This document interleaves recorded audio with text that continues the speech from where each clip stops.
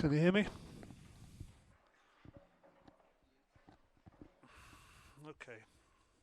Tom, we're going to go on right in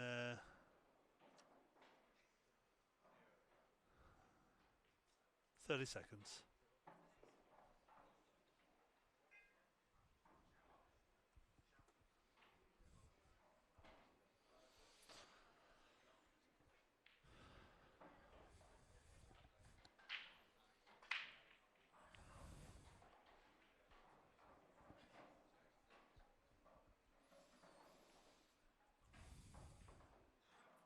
Do they know to go when it goes red? Do you think he knows that?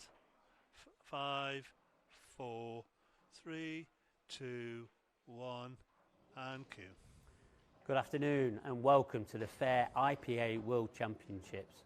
We're going to be live with you here on YouTube just for today, and then we're going to be live on the BBC iPlayer and BBC Sports channel. And who will become the world champion on Saturday night at 7 p.m. Make sure you join us. So I'm joined by one of the professional players, Simon Ward. Is it good to be back in this venue? Because you've got some memories to tell the audience, haven't you? Yes, I've actually played in this venue once. It was the year I got to the World Final 4 years ago. So I've been back since, so I'm hoping I can just maybe go one frame more this year. And of course you got beat in that magnificent final by Ben Davis. Did you want to sort of, I know you didn't mention Ben Davis's name there. Did you want to say something about the actual winner of that event? Yeah, well, I mean, obviously me and Ben go back a long way. We've known each other. No, it's just not working. Probably up Is it switched on? 25 years. We practiced together, played in lots of finals and things together. And I mean, it was a really good final, I think, to be honest. We both played really well, and I think he just had an extra 1 or 2% that made the difference in the end. And I think this is the first time that you've been back in this arena. What sort of feelings did you have just walking back into it, remembering that 2018 final? Yeah, it was good actually, because I know I lost in the final, but I had a really good event. I played a lot of good players, played really well all the way through. So yeah, it would be nice to win the event, but yeah, I'm just good to be back. I don't want to sort of bring too many memories back to you. I'm going to keep at you about this 2018 final. Yeah. That last frame that Ben took from you, did you sort of thought that you was going to get a final chance? Because it was a magnificent clearance. Yeah, I was great finish, yeah. Possibly, I mean, he's been in that situation before, winning major events, so I think the way he played the finish was the way to go about it, and I think he gave himself the best chance of getting the finish, and as it happened, they came out perfect. He played in the last frame. I think, in fairness, he couldn't have dreamed of it coming out better, but he played it at the right pace to make sure that whatever happened, he had a shot. So that's the way to play everything, especially in the last frame when you only get one chance. Exactly. Well, that was 4 years ago. I mean, now you're back, 2022, and you've started your sort of campaign off already. Yeah. How did you want to tell the audience how that sort of went? Yeah, well, I mean, I got through, which is the main thing. I didn't play great, but I'm usually rusty in the early rounds. I think if I can get through to sort of, the latter stages on the Friday or the Saturday morning, I give myself every chance. But there's a lot of good players here this week, and I know a lot of players have put a lot of time in for this event. So you're kind of up against it really from the off, and there's a lot of good qualifiers coming through. So I'm looking forward to playing again later on. So you've mentioned there's a hell of a lot of good players. Do you think the standards sort of rose since 2018, or is there just a lot more better players sort of coming through? Yeah, I'm not sure if the ultimate standard has risen. Maybe it has actually, but I think there's certainly the strength and depth. I mean, any match you play, I mean, you can, no matter how well you play, you can easily lose the match without really doing anything wrong. So yeah, it's tough. And this World Championship, as you already mentioned, it is really tough.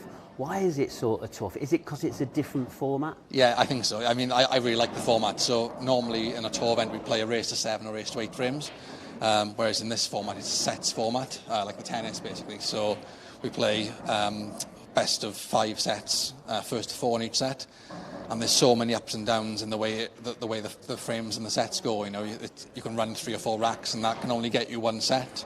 Whereas in a race of 7, if you run 3 or 4 racks, that usually puts you sort of in command in the match. So it's tough out there playing sets. And what sort of abilities do players need to have to make the final? You've already made that final. What do you think sort of helped you get to that final in 2018? It was, I think, mental strength more than anything, because you're literally playing every set, and there's so many ups and downs, especially if you're playing a really, really top player. You can feel like you haven't missed the ball for 6 or 7 frames, and you look at the score sheet and you've only really got maybe 1 set to show for it. So there's that's probably then there's so many twists and turns. You've just got to try and deal with them really and play as well as you can.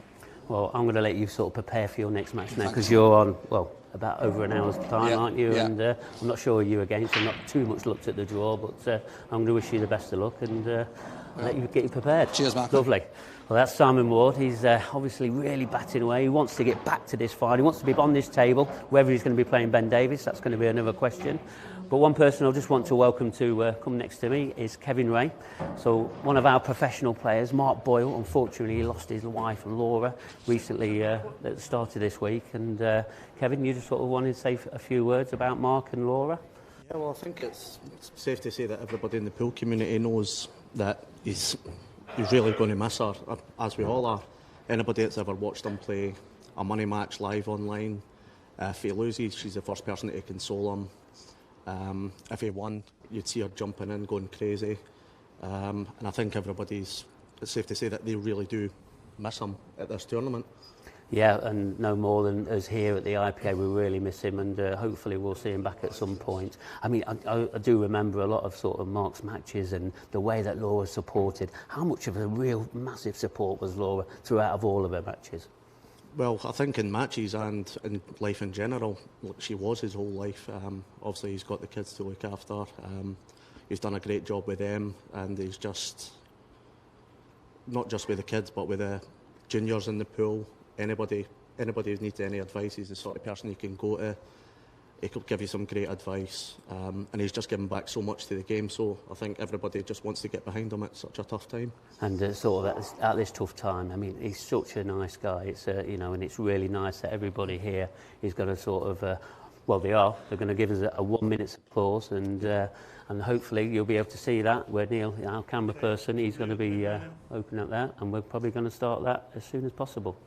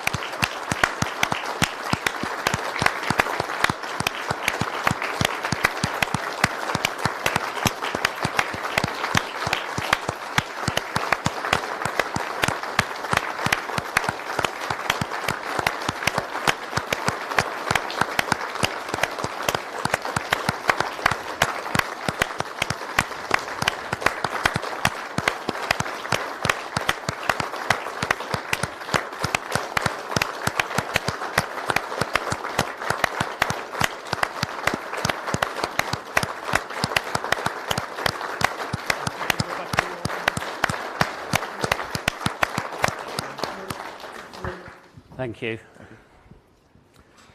Wow, what an incredible, emotional sort of time that was. And Mark, that's for you. We're really thinking about you here at the IPA.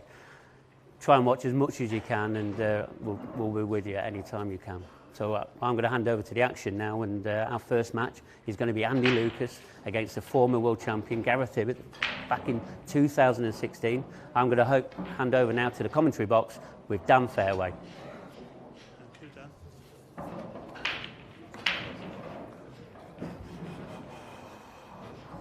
Dan.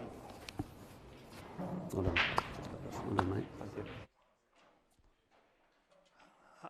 Hi, Dan. Are you there?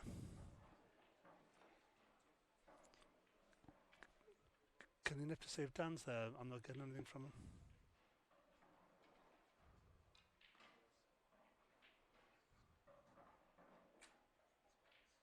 Thank you, Dan. Are you there, Dan? Oh. I can, yeah. Okay, go for it now again. Thank you, Mark. Welcome back, or welcome rather, to the Fair Professional World Championships after that wonderful and touching tribute to the late Laura Boyle, wife of Mark Boyle. That was a very, very touching moment, and we wish Mark our condolences. He's in our thoughts, in our hearts. We wish he was here this week. But back, well, to start the action, in the last 64, we have Andy Lucas and Gareth Hibbett. A battle of the titans in in the latter stages of their careers, you'd have to probably say. And he's come through the qualifying in spectacular fashion yesterday, a 3-2 victory over Michael Tomlinson. It was almost considered a bit of an upset, the form that Michael's been in. And Gareth, of course, is red hot. The Champions Cup holder currently, winner of the professional event at the Grand Finals in the Isle of Man, and recently won the Event 2 of the 2022 Champions Cup. Gareth, actually, is probably the form player of the entire tournament coming into this. The referee for the first match on the stream is Darren Maidment, looking resplendent in his brand new refereeing shirt. We've got a decent crowd in for this first round match, but of course there is, as you saw, a lot more going on in the background. We have 16 outer tables all currently playing. We will be bringing you live updates and scores throughout, not only in this Professional World Championship event, but also in the various other events we have going on. We've got the doubles, the mixed doubles, the seniors, the masters, and the ladies. We will be bringing you all of those finals on BBC Sport on Friday, Saturday and Sunday.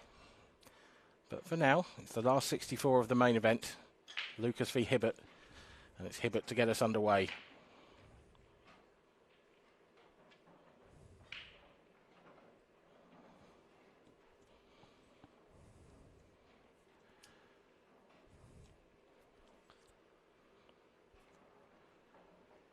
And break number one is a successful one for the Godfather.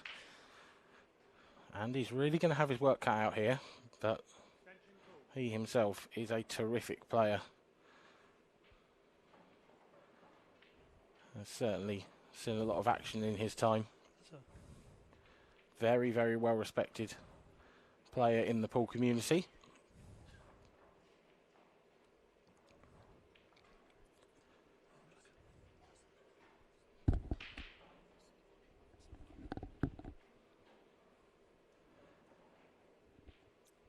So you can see the format there. Andy Lucas nil, Gareth Hibbett nil. The grey numbers are the current frames, and in the middle we have the set scores. So it is a best of 5 sets, and each set is a race to 4. First to 3 sets, and Gareth there with a slightly cagey opener. Didn't feel like the clearance was on, so he's just gone to cover the pocket. I don't know if he's fully managed it. I think that yellow would sneak past into the bottom left. But Andy's responded in kind by covering the bottom right. So a little bit of cat and mouse to start us off.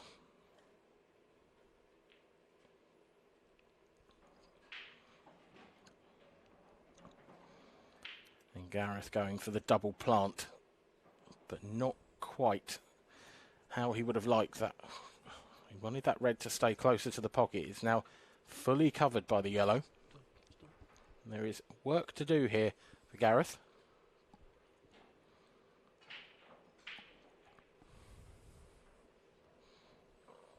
But it does plant. So he's looking at red onto yellow, onto red, to pot the red. And you can see the way he's lining it up there. He's looking to play this red off the left-hand side of the yellow as we're looking at it, so that that red stays close to the left corner pocket. Doesn't want it going drifting over to the right. And that is just about as good as he could have played it. Superb from Gareth Hibbett.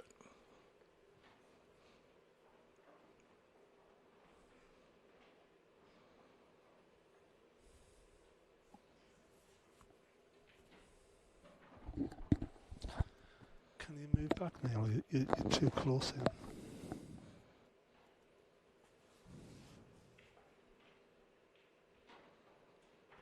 And he drops in the tricky-ish red into the left centre, leaving himself a nice straight back. To start this last 64 match, Gareth Hibbett's first round of the tournament. with an opening frame win. He leads by 1-0 in the first set. There is a lot of pool to be played here. A potential of up to 35 frames. Of course, also the potential for just 12, but I can't see that happening in a game of this quality somehow.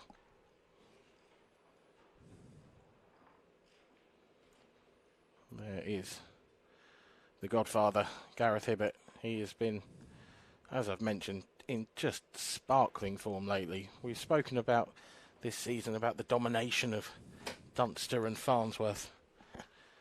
But in recent times, Gareth Hibbett has to be spoken about as one of, if not the, form man. I'm still not getting any ref.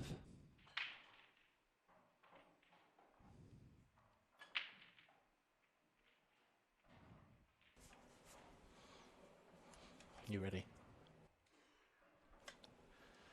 Into frame 2 then. Andy Lucas breaks and it's dry. I'm just wondering if it's... And I have a visitor to the commentary box. He's made his way from the arena. You probably saw him go in, actually, if we were in the right camera angle. It's Mark Pickworth. Good afternoon, Mark.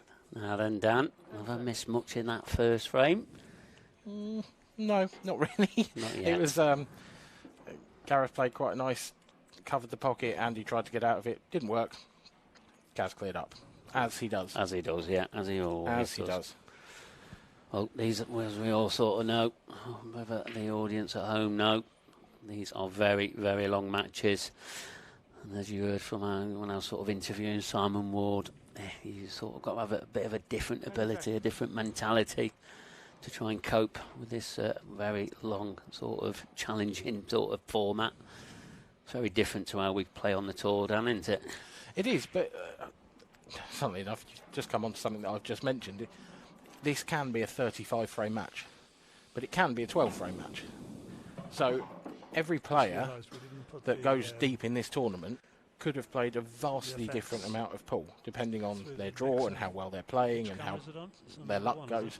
So you could have some players with a lot more fatigue than others as you go through this. So it'll be interesting to see whether the eventual winner is someone who comes through perhaps a bit more unscathed than their opponents. Yeah, you mean someone who's not been tested as much, etc. Yeah, someone who just hasn't had to go the distance every time. You're not. I don't think you're going to see someone who goes 3-2, 3-2, 3-2 winning this. I think at some point they need to have a break. Yeah, they do. And that was a very uncharacteristic miss there from Gareth Hibbett. One that I didn't expect to be seeing very early on as I just sat down. Yeah, surprising miss and a really nice opportunity for Andy Lucas. Okay, it's not the cleanest of tables. He's got those two yellows in the centre that probably need a bit of work, but he's got plenty of options to open those two up. And you have to say this is a bread and butter chance for Andy, isn't it? Although he's qualified as an amateur, he had to come through qualifying. He is a class opponent for Gareth Hibbett.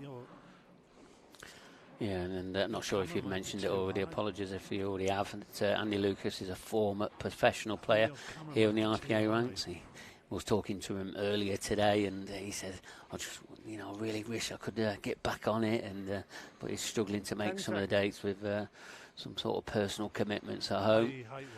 I'm sure we're going to see him back at some point on the IPA sort of matches and that. But here he is. He's on this live stream now. Was he a professional winner or an open winner? I remember him making a final. I think it was Rob Donkin. He was a professional winner. He was a professional winner. He was. I haven't been around as long as you see. Multi-world champion, Andy Lucas, which no doubt you've already got on to. Of course. I know how much you love your stats, don't you, Dan? The amount of homework you get to do on your own is immense. You put a lot of time and effort into this. Credit to you for that. And he still hasn't managed quite to break out that yellow in the centre of the table next to the red. I think it would probably pass to the top right. It looks very close. If it does, I'd be tempted to take that now. Yeah, I'm just looking at an overhead camera that we can see. That looks mighty tight. 10 seconds. It all depends on how he plays his shot. I don't think he's going to have any choice, but he's had to get it out, so he didn't go. That's a beauty. He's played that so well. And that shot clock was ticking down. It really was. He had about another 2 seconds left to play that shot. That will be a new experience for Andy, actually, having not been on the tour for a little while. He won't have played under a 30-second shot clock, I don't think. Probably not 30 second, maybe 45 or a minute, because we used to play a little bit longer, didn't we? And we've just made it a bit more brutal. We're a bit more mean to them now. Yeah, we are. Yeah, they deserve it. These players, they love us being mean to them. That's what makes them so good. I don't know what they're made of, but they're made of some really strong meat, I think. And there you go, Andy Lucas. Yep, and very nice counter clearance there from Andy Lucas. After, well, yeah, a bit of a shocker from Gareth Hibbett. Was a tricky pot, and centre pocket at that pace isn't always easy, but it was definitely always on the far jaw. No hint of a bounce out or anything of the sort there.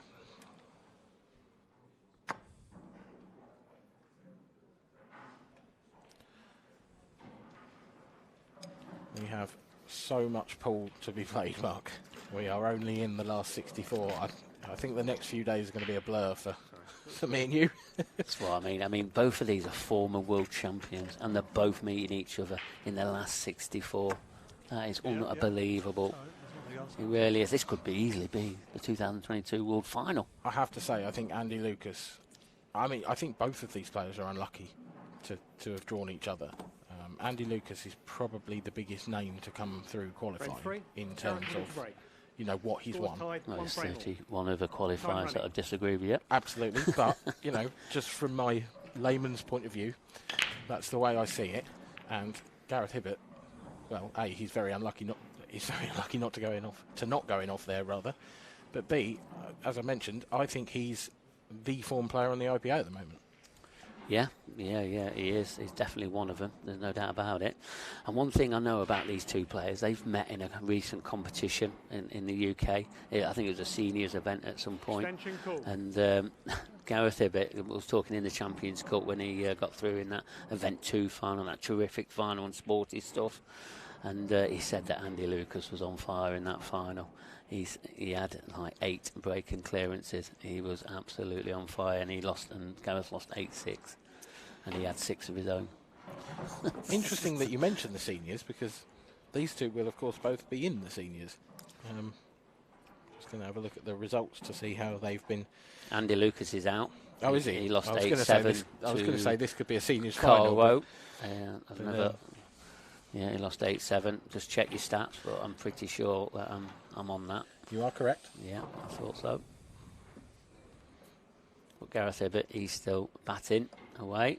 I'm pretty sure about that. Hopefully you're going to back me up on that one as well. I am, yep. An 8-2 victory, a pretty stunning 8-2 victory over Andy Appleton, actually, to start him off, and then 8-4 over Nick Hawkins this morning. 2 very tough games there. 2 very good amateur players. And it doesn't get any easier. He will face the winner of Chris Boron and JJ Fall in the next round. Wow. And that's in the seniors' last 16, so 4th round. But still, that's a tie. Yeah, it is. The seniors is just as tough to win as is this main event. But everyone wants this main event. This is the big title. This is what everybody has come here for over these next 3 days. Well, 4 days, isn't it? God, well, they've been here 2 days before then. We've only just come on air now. Yep, players have started here on Tuesday. Play started at 12 o'clock, I think it was. 12 o'clock on Tuesday. Seems a long while ago now. It's been a long couple of days. Yeah, there's going to be, I mean, both of these players, they're going to have to play at least, well, they've got to play 2 matches today. So if you think these matches are scheduled for around 3 hours a time. So that is some pool. Could be some real battles in there. We'll try and keep you up to date with a lot of them battles as well. I mean, if you want to keep up to date with all the scores, they're all on qscore.com. Oh, what a shot this is. Oh, so close. He lined it up. Off the cushion first, the plant into the centre, off the yellow. My word, was that close. Yeah, it was. I mean, he probably had to do a little bit of magic on the next one as well. and he's one of them players. He's a great shot maker. Yeah, he certainly showed that he has the creativity with just that effort, let alone had it dropped. All we do know now is, though, he's turned the table over to Gareth Hibbett. But for a little bit of a tricky starter. These are all there for Gaz.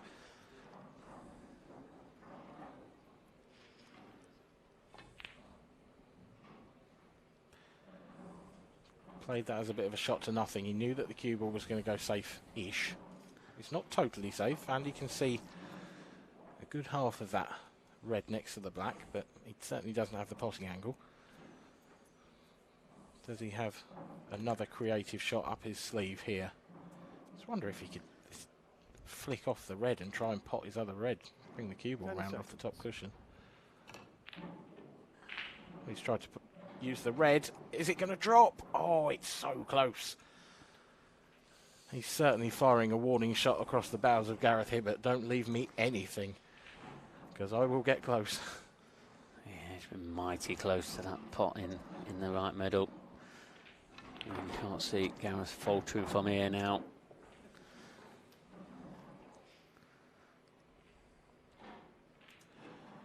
No, possibly had a little bit of a result covering that centre pocket, but you know, both right corner pockets are available for Gareth.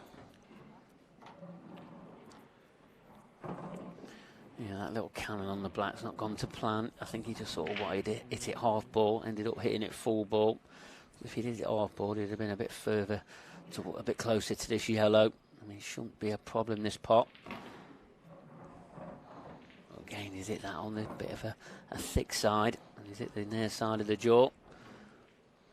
So is this positional play just sort of going to sort of get away from him now?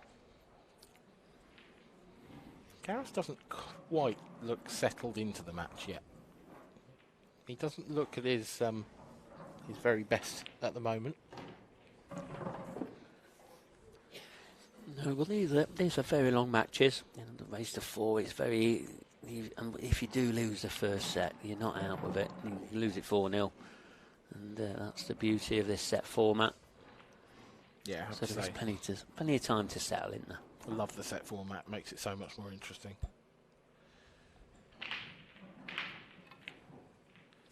Well, well, well. What are we seeing? Yeah, he's really not settled on this TV table, and as you've already noticed, Dan, you could actually tell with the way that he's going about, playing a few shots, and he recognised it very early on. I think he will, but yeah, if he doesn't settle quickly, he can certainly kiss goodbye to this first set, because I do feel like Andy has settled the quicker of the two players. At the moment, the difference... I was going to say that at the moment the difference is that Gareth's had the more chances, but Andy's put one down himself. Definitely some early nerves out there. Yeah, early nerves, just trying to get used to the table.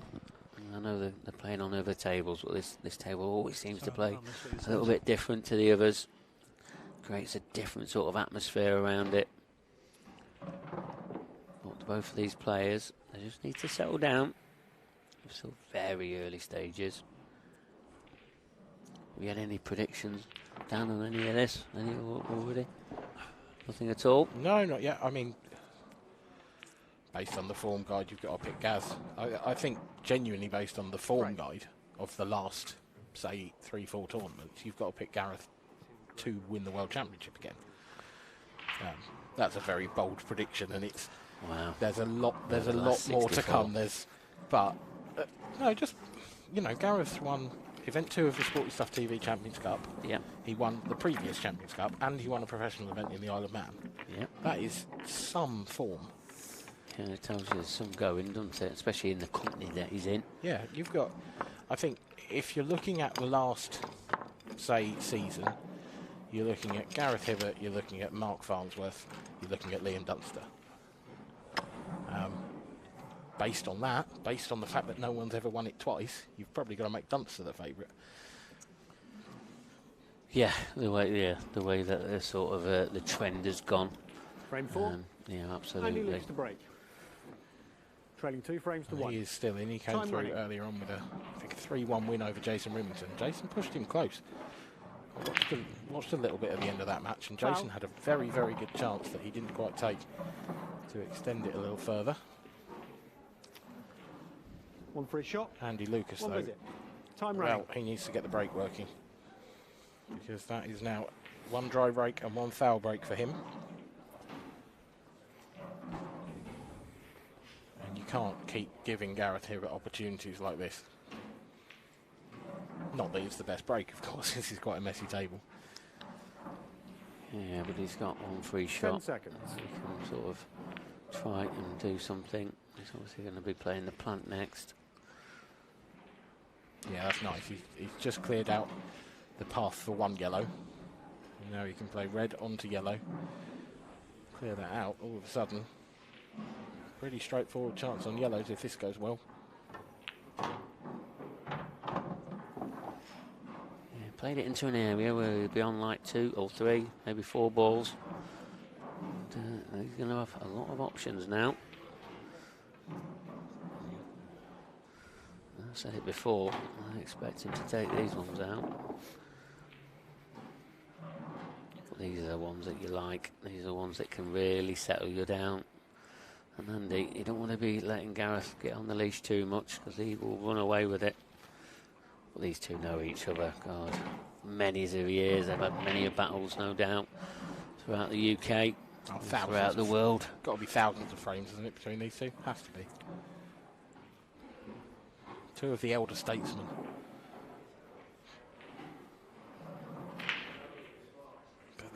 Well, certainly Gareth Hibbett is showing no signs of letting up.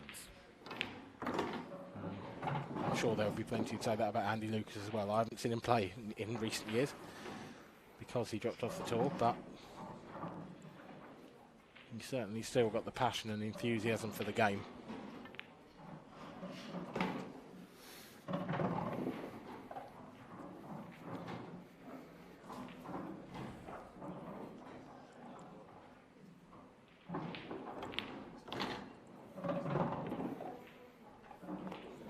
Hibbett just walking a little bit taller around the table. You can just see the confidence starting to grow in him. Slightly ominous sign that for Andy Lucas. And he races now into a 3-1 lead in the first set. Gareth Hibbett just needing the one more frame. Andy Lucas needs to win all 3 if he's to salvage this first set. Shaky start, Mark, but it's building, isn't it? It's building a little bit. Yeah, it really is. No doubt you've built this game up to be a pretty much blockbuster. Says the man who came in here and said it could be the final. Yeah, I know. Oh, I'm pleased you remembered what I said. At least you're listening to me. That's the main thing. But no, it definitely could well be, couldn't it? It really could. But yeah, there's still time for this to go absolutely mental. Frame 5. I mean, I think we're just so critical of these players now because we've got such a high standard here at the IPA, and we expect to see it from these guys all the time, and it's really difficult to keep potting balls in the right order and all of that. And, as I say that, Gareth just keeps potting them. Yeah, that's a couple of times now he's been a bit fortunate not to going off. Yeah, I like the way you said fortunate, because if that yellow would have dropped, that white was in, weren't it? It really was. Yeah, the first time, to be fair, the first time would have been an error from Gareth. Extension he would have screwed straight in off, and it just flicked off a yellow just at the pivotal moment. That time, he would have considered himself very unlucky to have gone in off. But what a chance he's got. Tricky-ish first pot on reds, which he dispatches with relative ease. And one more similar shot here, really, the red on the left-hand side down the rail. And from there, you just can't see anything going wrong. So this really is frame ball for Gareth. Yeah, well, he just makes them look like bread and butter. Really does. Sorted out. And he's only got like sort of 3 little stun shots now. He's just going to have to make sure he gets on this. I think this red in the middle of the table, just underneath the ball line. I think it definitely passes. Does it pass into left centre? I think it does. Yeah, flies. So, I mean, he doesn't have to do a lot with his cue ball. He'll probably just leave himself a bit of a mid-range pot now on the red in the bottom half if he hasn't got an angle. But one, that will not be any problem to the former world champion.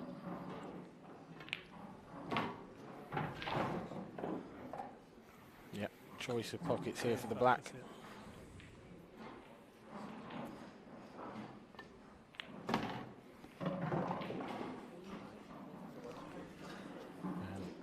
This shot for the first set in this last 64 match. Call as you like. Gareth Hibbett takes the first set 4-1 over Andy Lucas. It will be Andy's turn to take the break first in the second set. So, just for those of you who are unaware how this works, when they lag, they are lagging to decide who breaks first, and then the breaks alternate between the sets, not just the frames. So if you win a set 4-0, you don't get to break again next. Your opponent gets the chance to essentially have that first serve in the second set and the fourth set. And the lag winner in the first, third and fifth. Gareth Hibbett will be very pleased with his early work. After a slightly shaky start, he finishes off in style with a reverse dish and then a break dish. And, Andy Lucas there looks pretty focused. He'll be fine in his head. He knows that this is a potential turning point. This is the beginning of a new set. He can put that entire first set in right to the back of his mind and go again.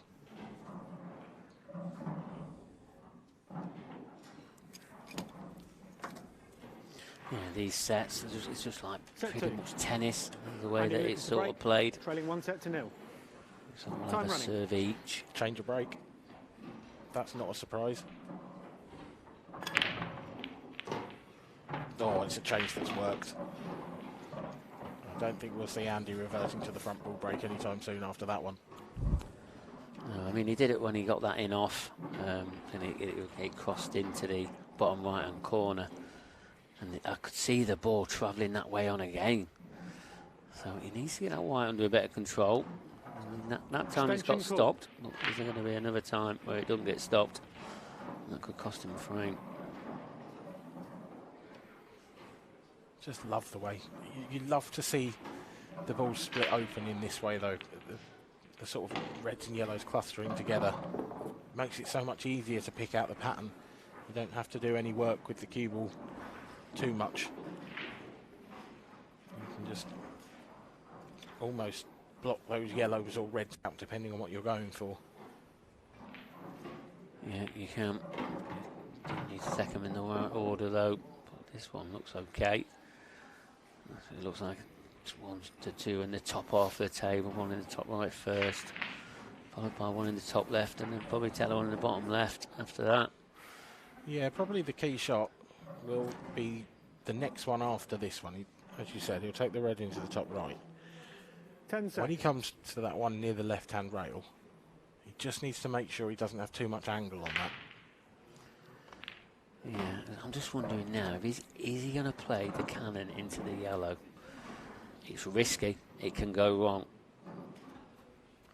Because that black doesn't go. Well, it's a good call, Mark. It was a good call that it was risky. It was a big risk. Ended up catching the black instead of the yellow. And now he's in a world of trouble. We called him a terrific shot maker, but he needs to find one here. And that is not it. If the cue ball had held up a little bit, he would have perhaps made life a touch more difficult for Gareth, but the way that that's come out, the red is the yellow he's closest to will go up to the top right, and the red near the yellow near the black spot will go into the right centre as well. So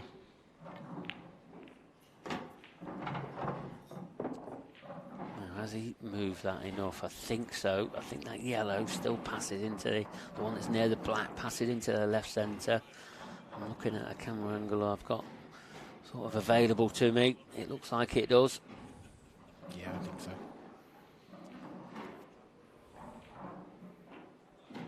Extension called. And what would make it even easier, Dan, is that the yellow is close to now. That passes in that left centre before that yellow disappears. Because that'll make the position on that sort of difficult yellow that we've just mentioned easy peasy. Well, he's going to go take the more difficult pot on, and now it's absolutely guaranteed. Yep, that's the one, Gareth. Yeah, and Gareth, you just saw he just take that little bit of extra time, and when the big shots come along, he just makes sure he's getting it exactly right. This isn't the start to the second set that Andy Lucas would have liked. I mentioned before that this was his chance to reset, to put the previous few frames out of his mind. And for the first time in the match, his break worked really well. But he's got no one. You can't blame the luck in that one. And he had a good chance. He failed to take it. That's got away from him a little bit. Shouldn't be a problem. He was fine. I thought he was a little bit sort of further down the table than that. Yeah, I think that even if he was, he probably could have run through and taken it into the top right, or as long as he was on it. I don't think that was ever going to be a problem for Gareth Hibbett. And he takes the first set in the the first frame in the second set.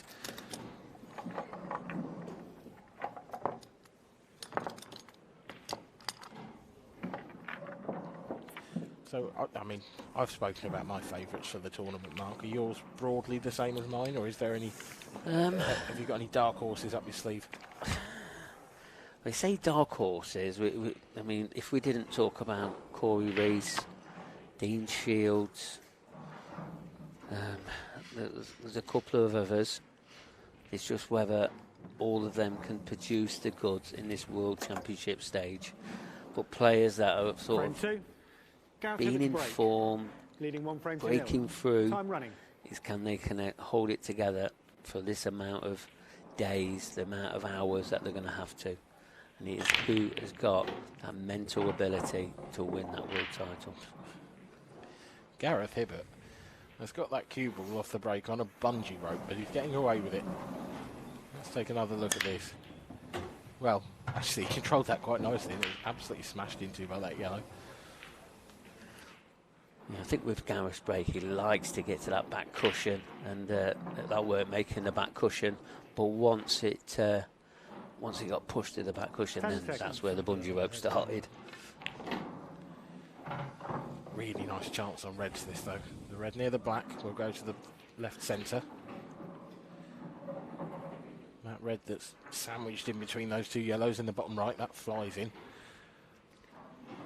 So really, it's just pattern here. It just needs to get, ideally, up the table for that red in baulk as soon as possible. The fact that he hasn't suggests to me he may leave it till last.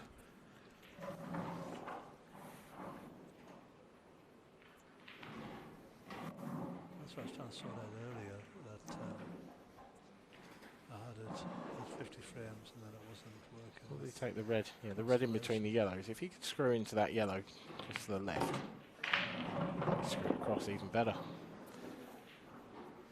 Yeah, that gap looked very acute, didn't it? It really did. He's found it lovely.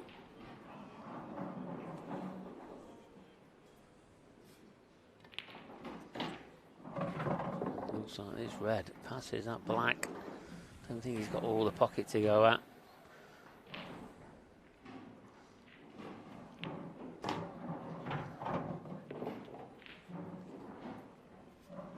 Yeah, he's really purposefully striding around the table now, is Gareth Hibbett. He's gone from looking like a slightly nervous player in the first couple of frames of the first set to the confident and composed Gareth Hibbett that we know and love. Andy Lucas, hand to the table a couple of times and hasn't taken his chances, and you cannot do that at this level. No, you can't. Gareth, he will punish it every opportunity. Slightly worryingly for Andy, that's 2 break dishes in a row now for Gaz Hibbett. And with that frame being a break of serve in this second set,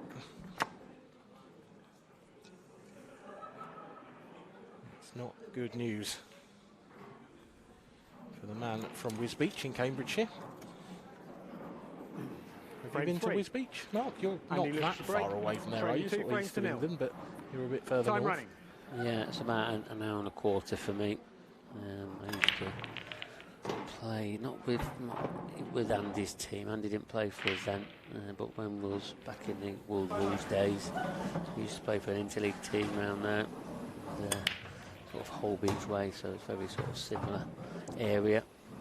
We used to have a mad trip from Sussex to play Cambridgeshire at County Pool. It's about a 4-hour drive. It was crazy. Wow, that's some distance that is for just one frame. Yeah, It's yeah, unbelievable. Yeah. 4 frames. You must have been dedicated, Dan. Yeah. Dedicated or mad. Mental. Yeah, that's the one.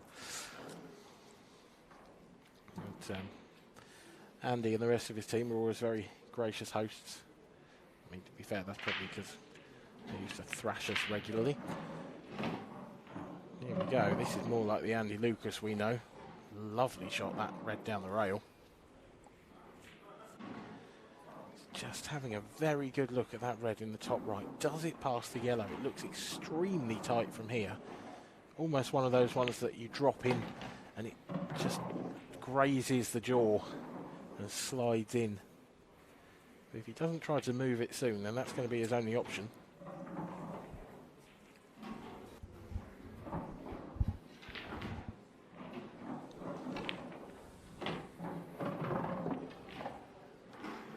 The sort of way he's going about this clearance, I think it's I mean, it looks really tight, that red, doesn't it? He's got to feel like it goes, but I think he's almost got to play it into the jaw, but dead weight and just let it slide. I think he's okay on this red. Definitely goes in the top left. He'll be dropping this one in dead weight as well. Yeah, I don't think he had the angle, and this he's got all of a sudden. Oh, he's okay. I've just looked at it. I'm looking at a different angle. He's fine.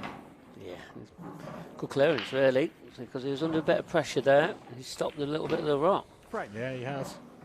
Andy Lucas gets a frame on the board in the second set. It's 2-1 still to Gareth Hibbett though, with Gareth Hibbett having dished his last 2 breaks. All the lighting. It is Feels really flat. perhaps just a way back into the game for Andy Lucas now.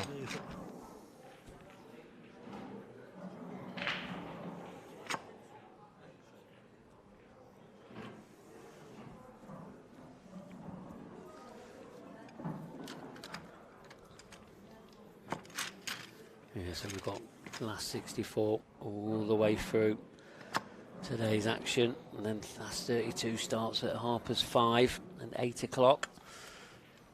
Do you know, have you had the sort of informant see what the next match is? Nothing you come through yet? Well, we'll keep you right up to date with that. Nothing my end. See who is that coming up.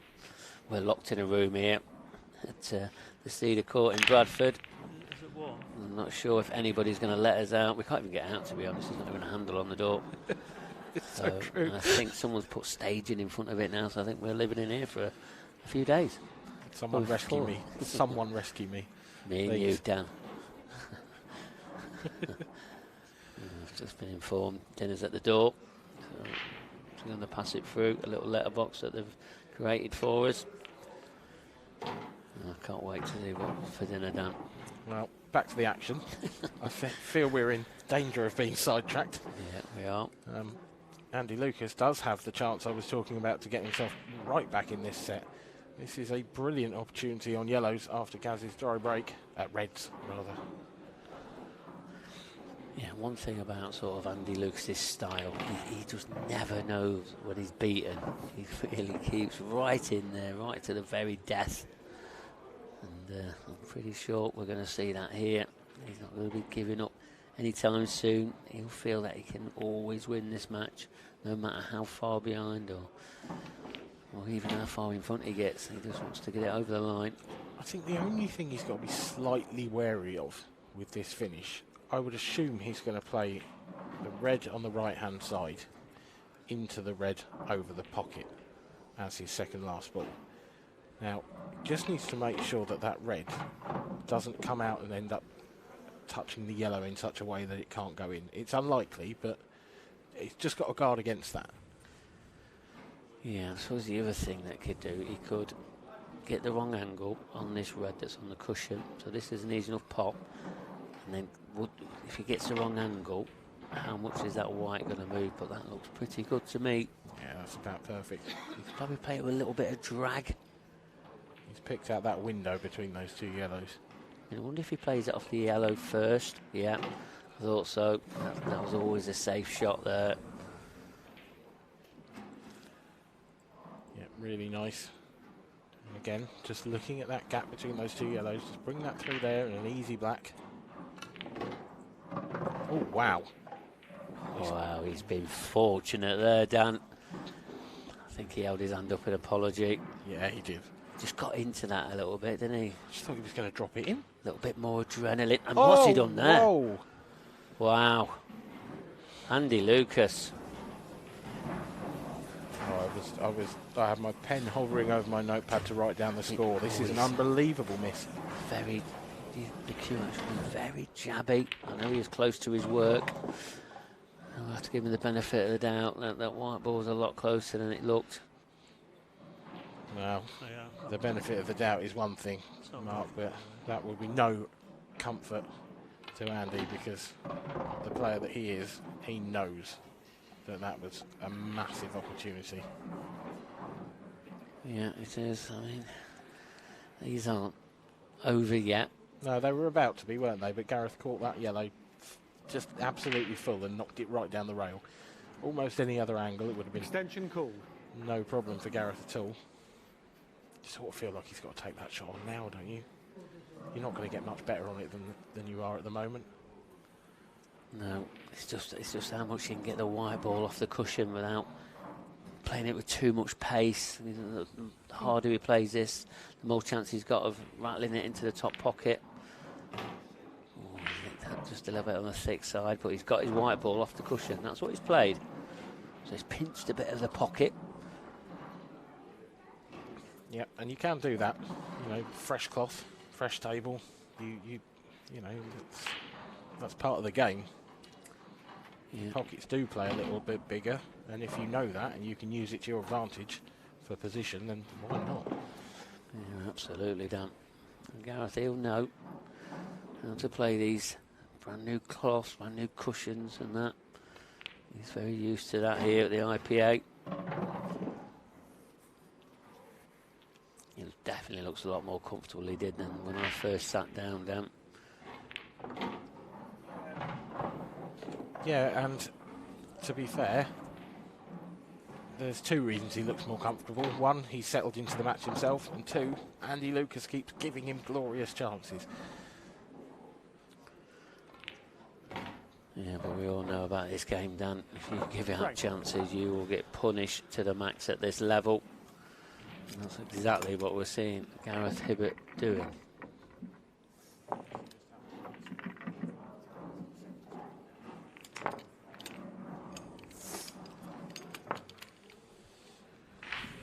(3-1) in the second set. Andy Lucas is staring down the barrel of a 2-0 deficit in sets. He currently has a 2-frame deficit. But he does have the next break. He can keep Gareth away from the table for the next frame and just force Gareth into taking this out himself.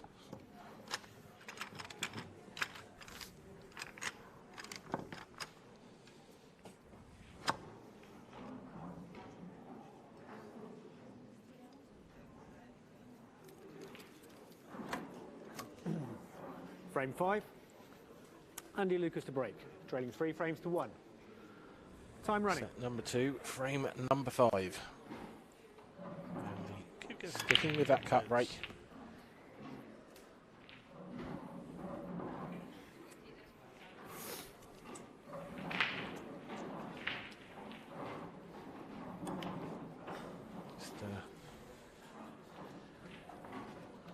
cut break has not worked this time for Andy Lucas.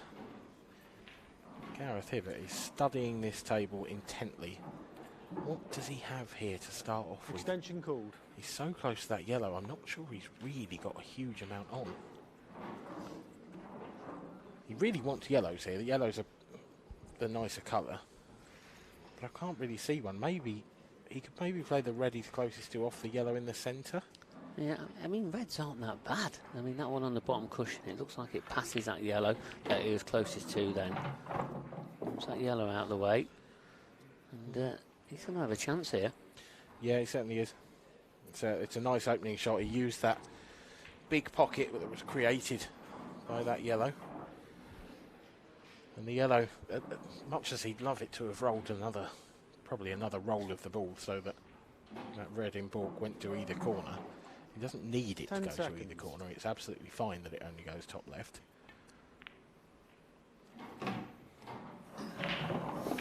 Really, it's all about the shot after this one, the transitional shot from the bottom of the table to the top. He's going to take the red on the bottom cushion. He's got to get the cue ball into a nice area. Any of those three reds, really. Probably the bottom of the three into the top right. Yeah, he's got a nice angle there, Dan. He really has. Just wants to be either straight or a little bit low on it, doesn't he? He doesn't want to... He'd like to bring the cue ball over to the right-hand side of the table after he plays that shot. Yep, he does. 10 seconds.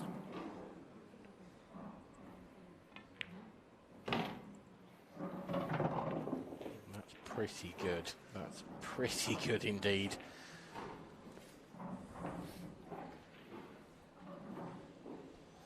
Yeah, now when he's played this in the top right, he's going to have a choice of both of these reds in the top left, and he can just, I mean, ideally he probably wants the top one of the two, and then he'll have more options with the one below the baulk line. Yep. First two frames of this match, Gareth Hibbett was nervy. What's he? Well, I assume that red flies into the centre, but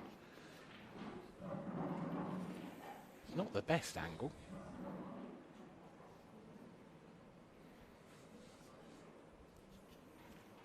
He's sort of running the wrong way for the black here, Mark.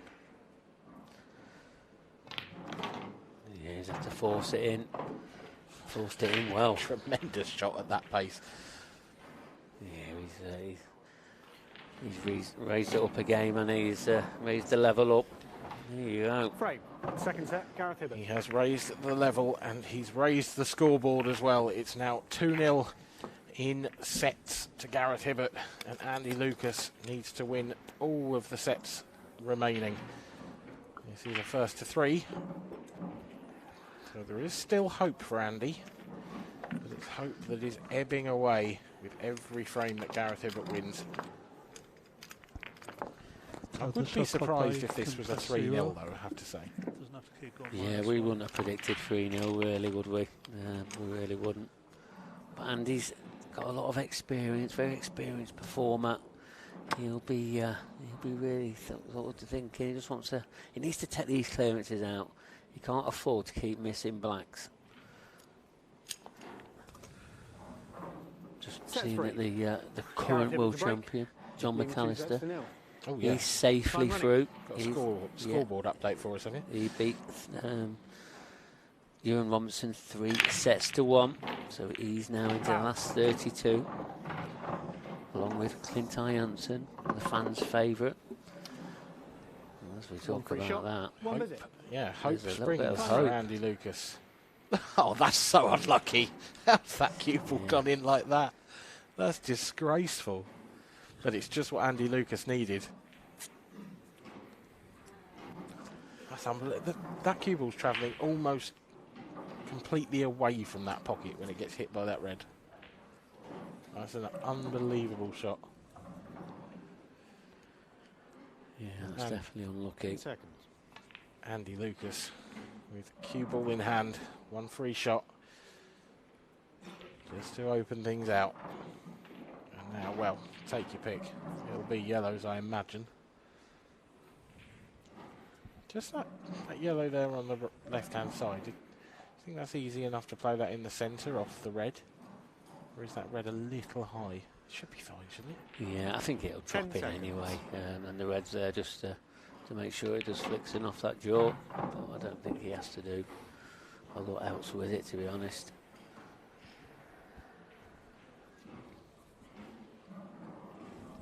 It's just important that he gets on it pretty soon. He's overrun this one. Not only that, he's flicked that red ever so slightly, and actually, I think the big pocket option's gone now. It's certainly not as big as it was before. No, I think you're right, Dan. You can definitely catch the pocket here, but is that going to go? Oh, that's a great pop. There he was, put himself under a bit more pressure than he wanted, especially when he's 2-0 down as well. He needs to make these clearances a little bit easier than we're seeing. He's back in prime position now. I'd love that to roll a little bit more, just as I said that. Curse of the commentator. I know, they do it quite often these days. Yeah. They really do. It's like a hidden skill. I'm sure some people wouldn't see it that way. Andy Lucas being one of them. But now he is back in prime position.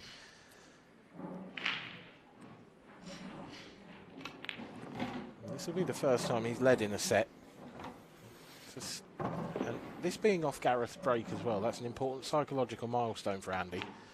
If he can come out in the next frame and break off nicely, get himself in the balls quickly, and sort of race into a 2-0 lead of his own, then the pressure's back on Gareth.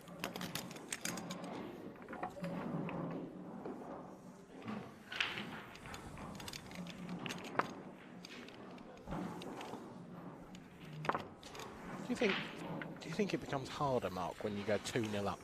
Do you think it becomes a little bit harder to get over the line because you almost feel like you're expected to at that point? Yeah, you can sort of, take your foot off the gas without a doubt, and especially when you Gareth will know when you're playing a player like Andy Lucas, he'll know he needs to get this match over the line. He wants to get himself into that last 32. Leading 1 frame to 0. And, he'd like a break as well, to be fair, between matches. Well, we're not that nice here at the IPA. We are really, but one or two of us aren't. No, but the deeper you get into a tournament like this, I mean, it says round 1. It sort of is the first round when the seeds come in. But this is Andy Lucas's third, maybe fourth round, depending on how his draw fell. So for Gareth, also, he's played in the seniors today as well.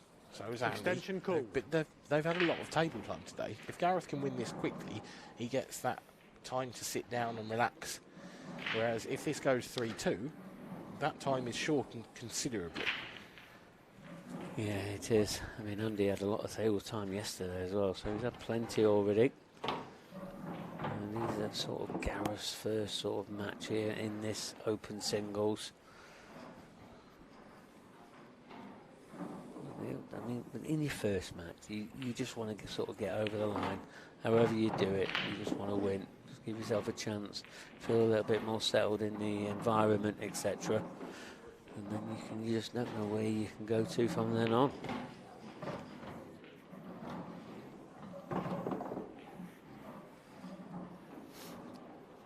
Andy Lucas's break, though, yet again, really,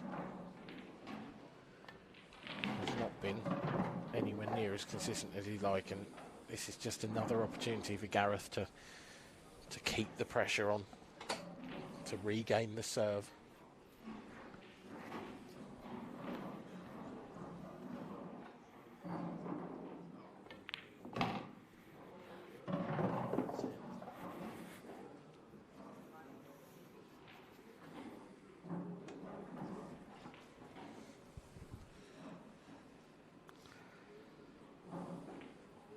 Well, Gareth responds exactly how Gareth normally responds. You see it. It's yellow and the black to level this setup. Yep, just going to choose his pocket for the black. Got a choice really of either of the two longer corner pockets. Yeah, I think he'd take it in the... He had a choice, didn't he? He had a lot better choice, and doing a lot less with the cue ball makes sense, really. He'll back himself to make that 100 out of 100 without a shadow. Frame. Yeah, Mr. 294, as I've heard him called before. that is not a difficult shot for a man who has back-to-back 147s on a snooker table. That mid-range black on the pool table must look quite simple for Gareth Hibbett most of the time. And he levels things up in this third set. It's one apiece. It's back on serve.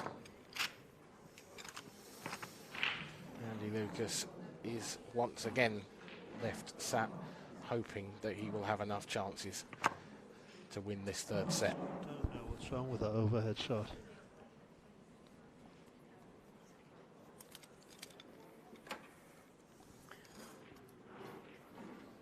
Frame 3. Yeah, but that shouldn't affect how Gareth it Hibbett to looks, break. like, Scores tied. 1 frame all. doesn't look nice. Time running. I don't know if it's the lighting or...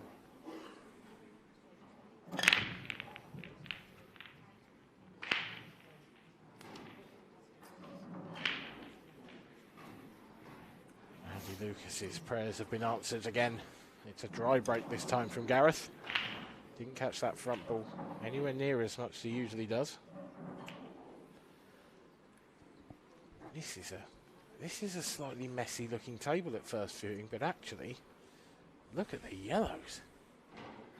10 seconds. They're almost Extension dollies. called. Yeah, they are. You can get through to that little plant, possibly. You could play it as a plant, the one in the left centre. If you can stay over that middle pocket, it'll make the clearance a little bit easier. Yeah, you do have quite a bit of scope with the middle pockets, it has to be said. You know, you play that off that jaw slowly, probably drop. So that is certainly an option. Yeah, it's like cheating the pocket, but he's gone into it. Has he got through the gap? I think it's gone wrong. It has. He's got an option though. He can thin off the yellow he's closest to and into the red. That will knock the yellow in, but does it leave him a pot? It's not nice, is it? Yeah, I don't think he's got any problem in potting the yellow that's near the red, because he can play it as a plant in his passing. Yes, it is. Well, that's interesting, because I thought he might try and flick that one off the red. Yeah, what's he got up his sleeve here? Is he gonna? He's obviously going into it now. And that is another poor shot from Andy Lucas. Didn't cue that at all, did he? Real stabby. Yeah, he didn't get into it, but he's also worried about if he'd... It was one of them shots where he had to come off the cushion to get into him, and he couldn't go straight into him because it would have gone wrong. Well, he's got one more option now. He can take the yellow into the top left, come round the back of the other yellow and leave himself the angle to get into it. Oh, he's flicked it. That's gone horribly, horribly wrong. What now, Andy Lucas? You are going to need all of your creativity to get yourself out of this jam. Yeah, I think has he got a reverse double? Has he got a double? I think he's tried a reverse. Oh, I'll tell you what he has tried. He's played that. He has. Well, that would have been an early contender for shot of the tournament from Andy Lucas. Yeah. Look at that reaction.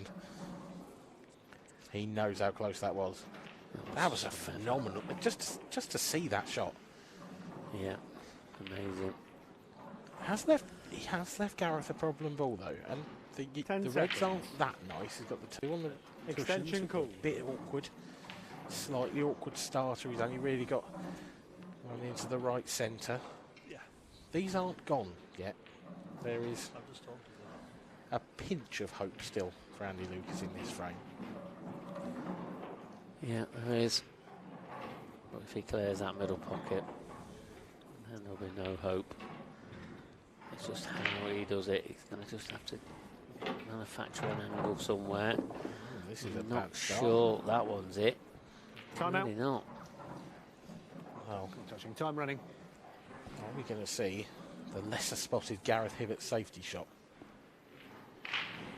Just wonder if he could just roll into the right hand of those two reds. gone for the shot, well, either the pot or the pocket cover. It's a pretty good shot, that.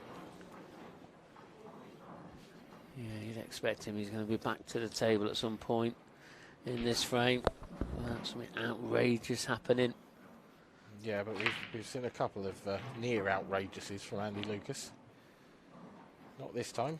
This time Andy's just, well, he's played the waiting game really there, hasn't he? He's turned the table over and said, look, if you think you can get these, get them. I'm not gonna hand you the frame. I'm gonna make you work.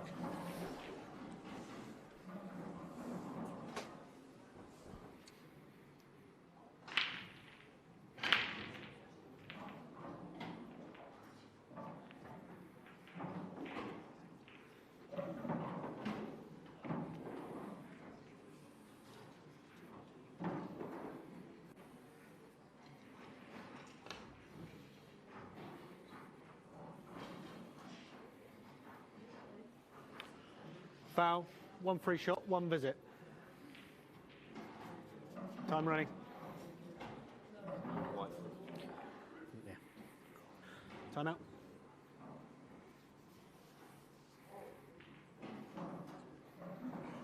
Time running.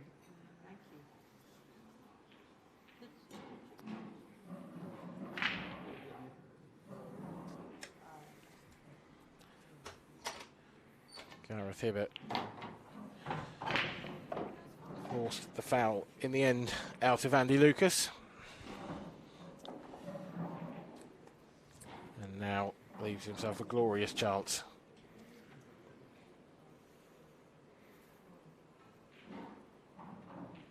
I'm going to hit this one slightly. He wanted to get across the table. But really, the last thing that can go wrong is this red on the right-hand side. It's just close enough to the cushion to be missable. That's better.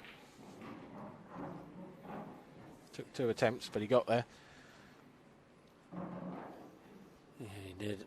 You've got to say, Andy's been having chances in these frames and in the last previous ones in the sets as well. He just seems to can't take them, can he? What's Gareth done there?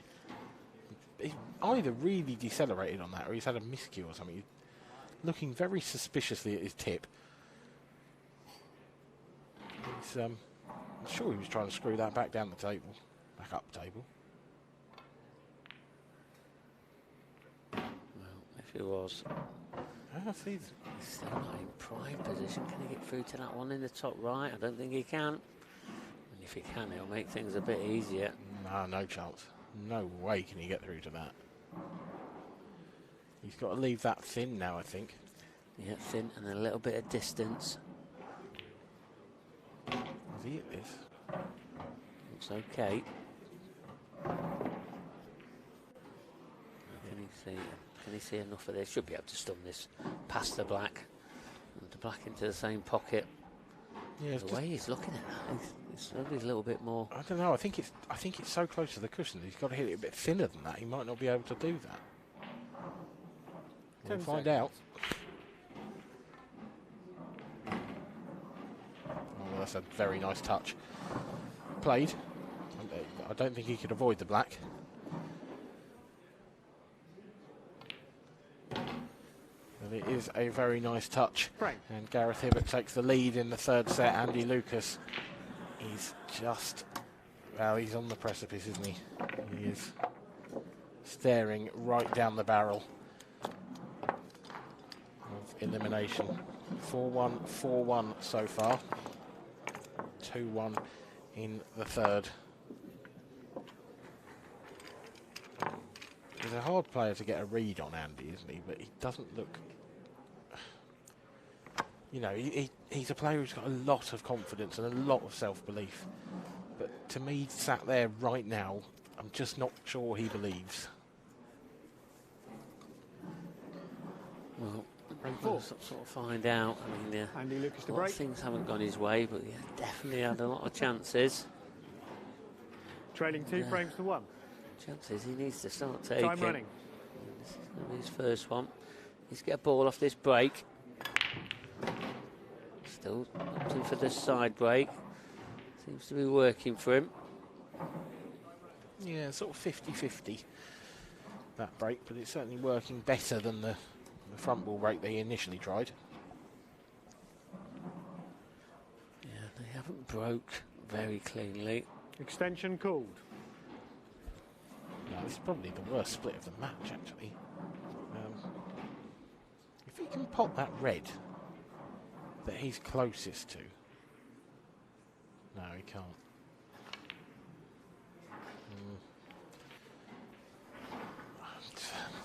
For me, Mark, that's the shot of a slightly desperate man. And perhaps one who's not necessarily used to the shot clock. We mentioned it earlier in the match. This will be the first time that Andy Lucas has played under a 30-second shot clock. That's a difficult thing to adjust to. Yeah, it is. I mean, Andy's not a slow player anyway. And, you'd think it'd be quite natural for him, but there's just that added pressure in that arena if you're not used to it. That's where it's sort of coming from, and we're just seeing a lot more misses than we normally do from Andy.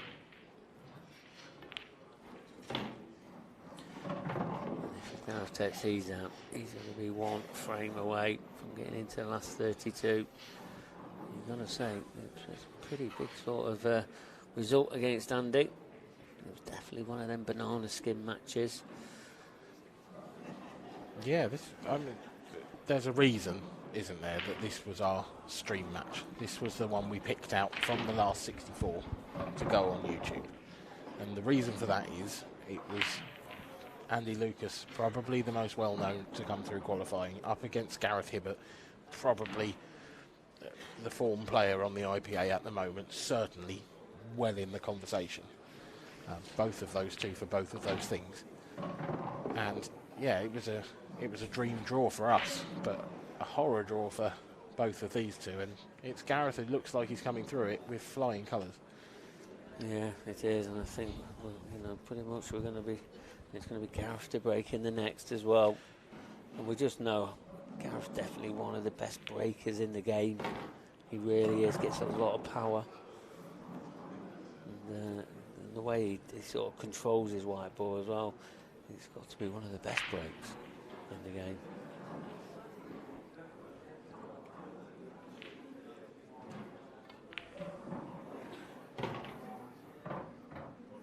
Has that red moved out of the way of the black so that it still goes in the right centre? Now let's walk round to have a good look. He's having a very good look. And, well, we mentioned we're coming into the tail end of this match, potentially at least, Mark. It's not over yet. There could be a good hour or so left in this one yet, but it's likely, based on what we're seeing at the moment. Yeah. So I can bring you the news that our next match has been selected, and it is another barnstormer. It's Wales versus England. It's Craig Marsh versus Alex O'Donoghue. I don't know if you was watching Craig Marsh's match or the way that was going. No, he was really close to going out. Really? Really close, yeah. He pulled it right back and he went down to 2-all in the last set. After he was 2-1 down, I think 3-2 down as well. Come back to that win that last set. And he got over the line 4-2 in the last set. Well, Craig Marsh was really close to going out. Andy Lucas arguably is even closer than Craig was, except Andy Lucas has the formidable opponent of Gareth Hibbett striding around the table in front of him. And he's going to pick up the cue ball here to break for potentially the last time in this match. If it goes well, it could be Andy Lucas's Open tournament over, his professional world championships over. He will still be fighting on other fronts, I'm sure. Frame 5, Gareth Hibbett to break. Leading 3 frames to 1. Time running. Well, I've bigged him up as one of the best breakers in the game. Is he going to deliver? Foul. Nailed. You've absolutely nailed that, Mark. Shot, 1 visit. Wow. Time running. Oh, Let me just make a note of the time so that I can save that moment for posterity. That was beautifully done. No, can't believe that. Lifeline for Andy Lucas. I'm sure he'll be back. He really will. I'm saying it now. Yeah, but I don't think he'll be back to the table from here. He will have at least one more break in this set. It being 3-1. Time out. So I'll get it for you. It's fine.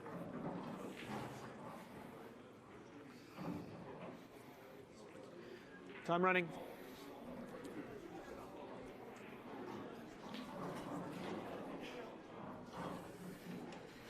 Yeah, I suppose if Andy takes this frame, if he does, he's been missing these sort of chances. These are chances he's got to start getting. It will be him to break next. Yeah, he's already a fraction out of position here. He's already just digging. You can see that there. He wasn't quite straight enough on the previous one, and now he's not quite straight enough on this one. And he does have the chance to recover it. And he's used that red there to nice effect to do exactly that. But you can just see that Andy hasn't quite got the pace of the table, which actually is a little bit of a surprise, because I had a look at the seniors draw, and he played on this table earlier before we went live. So he had the advantage coming into this, really. Yeah, he did, but remember, he didn't win that match. So maybe that might be playing a little part in it as well. Yeah, could well be. But he's got to get that out of his mind. He's got to get out of the mind as lost the first 2 sets. Again, not quite in prime position for his route to the black, but he's kept it under control well enough. In it goes. Andy Lucas gets 2 frames on the board in a set for the first time, and he will be breaking next. A breaking dish then really puts the pressure back on the Hibbett break. And talking of our next opponent, our next match, look who is sat behind Andy Lucas. There is the man himself, former world champion, former winner of this event, Craig Marsh. As we said, he will be up against Alex O'Donoghue. But Craig, as you said, came through his first round match the hard way. Frame 6, Andy Lucas to Will break. be us into the last 32. 3 frames to 2. Time running. He hasn't had much of a break then. No, they don't get much. They don't get long. I mean, he's probably finished his match around sort of 3:30, sort of 3 o'clock, 3:30 or something like that. So yeah, he's probably had a couple of hours. Not bad. That black was very close to causing a re-rack for Andy Lucas, and the way his breaks have been going, that would have annoyed him immensely, because this is a pretty good one.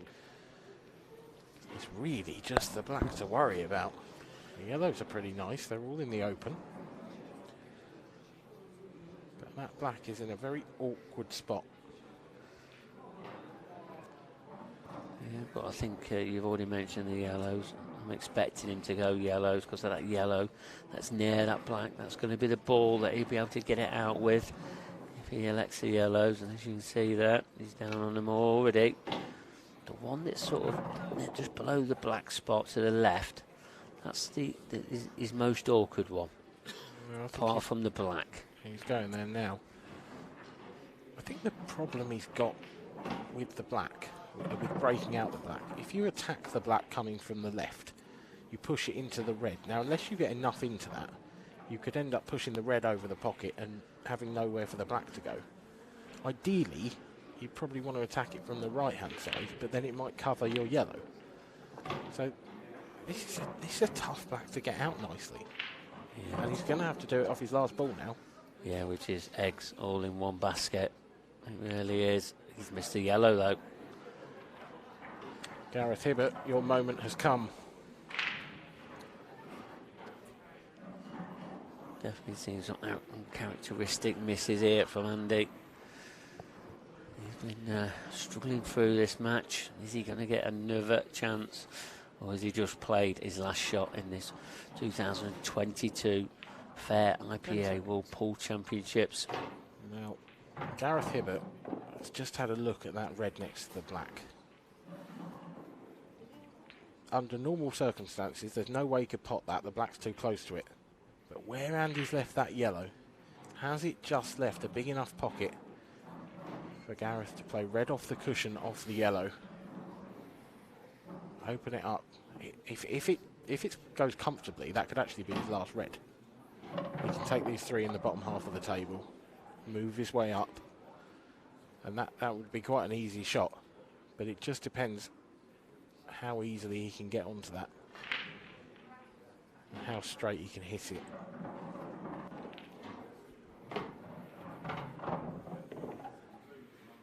The fact that he's going about his work in this manner suggests to me that it's actually easier than it looks. From the overhead, that shot doesn't really look on to me. But surely he'd have attacked that area earlier if it did.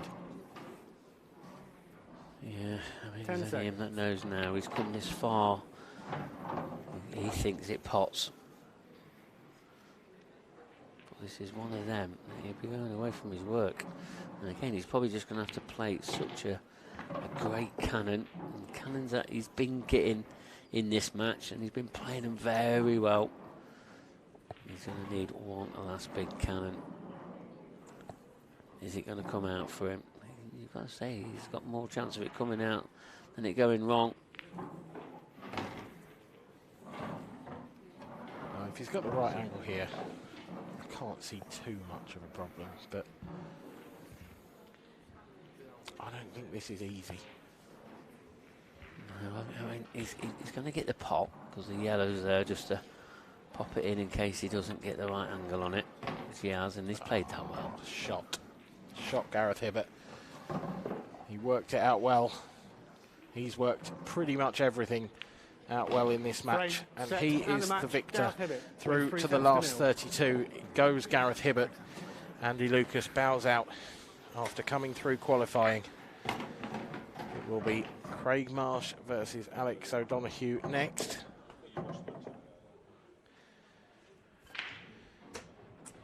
As the two players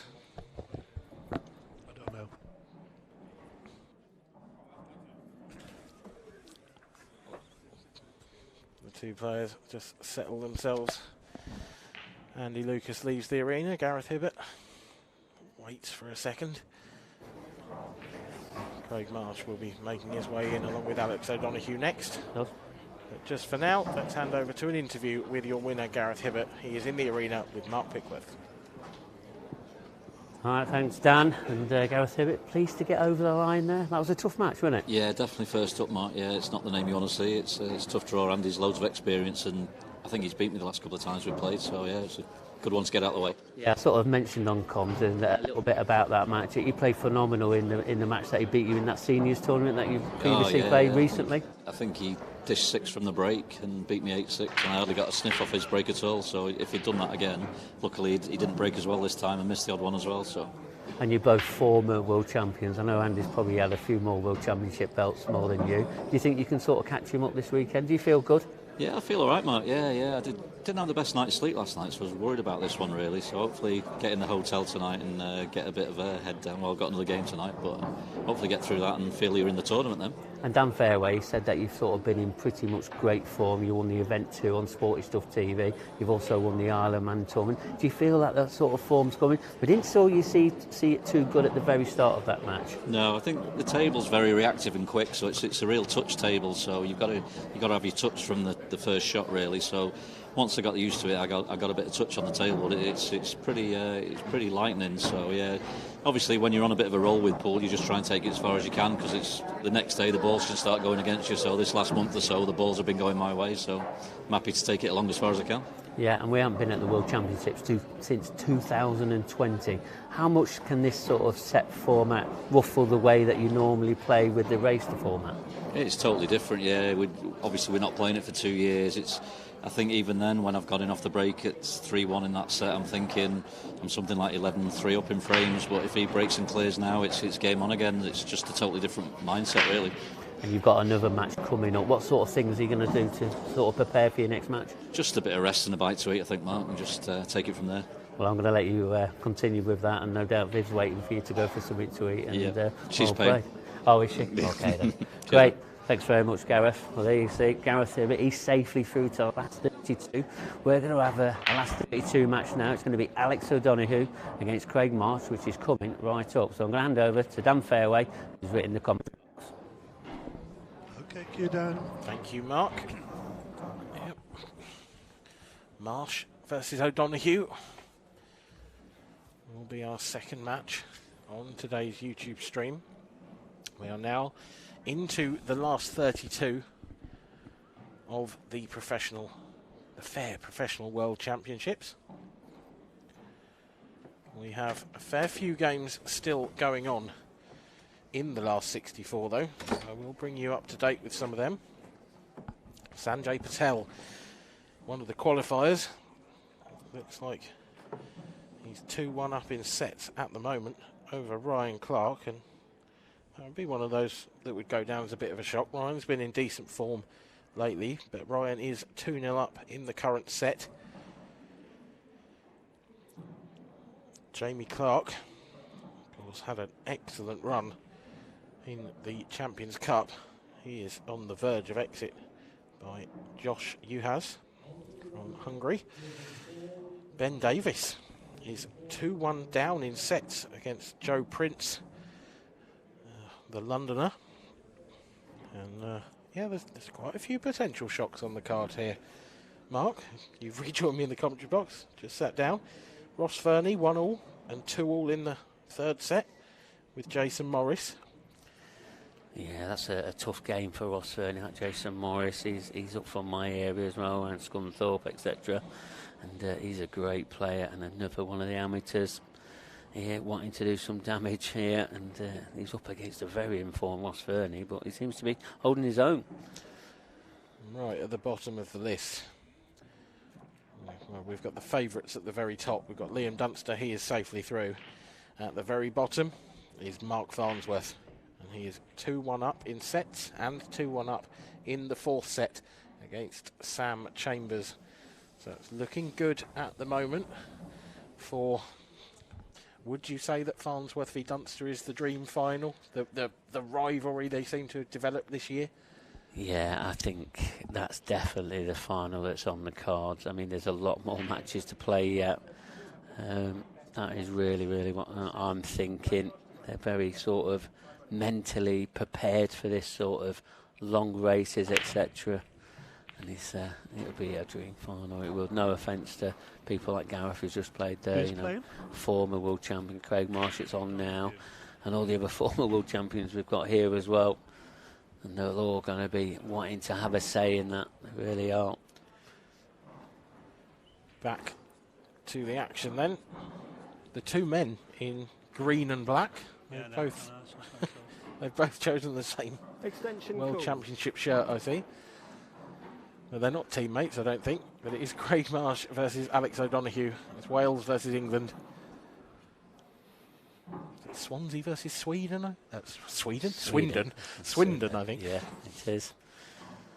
He's got a bit of a Swedish air about him, Alex O'Donoghue, hasn't he? You could imagine him in a sort of 80s electronica Swedish band. Or I'm not sure where this conversation's going. I think we just need to end that now, just like you ended mine. Yeah. But yeah, Alex is another informed player, isn't he, Dan? And he did pretty well in the last Ironman event. He wanted to go on a little bit further. Just fell short against Dean Shields in that semi-final. But another one of the players that's coming through these IPA ranks. He's knocking on the door.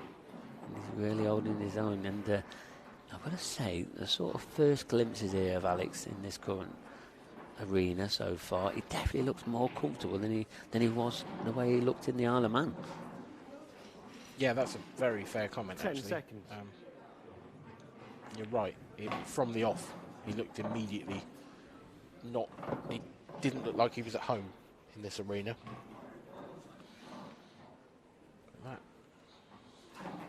He's not quite got his cue ball under control yet, has he? This is okay, actually. He can drop the yellow in over the top right. And it We'll leave in position. That red in that cluster of yellow in the cluster of reds will drop. Can probably stun out between the gap of the two reds immediately below that yellow. Yeah, still a good chance here for Alex. Yeah, I mean, it looks like he's got a nice gap here just to come through. 10 seconds. And that black looks like it goes into the bottom left-hand corner. So it should be quite sort of simple for him. Just make sure he gets position on his last yellow so he can go towards that black. He's just looking at that black now. I don't think he's got all the pocket, but I think he's got enough for it to pop.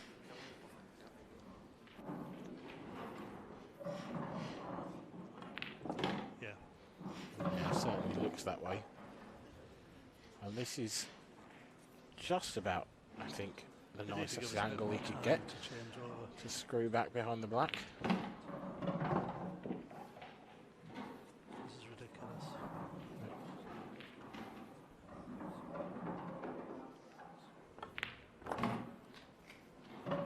Frame.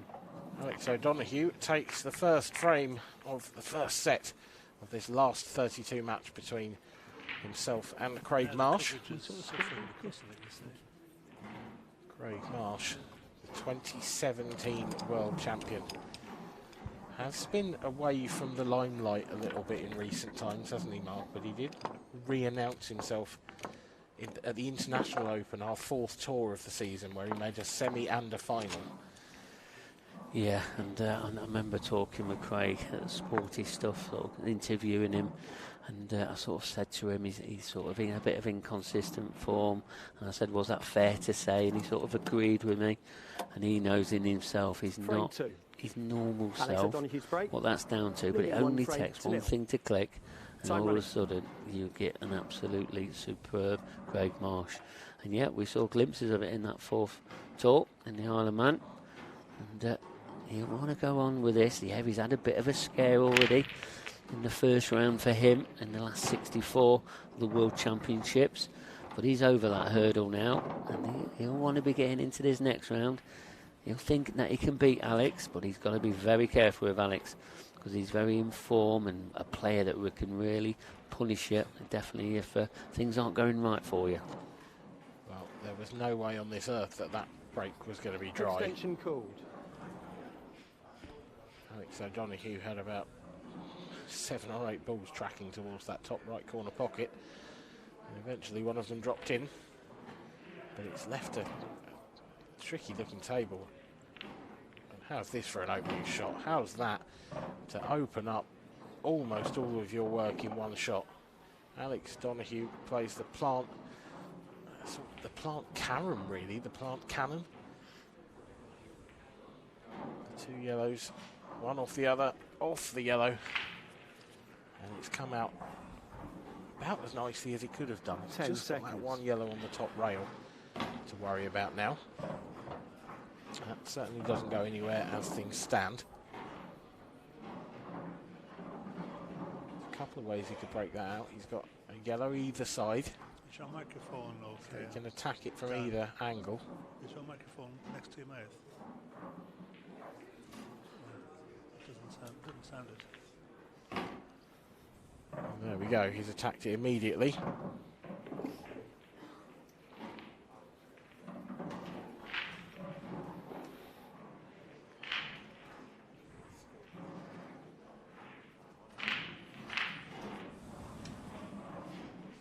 you, Neil? Can you tell the score guy? He's got the scores wrong. He's sat next. 10 seconds. Yeah. What's the scores? 1-0. I know, but we've got like Kevin on the thing. He doesn't know what he's doing.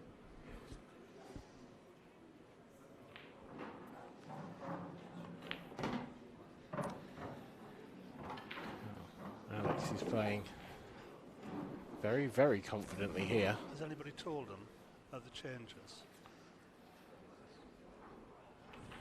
Yeah, he is, and with this last yellow, he's going to play it off the red. Needs a nice angle so he can get up to the black as well. Pretty good. Don't look bad at all, Dan, does it? Pretty good. What a great start this is. Just don't want to hit this too thick, so it doesn't bounce in front of the black and possibly block the white out. It should be okay, though. Oh, he's played it with a lot of pace. I'm surprised at that. Yes. This is okay. He's still on that black, but I'll try and get them. I thought he could have just drifted that and not moved the black. Can somebody say the score for me? Now there's something going a little bit wrong. This is for 2-0 to Alex O'Donoghue. And he's made it. 2-0 to Alex O'Donoghue in the first set. Frame. Craig Marsh looks like he might have to go the hard way again. Thank you. Yeah, he has, but he's making pretty easy work of it. He really is. Yeah, It's been a very confident start from Alex. I'm not that unsurprised by it. It's very, very, very comfortable.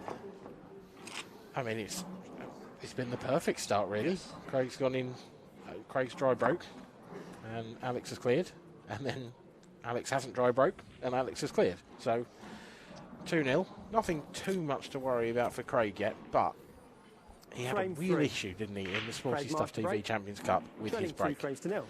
If those issues continue to plague him, it's not looking good for Craig. No, it's not. But again, he's another one of these players with he's got one of the best breaks in the game. That's glorious. Start the shot clock, please. Oh, take your pick. Really take your pick.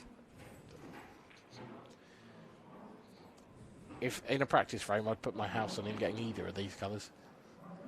Yeah, he will. I mean, he's got definitely a choice of both. I mean, yellows are, for me, are the better one, especially if that yellow in the top half of the table passes now. It looks like he's got plenty of room there where he is. Yeah, if he doesn't, he's on the top of the two, so...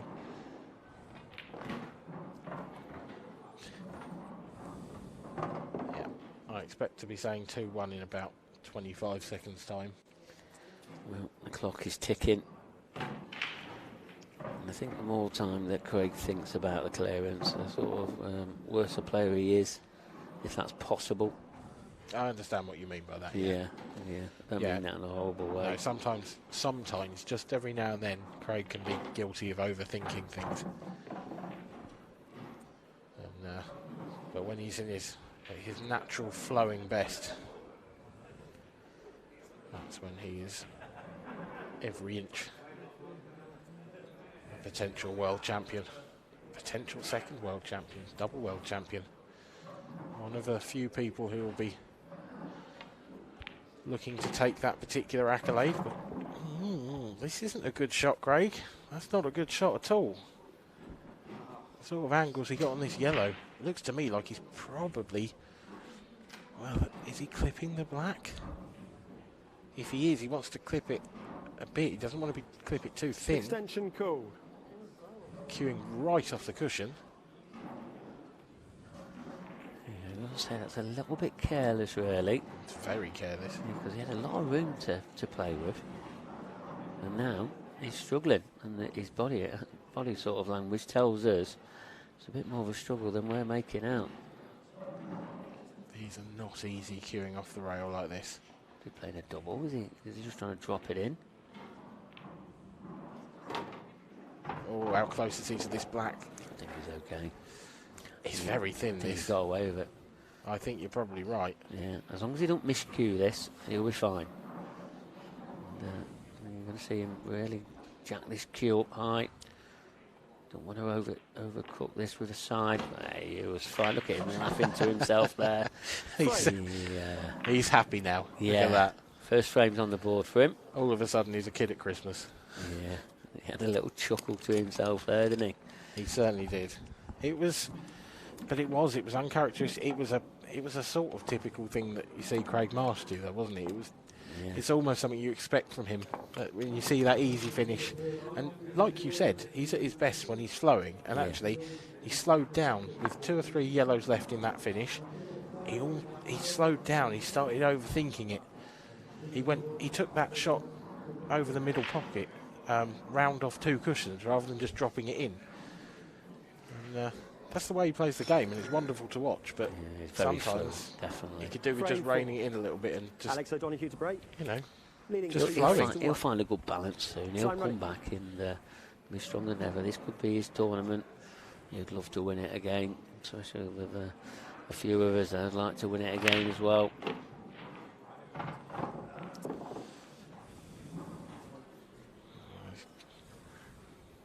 It's another good break from Alex O'Donoghue, but it's another. I mean, he's hitting them quite nicely. He's hitting them pretty well, but they're not splitting as nicely as Craig's, are they? Yeah. No, definitely not. I mean, he hasn't got the power that Craig's got. He's not got a bad break, not got the worst break, but he's okay. But I've been very impressed at the way that Alex looks in this arena. This glance, I really have. And a bit of a loose white there. Would have been unlucky. It's a lovely double.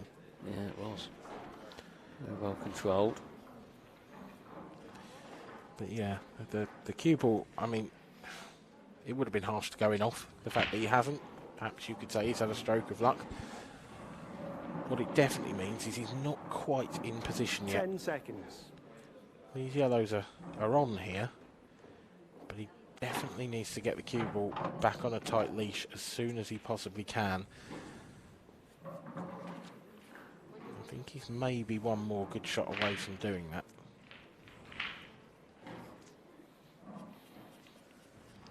I'm just having a look at those 3 yellows on the left-hand side.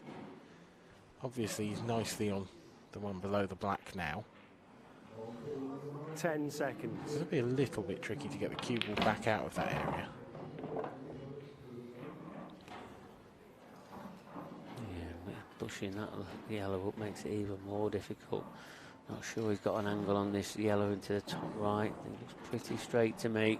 I think he can. I think he can just nudge into the red. Yeah, I think he can. I think he's got enough angle just to nudge into the red and leave himself on the yellow. 10 seconds. Oh, there you go. Managed to screw past the red. Even better. But problem now for Alex. He's got rid of all his balls around the black. It looks like he's trying to break it out here. If he catches the black full here, that would be perfect. We still have the yellow to the top left. 10 seconds.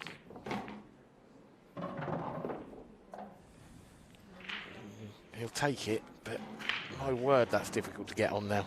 Yeah, you say take it, if it stopped in between them yellow and reds, then it would have been perfect. He's going to have to do some magic with this white ball. Yeah, he doesn't have a huge area to land in, and there's a red right in the way. If it wasn't for the right hand of all the reds, you'd back him to get on that black every day of the week. Yeah, but he was under a bit of shot clock pressure there. He's used his extension already, and things are starting to go wrong.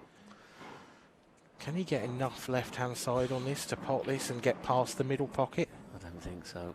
I really don't. I just don't see what else he's got. I mean, right-hand side and spinning it round off the cushions isn't an option, so... Don't give him the right shot. Well, no. He tried, didn't he? He tried, but this was always going to be the result from there. Does that black pass into the right centre?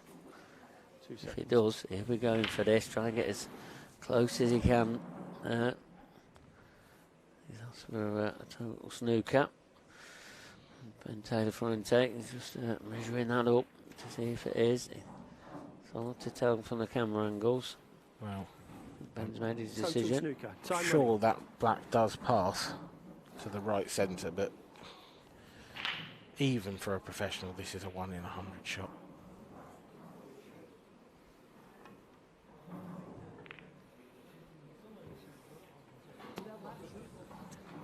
No good. That's no good. I do wonder if he was actually trying the safety there. He's hit that black so thick that I wonder if he was just trying to almost push the red away, but rest in behind it. Certainly an audacious attempt, whichever.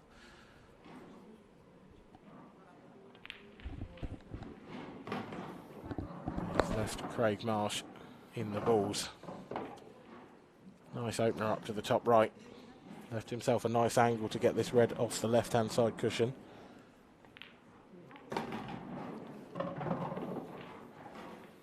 And now it's dot to dot for Craig Marsh. Alex will be really disappointed. He created himself an excellent chance. It would have been a really good finish, but you felt like he'd almost done all the hard work.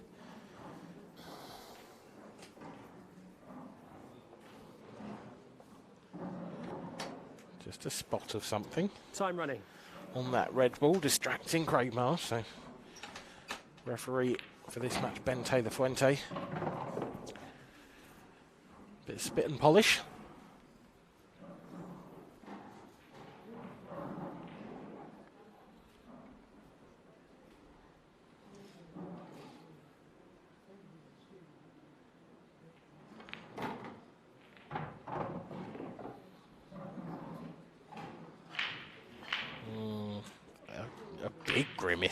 Big grimace there from Craig Marsh. That was not the result he wanted. I think he wanted to be straight on the left to the, on the red, rather to the left centre. Now he's going to have to screw back for it. Shouldn't be a problem. Don't want to flirt with that centre pocket. And he doesn't. Gets into it beautifully. And Craig Marsh, surely now, he's going to level the scores in the first set.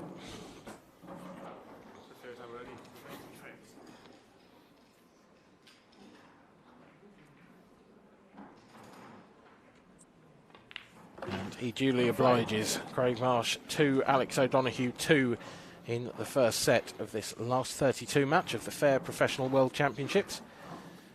Mark Pickworth. It's been a very solid start, you have to say. Alex finally missed in that frame, but before that we'd had 3 dishes. So we had 1 miss so far in 4 frames. Not bad going. No, and you said finally missed. It was a bit of a more of an error more than anything.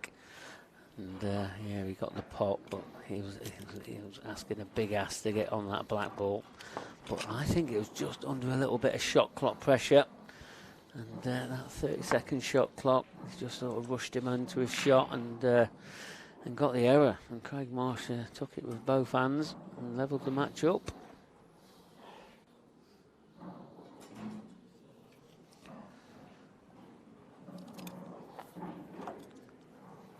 Yeah, I think, no doubt, one thing Craig that Marsh we'll see throughout this match, we'll see a little bit of body language from Craig Marsh. He really does show when things don't go his way. Well, surely. Well, we're going to start seeing it. There you go. We're seeing the nod of the head. Oh, he knows, yeah. The chat to the table. And as you mentioned earlier, Dan, about his break at sporty stuff, and that's very similar to what we saw last week. It's and weirdly, this is almost the complete opposite of the previous match. Where the breaks weren't really coming out messy. They were coming out quite nice in the Lucas Hibbett match. In this one, we're on the same table with no more than 10 minutes between the matches, and yet everything's coming out a bit awkward. Yeah, they are, and these are more awkward than anything. He's trying to get 2-3 balls. That's not bad though. He's still got awkward problems. He does. He still has an open table. He's potted 1 of each in that shot. Yeah, I mean, there's a part of me, he'd love to take reds here, wouldn't he? Yeah, yeah. A part of me says reds, but he hasn't got much option. Well, not an easy one. It was a horrible shot to have to take on. Having said that, the middle of the 5 yellows, if you like, can he play that now and get into the yellow on the side cushion? I don't think the cube will pass the red, would it? No, I think he's just going to stop it dead or stop it near that red. And the yellow. Oh, we're going to see a double. 10 seconds. Going all out attack here. I like this way that he's playing this. A little bit unlucky. That red just staying over that pocket. Is it unlucky? I know what you're saying, but that red was always going there. Well, yeah, it was a great double. Was. I mean, if it had missed the jaw, it was never coming back on itself. No. So yes, it was going in that direction, but it's hit the jaw and it's reversed back. But he's still got a pot on. Yeah. Tricky pot this, but if he gets it, which he hasn't. He turns the table over to Craig Marsh. I'm a bit surprised with how he played that as well, to be honest, screwing it the way he did. I thought he could have rolled that in and used the red as a blocker. Hold the cue ball. Probably would have skilled it. Yeah, probably. I mean, he probably just didn't really confident on that pot, and he's just trying to play that pot exactly how he felt confident. Again, could be half a nod to the shot clock for that. You know. Yeah, absolutely. Yeah, definitely. Definitely a lot more pressure in this arena than there is in the playing arena, where the games are madly going off. There are, well, those 16 tables in the outer arena are going to be in use for a long time, let me tell you. We still have 3 full days of action to bring you here from the Cedar Court Hotel in Bradford.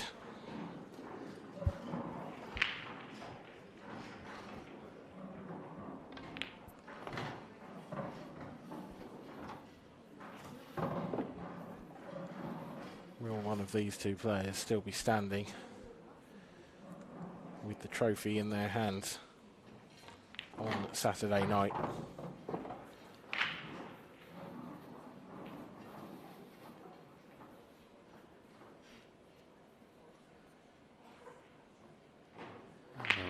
One player that's looking like he's going to be one frame closer to that. He's going to be probably Craig Marsh. I'm expecting him to take these out.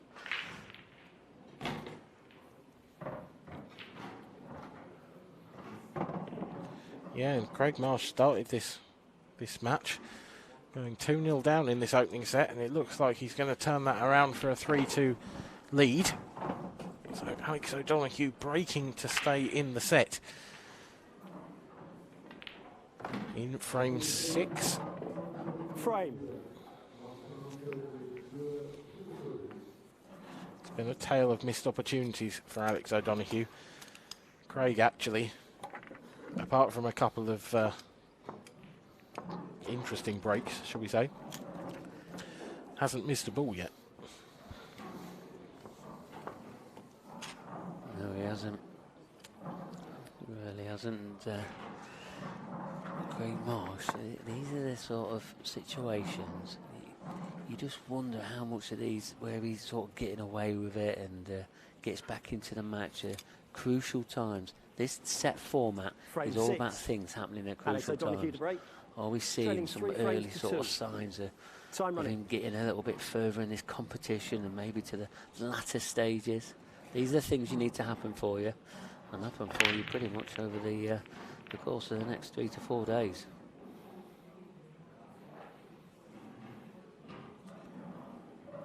Alex O'Donoghue, though, break continues to work, but continues to leave tricky, messy tables.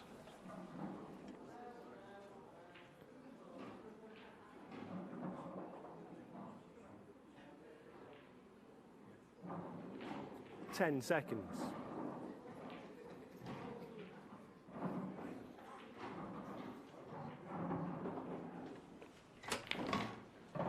Oh, that's a lovely shot from Craig. Open things right out on the reds. Just that cluster of 3 balls in the centre of the table to deal with now. Don't think any of those, or either of those reds, will really go anywhere. So it does look like it's going to need some development of some sort.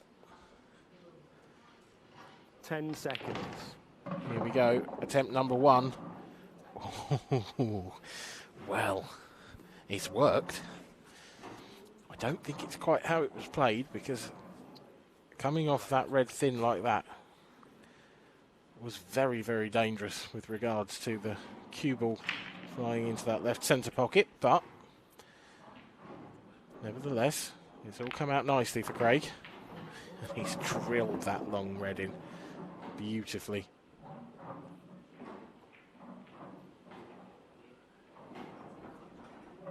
With those 2 reds making an easy plant near the top right. running out of ways that you can see Craig messing these up 10 now. seconds. Extension call.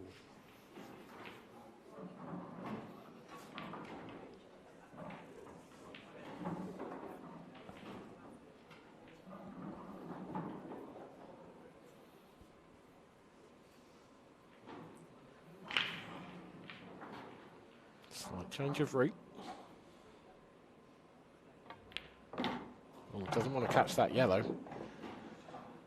Oh, you say he don't want to catch that yellow. That's probably helped him with a little bit more angle with that plant in the top right-hand corner. Get around that black. But again, he's going to be running into traffic. It could have been worse. Yeah, I imagined that he was just coming back up table to 10 take seconds. the red in the bottom half next.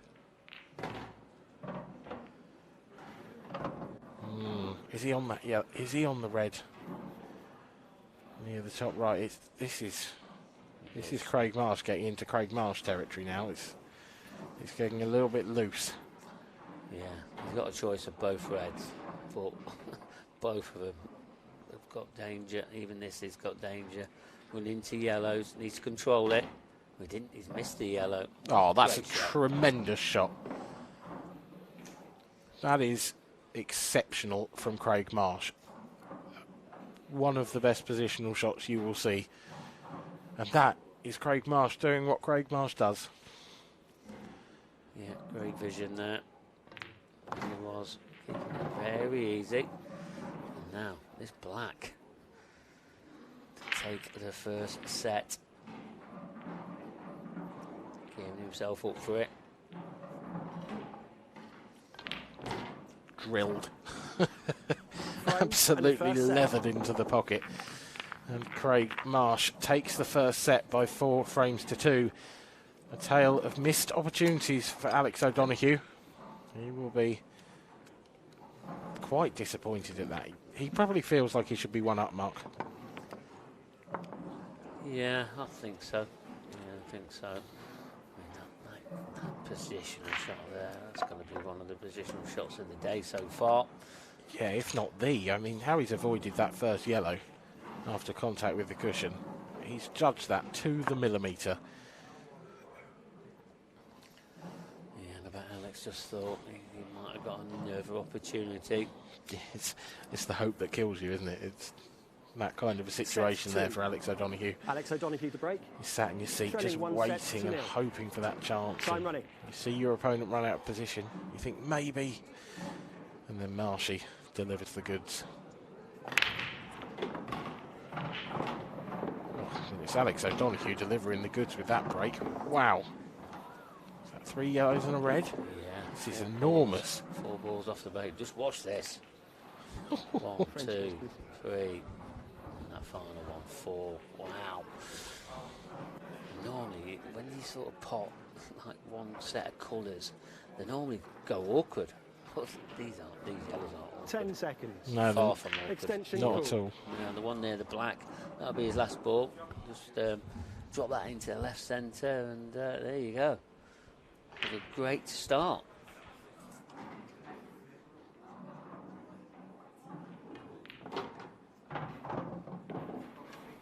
What's he done with that white? Lovely shot. What are you talking about? No, he was fine. I was getting excited. I thought he was pushing into reds and everything. He's fine.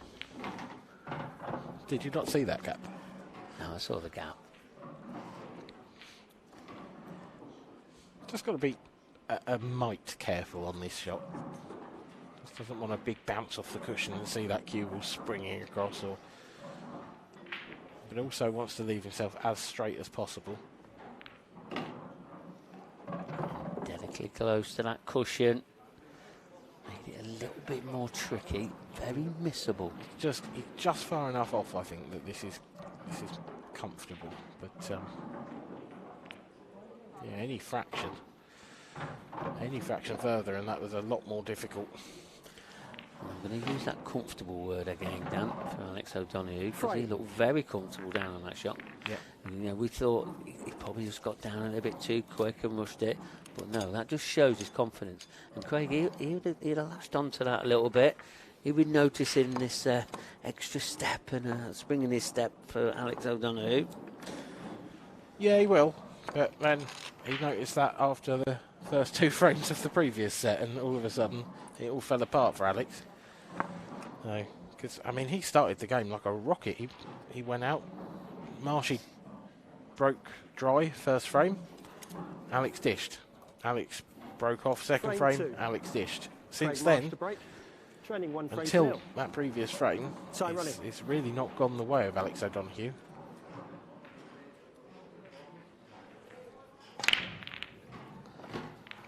Crunching break. No way that one was going to be dry, was there? No, definitely not. But look, it's awkward again. It's messy. Yeah.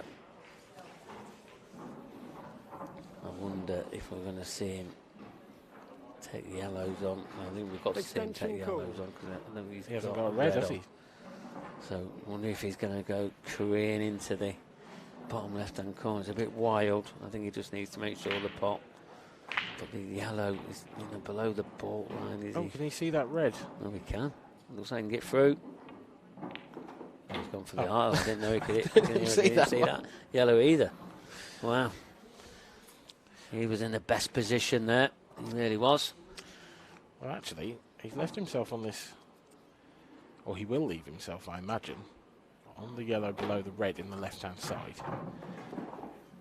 And that looks like a tricky ball, but it's pretty simple. So it's a really good chance now for Craig. Just needs to be able to get the cue ball out of there nicely. If he'd get right behind that and screw back, you'd say these were already gone, but the fact he's flicking into this red, I imagine. 10 seconds.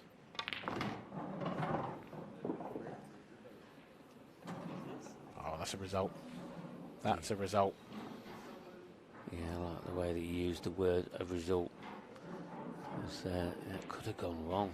Yeah. It could. He hit a nice pace, though, didn't he? Where he could sort of bounce out. He was trusting to luck, I think it's fair to say, but he knew that. You know, he was playing for the luck and he got it. Sometimes that works as a pool player, sometimes it doesn't. He was a bit close to that yellow, though, and he hasn't cued it the way he wanted. You saw the cue will jump up a little bit. He's in trouble now. He's got far too much angle on this yellow in the left centre.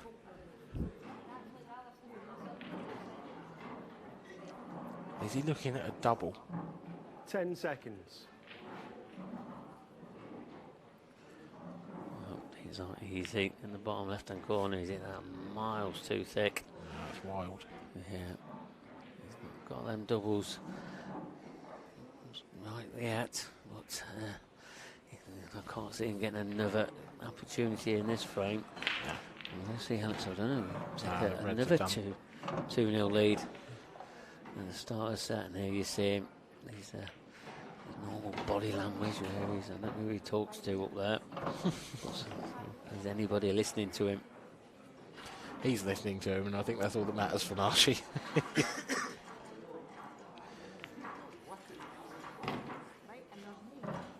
Looked a bit worried there, Alex did. Left himself dead straight. That's a terrible shot. Yeah, we've just seen a little bit of body language from Alex now as well. He knows that's a poor shot, and he's just tried to pinch too much of that pocket. That's such a bad error.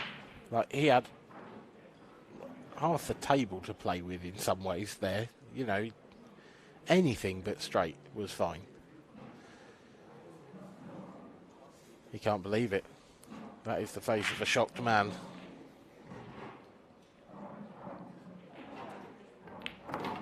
Did he have a little kick, maybe? I mean, he didn't ask for the white to be clean, which is why I assume you didn't, but... No, I think he's trying to stick up for him now. No, he's tried to pinch the pocket. Oh, I meant the previous shot. The positional shot to leave himself straight. I just wonder. Well, if he did, he'd have been cleaning that white ball. Yeah, that's... Oh, great. This is a very tough shot. This is a very, very tough shot. Well, that's what he's left himself. That's where he played it. He's obviously backing himself to get this. He's got, I think, he's very fortunate to get back to the table.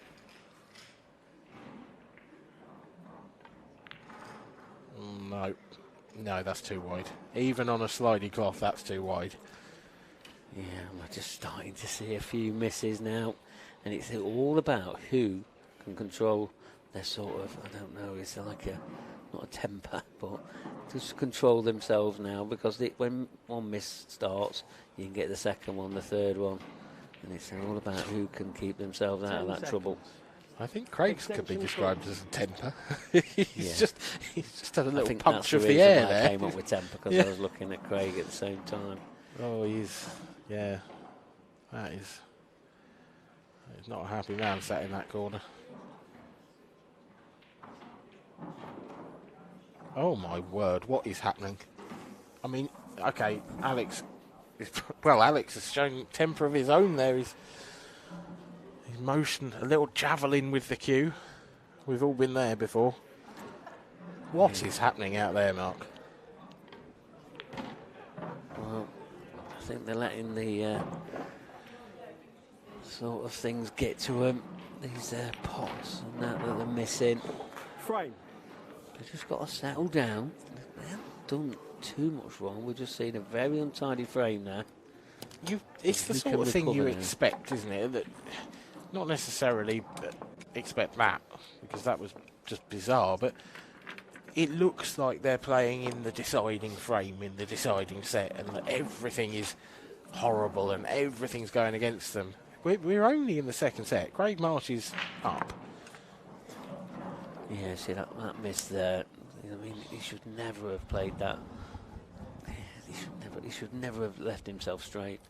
You really should. Just wonder if their emotions are rubbing off on each other a little bit, where they're almost subconsciously sort of egging, not egging each other on, but bringing that side of each other out.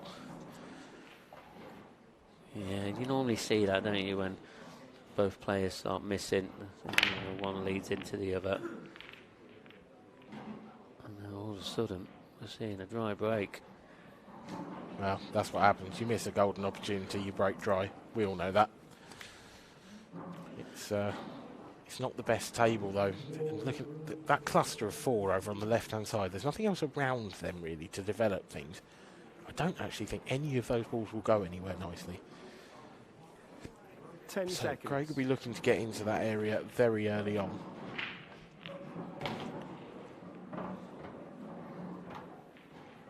It's a really nice shot.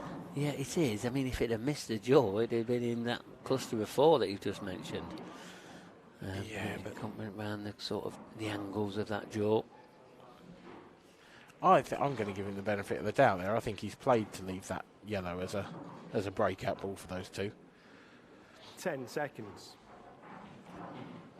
You're a lot kinder than me, Dan. Extension call. Someone has to be. Yeah, I suppose they do. No, he would have had other options if he didn't want to leave that, if he didn't make that ball. But who am I to question? Former world champion Craig Marsh, multiple IPA winner. Wow, you think he put that ball there for dislodging them up? He's opened out the other two. He's made you look silly because he's gone all out with something else. But he's opened out the other two and left the one that he's actually got nicely into play. Wow. I think he's come this far now. He's just going to be going all out attack for these. He's not going to be holding back. 10 seconds. Isn't a great shot. That's about the worst result he could have had, isn't it? That looks very, very close to being off either way. He can't really get to the bottom of the cue ball. He can only see one more yellow, and that's no help to him.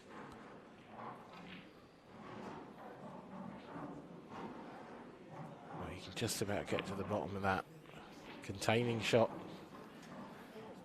That is a very rare sight for Craig Marsh.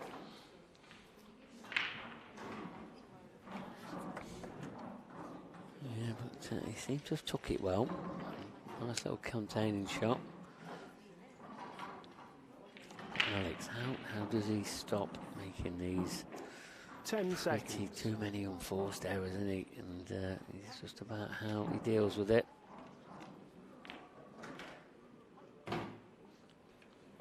Tough opener. Makes it off the jaw, has to be said. Wasn't the heart of the pocket, that shot. How many balls does he pop before he goes into that area? Has he just come half an inch too far there on this red to the left centre? Can he pinch it? He tried to pinch the middle pocket in the previous frame. Didn't work out for him. And that's in the back of his mind right now. 10 seconds. Remains to be seen, but he's going to attack it off this one. Lots and lots of side, lots and lots of screw. It's a pretty good result. He couldn't have hoped for a lot better than that. He's opened out the reds. He's pushed one to the cushion. But the pattern is still there for him in this frame.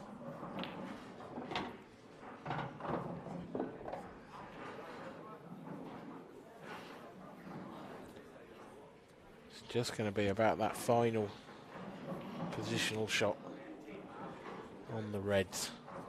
Getting nicely on that one over on the left-hand side. He's finished straight on this one up to the top left. So he could take that. 10 seconds. Screw back off his penultimate red.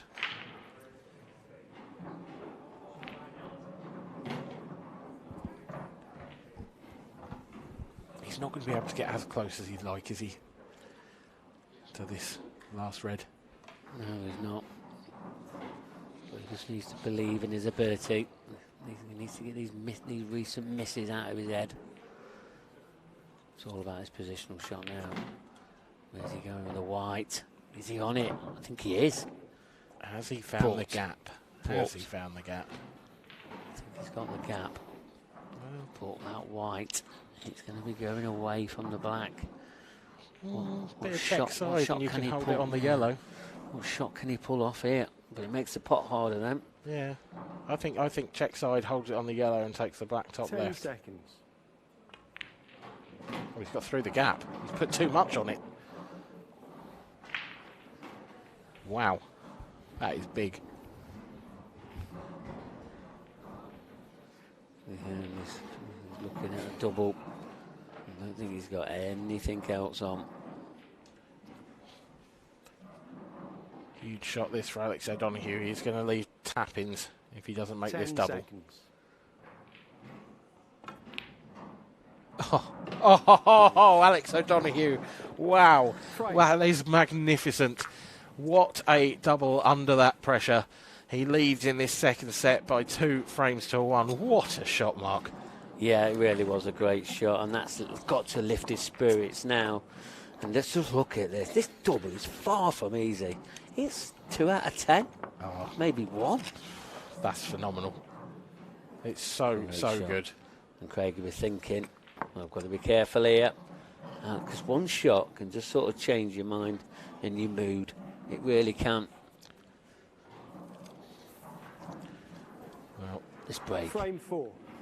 Craig one of the Marsh best to break. breaks in the game. Trailing 2 frames Is it to going 1. to start working? Time running.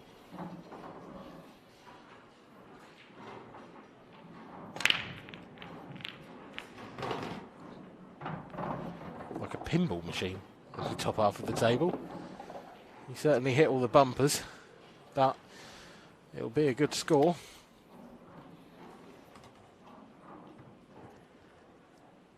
Yeah, not bad at all. I mean, look at these reds. Just maybe the black's a little bit awkward on the reds. It doesn't really have a nice opening yellow. 10 seconds. Just would like to find a way to nudge that black maybe, but having said that, the red to the left of it, if the black passes to the bottom right, and I'm fairly sure it does, that's his last ball, he can drop that into the bottom left. Away we go. Yeah, just needs to keep, don't do too much with this cue ball, and then just leave himself to have a definite shot on that last red, followed by that black. I don't know about you, Mark, but I think that's the one thing he's been slightly guilty of in this match, is perhaps just overplaying the cue ball a little bit. It's a brand new cloth, it slides a little bit, it's a bit more awkward, it's a bit more unpredictable. And I think perhaps playing on this cloth he could do with just reining that side of his game in a fraction. Yeah, he could.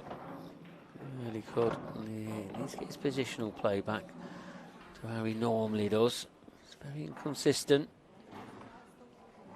But now he's going to be playing his second to final red, leaving himself the red that you mentioned, Dan, into the bottom left-hand corner. It's not bad. That's good. That's good. He can drop this in. I'm sure that black goes to the bottom right.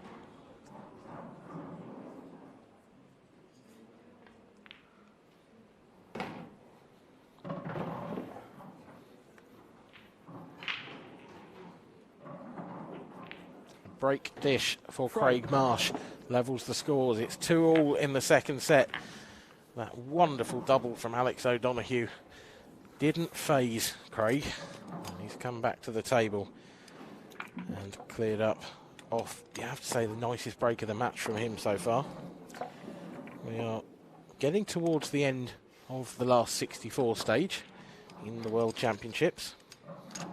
And the last 32 is underway. Of course, this is a last 32 match, but looking back at some scores, Ben Davis is now 1 frame away from beating Joe Prince. It looked like Ben was on his way out, but he's fought his way back magnificently, and he leads 3-1 in a deciding set. Craig Brown leading 2-1 in a deciding set against Lee Shepherd. And Ross Fernie and Jason Morris has also gone to a deciding set. That one is just about to get underway. Time running. We will bring you a few more scores at the conclusion of this frame, but it's Alex O'Donoghue to break in the 5th frame of the second set. Cue ball was awfully close to dropping in and being kicked into that top right pocket, but nothing else really made the pockets worry at all. And Craig Marsh comes back to the table once again with a tidy opportunity on either colour, really. Just that red and yellow covering each other in the bottom left quarter of the table.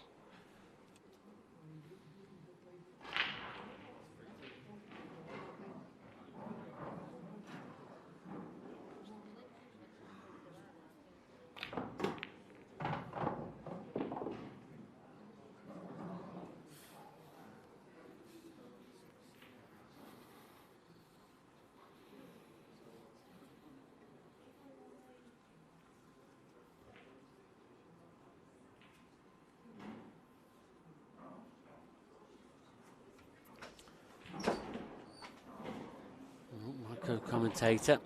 10 seconds. A little bit of business. Well, meet one of his friends anyway. And, put with me for a little bit.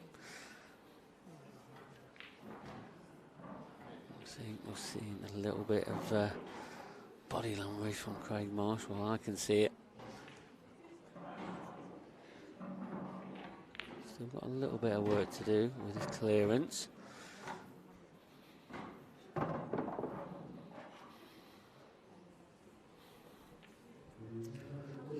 They plant the red onto the yellow. That's the obvious connection he wants. How is he going to get to that? 10 seconds. He's going to have to leave the one in the right centre till last.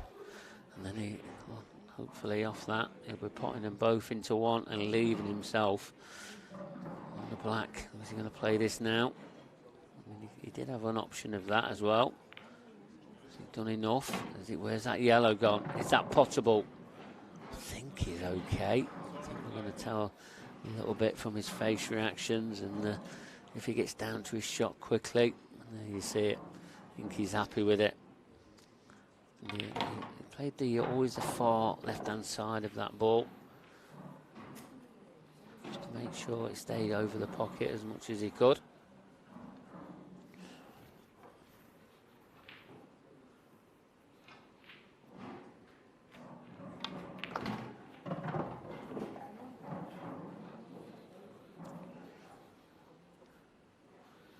So this black to take a 3-2 lead. He'll take a 3-2 lead for the second successive set. Frame.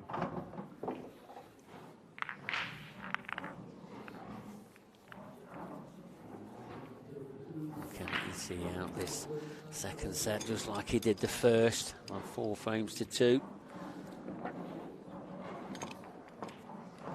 going to be Craig to break in this next one.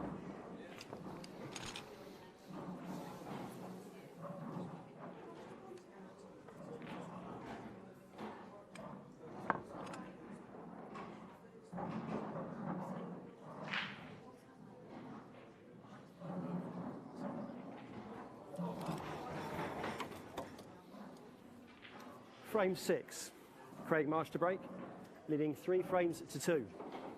Time running.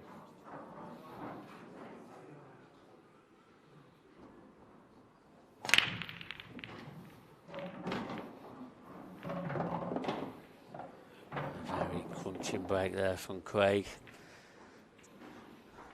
He knows this is a key sort of opportunity for him to take a 2-set-0 lead.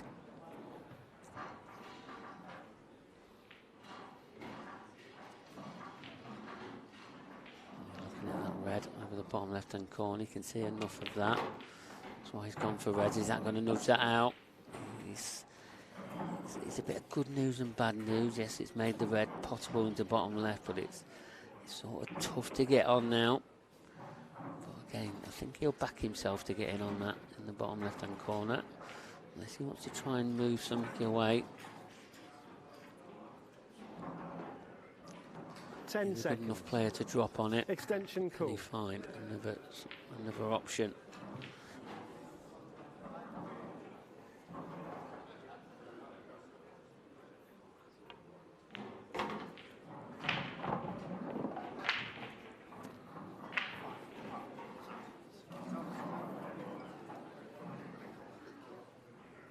Again, I think he just wanted that to go a little bit more.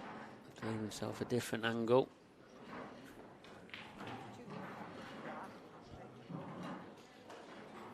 Ten seconds. So left himself a more difficult pot here. One is more than capable of getting on. So he'll be holding that white on that yellow. He's directly below now. Can he screw on and off the cushion? He might have a choice of both. Holding on the yellow. It's just wobbled in, but it's good enough.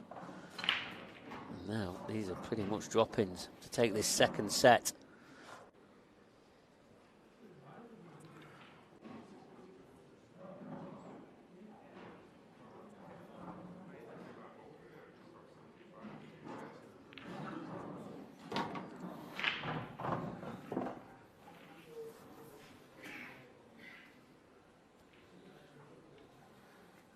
Choice of pockets for this black. It just depends on, he's overreaching a little bit.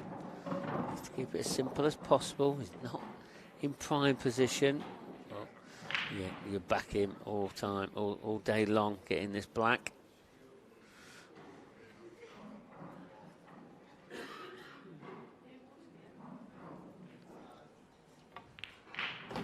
There you have it. He's 2-0 ahead. As Alex has done, he's got any steam left to get back into this match. We'll have to wait and find out. So sort of seems to be happening at the right times for Craig. He'll feel a lot better now. He's got to feel a lot more relaxed. 2-0 lead. We don't want to take the foot off the gas. He's keeping it firmly down. Alex is one of them players. He's very dangerous. Can easily get back into this match.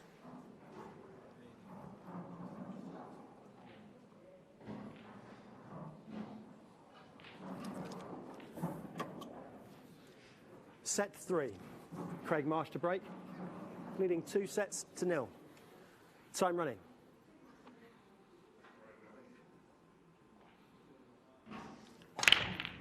Craig again, have a big break. Has he got a ball? That's amazing. How has he not potted anything there? Incredible. He's not too much threat in the pocket, but the split of the pack.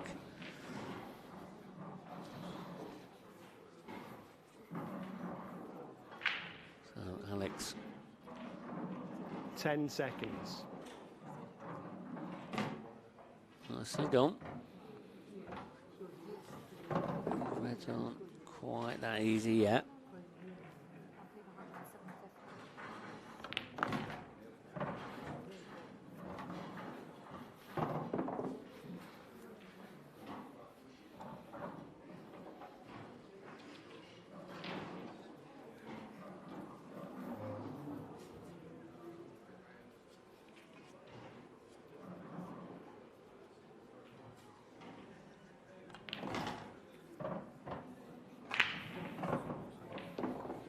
Looks like this passes into the top left-hand corner.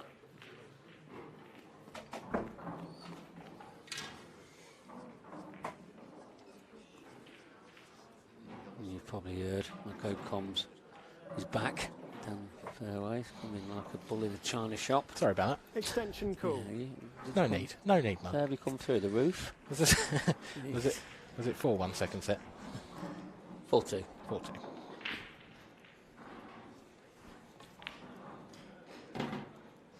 And Craig, he had a big break, broke in this set as well. And it was a dry break. For Alex, he's got a little bit of position again. He's struggling, isn't he, a little bit? Yeah, he wanted to tap this red that he's closest to on the right-hand side. Down into bottom right-hand corner. 10 seconds. What's this to hold up? Well, it's okay, but he's got to be so careful with this cue ball.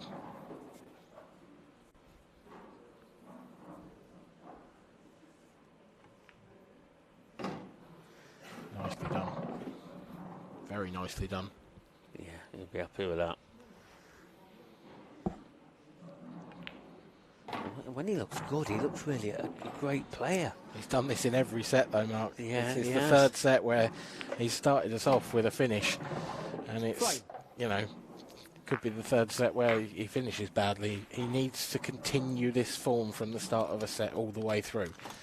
It's the second time he's punished a Craig Marsh dry break in the first frame of a set. And, but see, there was that shake of the head there. He's got to get that out. He can't. It's a fresh set, and he's just broke dished. He shouldn't be shaking his head. No, you're completely right. And that is just down to lack of set play practice, if there's such a thing. There really is, and the way that it's just a clean Alex slate. O'Donoghue to break. All it is Leading the one loss frame of to the nil. set. He's still in this Time match. running.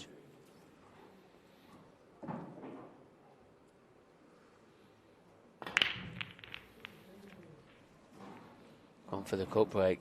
It's an interesting Yeah, time to change that up. Don't get it. His break's Don't worked get it. all right. Yeah, Not been definitely. great. It's been messy, but not as messy as these. I mean, Well, yellows is a decent chance, but Yeah, I think these are one of these. I think this is one of these sort of break-offs where it can just open up in one shot. So 10 he'll seconds. be looking, just making sure he's going to get the right sort of angle, and it'll just all open up. can he open the black up and stay on that yellow to the bottom left? I don't know if he can. Well, he's got the black out. I mean, the yellow, that's obviously in that little cluster. I think it's still possible anyway. It is. It's just where that red's gone is kind of in the line of where you'd wanted the cue ball, and now he's going to have to either leave it a bit thinner than he wanted, or maybe nudge into that red. There's Extension cool. it's just an extra little thing that can go wrong, and the way that Craig's gone about some of his work tonight, things that go wrong are not things that Craig wants to be, playing with.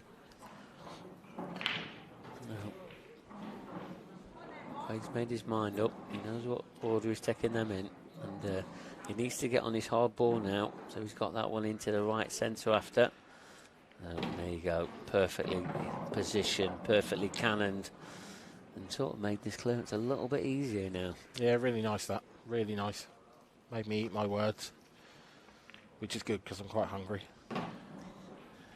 tasty words, are they? Are they really tasty? Not mine. Never. Well, this is how Craig normally responds, though, as well, isn't it? Just as soon as Alex takes the lead, Craig sort of biting away at him and just really can't get a bit of momentum up.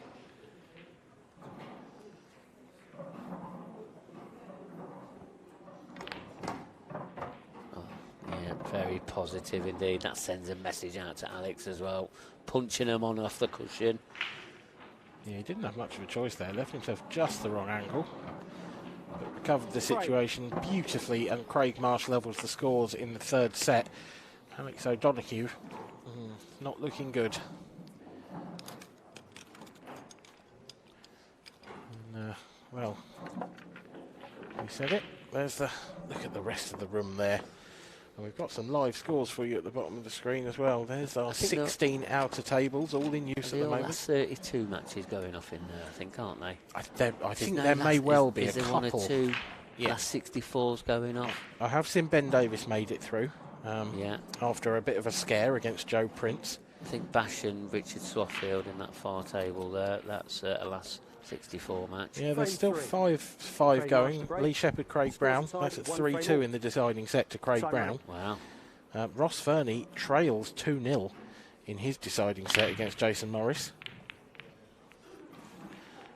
Liam Dunster, Dean Richardson at the bottom of your screen. Liam's raced away with that. That's the last 32 match. That's only been going just over an hour. Yeah, Dean Richardson, he knocked out Curtis Lee, the professional player. 3-0. Yeah, we still have 5 last 64 matches, sorry. Gav Robinson, Michael Oliver. Michael Oliver is one frame away from taking that to a deciding set. Very tasty match that is, really is. Yeah, there's... Michael Oliver back on the IPA ranks, causing a bit of a stir. Do you think he'll be back in the professional ranks next year? Well, he's going to have a really sort of tough field to go through if he wants to get back onto the professional ranks. He was a former professional player. 10 seconds. A couple of years. Well, if we cancel 2021, is that fair enough? Yeah, I think that's fair. Well, 2020, 2021. The single tour we had in 2021, yeah. Yeah, so it's probably 2 years. Cancel that 1-3. What's he done here? Is he okay? Yes, he's fine. Just. Yeah, I think that's sort of where he wanted it. He didn't want to go too far left. No, but I think there was a heart-in-mouth moment there for a second for Alex O'Donoghue. Yeah, but it just look how that prime positional shot has made. Look how easy it's made this clearance now. It's the tail of the dry breaks at the moment, isn't it? Well, look at this from Alex. It's speed pull. Yep. It is. Well, there you go. He does look so comfortable out there. He does, but can he get past this little bit of a dump of 2 frames in a set? Yeah, well, we're about to find out potentially. 3 dry breaks so far in the set, I believe. 3 dishes.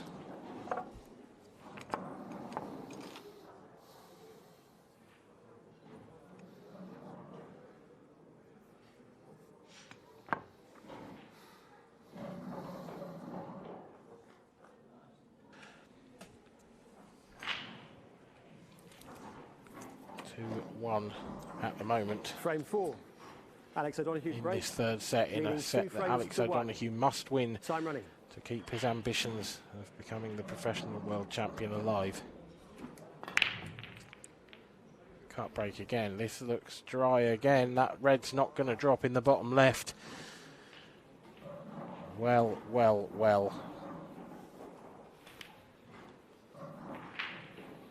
He's hit those quite well as well. That's harsh. Yeah, just when you want a bit of momentum after that last frame clearance, these things sort of happen. And the next thing, you're sat in your seat. There's some working out here to do for Craig Marsh. He's choosing his colour. I mean, reds is, I guess, slightly more obvious because of the red. Well. He's missed that by a country mile. Wow. Well, he's held his hands out as a wide. As a cricket. That's a wide.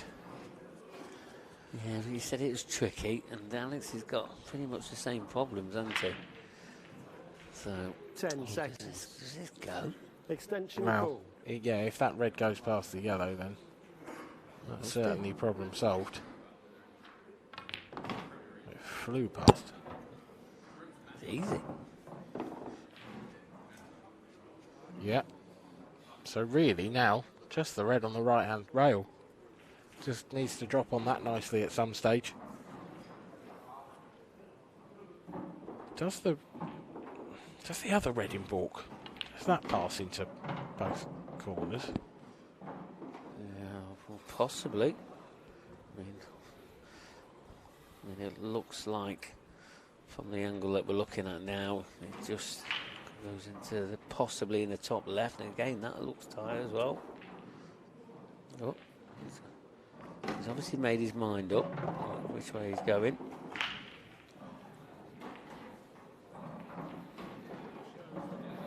Certainly hasn't had the cue ball under any sort of control yet in this frame, since his very first shot in it.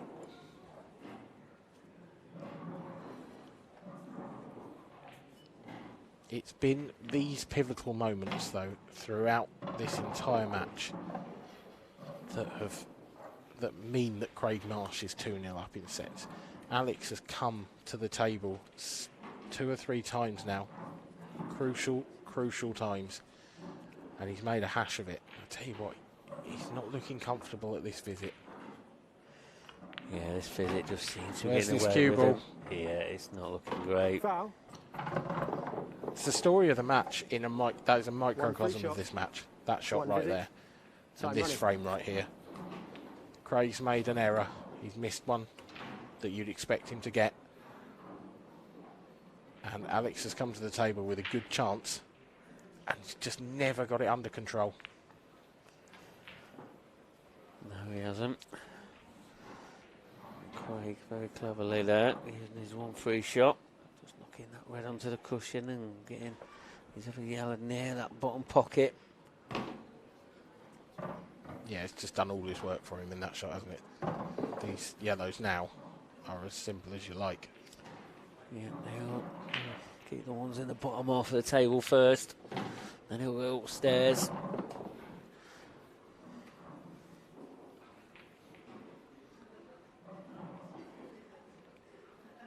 I mean, you can only see it going on from this shot, really, and it's not really a lot can go wrong here.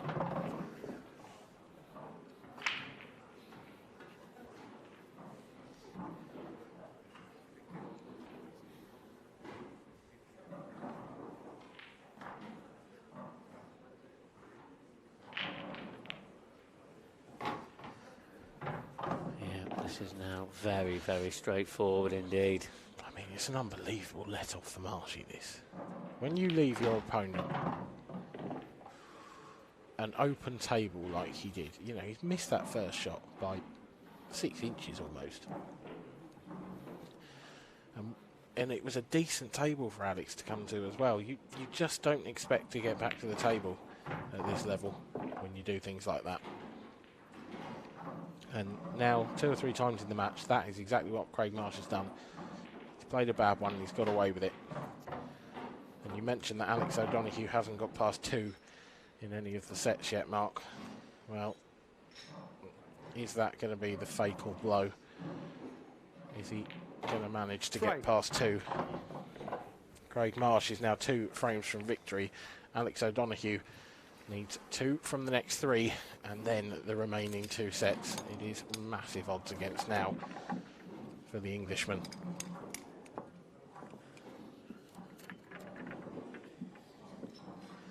Yeah, Craig Marsh is his break sort of. It's been a little bit inconsistent in this match. Is he going to start working at the right time again? He seems to have got all the other right timings down to a T.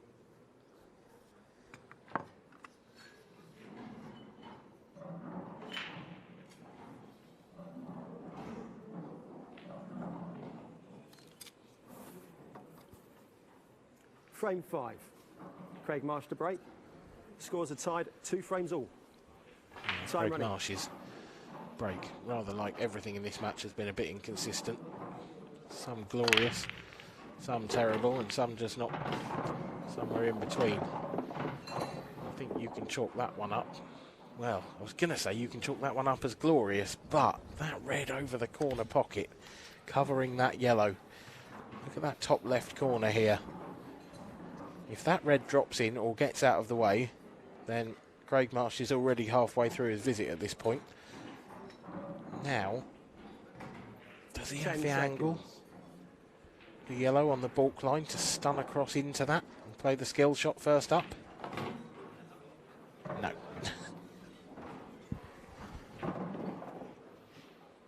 But he wants to play it soon, Mark. He needs to find a way to get that cue ball into the yellow and knock that red in as soon as possible. Yeah, it's going to be ultra difficult. I don't think he's got any angle yet. He has now, though. Yeah, this is the one. Just wants to catch that yellow half ball on the left-hand side. Would love to leave it a choice of yellows for his next shot. Yeah, but I think his choice would be the yellow he's closest to now. That's perfect. Yeah. Doesn't get better than that. No, he's got options of both. He'll just work out which is the best percentage on the one. But this is always the way. Just needs to sort of stun it out. Yeah, not perfect. Oh, I think it is. But it's okay. I think he runs this through and he's straight on the black. Yeah, it's definitely not one. He just needs to take care of this one. These are them ones you take your eye off him, you can miss them. But he hasn't. And now there's black. Craig Marsh moves one frame away with an excellent break and finish. Let's have another look at the skill shot. This was the key shot of the frame, and he couldn't have played it much better. It wasn't the most difficult shot in the world, but that was because he left himself the perfect angle. And it's a well-deserved lead after that finish. Alex O'Donoghue breaking to stay in the match now. Let's have a look at some of the latest scores. Lee Shepherd, Craig Brown, that is 2 apiece in sets. That's a deciding set between those two. And these are the last 64 matches at the moment. Ross Fernie, Jason Morris as well, still going on. Frame 6. Some great matchups here. Lee Shepherd, Craig Brown, I can tell you, is currently in a deciding frame, let alone a deciding set. And Gav Robinson, Michael Oliver, they are in deciding frame of the 4th set. So if Gav Robinson wins that, he's through. If Michael Oliver wins that, he lives to fight another set. Back to this one though, and Alex O'Donoghue has come up with a decent break at a crucial time. And I just can't, you can't stop saying the tables come out awkward for him. Just keeps happening.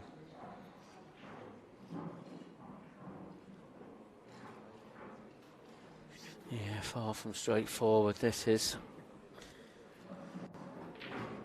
I mean, yellows are the obvious balls, but just that yellow that's near the black just makes it horrible. Yeah, but the black is horrible if you go reds, whereas if he went yellows, I think he had more of a chance.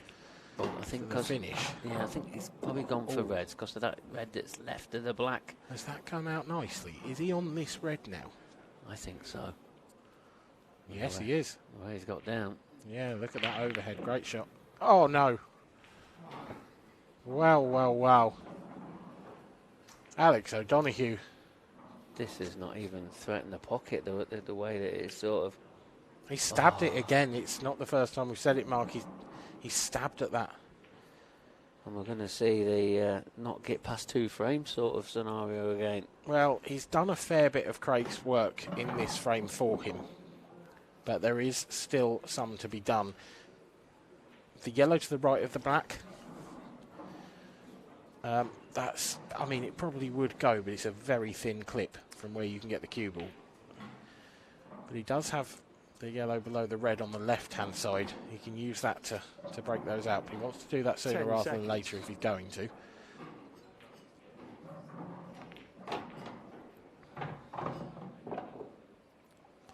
think I'd be going down there now if I were Craig Marsh. I know that players normally like to take the top of the table and then the bottom of the table, or the upstairs, downstairs, as you like to call it. Yeah. But I'd be wanting to get that black and yellow out ASAP, and that yellow over the top right is practically unmissable from pretty much anywhere on the table. Yeah, I mean, he's got the cue power to do this shot, so it looks like he's attempting that. He's attempted it in a way where it's definitely gone wrong, but I don't know, he's coming off the cushion. I'm not sure about that one. No, I'm not, if I'm honest. And he has played it off the cushion, and he's got nowhere near it. You've still got an extension.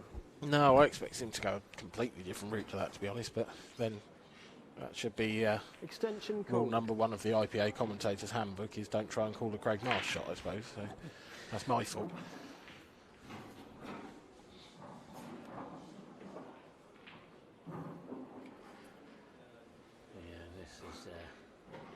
Not very nice at all. No, not for either player, really. No, it's not. I mean, is Marshy going guns out here? Is he trying to pot this?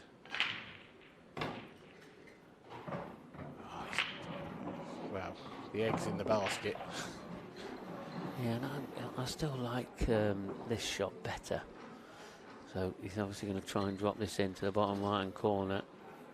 He's going to try and make sure he doesn't leave himself on the cushion. And if he can get some power into that one in the bottom left-hand corner, and then all of a sudden he's going to have a shot. Has he got the right angle? I don't think he has. That reaction tells its story. Yeah, he's just the wrong side, isn't he? He's just the wrong side. What? Half an inch? No. It's not a lot, is it? It's not. 10 seconds. What can he do? We're going to see a bit of a twist. We've seen many so far. Let's come around the pocket. Yeah, and rightly so. He knows he's going to get another opportunity here. Is he, though? Alex O'Donoghue, I feel, has kind of got to go all in here. He's got to give this everything. He's one shot away. You know, if you cannon into the red and the black there, you're one shot away from winning the frame. Him tapping this, the only reason he's tapping this is because he's under shot clock pressure. But him tapping this, he does not get any benefit, because now Craig's going to hide him behind this yellow that's on this left-hand corner. Yeah. So he's going to have to play that red again. I'm surprised Alex didn't even sort of consider, maybe if he wanted a bit more time to think, maybe just potting the one over the top right corner and giving himself an extra 30 seconds to think about his next shot. Yep, possibly, but this is Alex has got to be so careful here. If he goes to try and hide the cue ball in the top half of the table, one thing he must do is stop him from getting that yellow that he's next to now. I don't think he can do that. I think he's just going to play another containing and try and leave him well into the black. Push the red out. That's the shot. That's attacking. It's pretty good. Yeah, and he's left the red there to get the black out. But Craig can play the same shot he played in the previous shot, and it's going to be even harder for Alex. Just needs to rest this up. Doesn't want the cue ball. Foul. He's hit it too thin. He's hit it too thin. And that is One free careless. shot. You really got to say that is a very careless shot. Yeah. Bridging over the black, which made it more difficult. That's not even just dropped in. That's easily one in there. So one developing shot for Alex. What's he done here though? Things are not going right. That's remarkable. But he has got a bit of an angle. He needs to get that black out. Otherwise he'll not be clearing these reds up. He's got to hit one of these two balls in the corner. Wow. That, he was worried. I can tell you now, he was worried about that black tracking towards the centre pocket. Yeah, he was. But, I mean, this isn't over yet, because we've seen Alex miss some absolutely easy pots. And, I mean, can we see him missing from here? I'm not saying out yet. I've cursed enough players in my time. I'll say it, he's not missing these.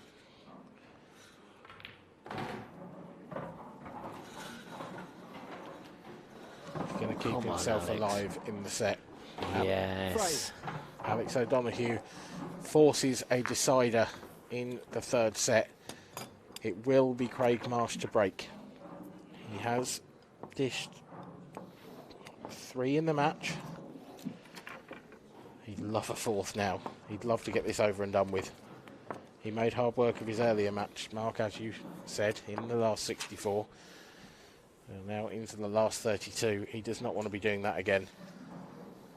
No, he'd love to sort of, because this is going to be his last match today. And he will not be back till tomorrow.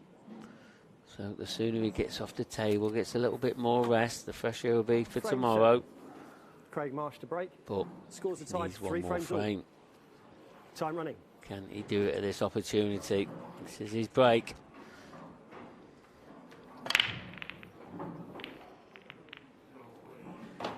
Foul. Drama, tension, you name it, we've got it. 1 free shot, 1 visit. How has this cue ball gone in? That's so unlucky. It's amazing how much this game just twists and turns. And it can really, really hurt you when these things start to go against you. Is that a twist for getting back in this match? Well, if it is, Alex has got to take these out.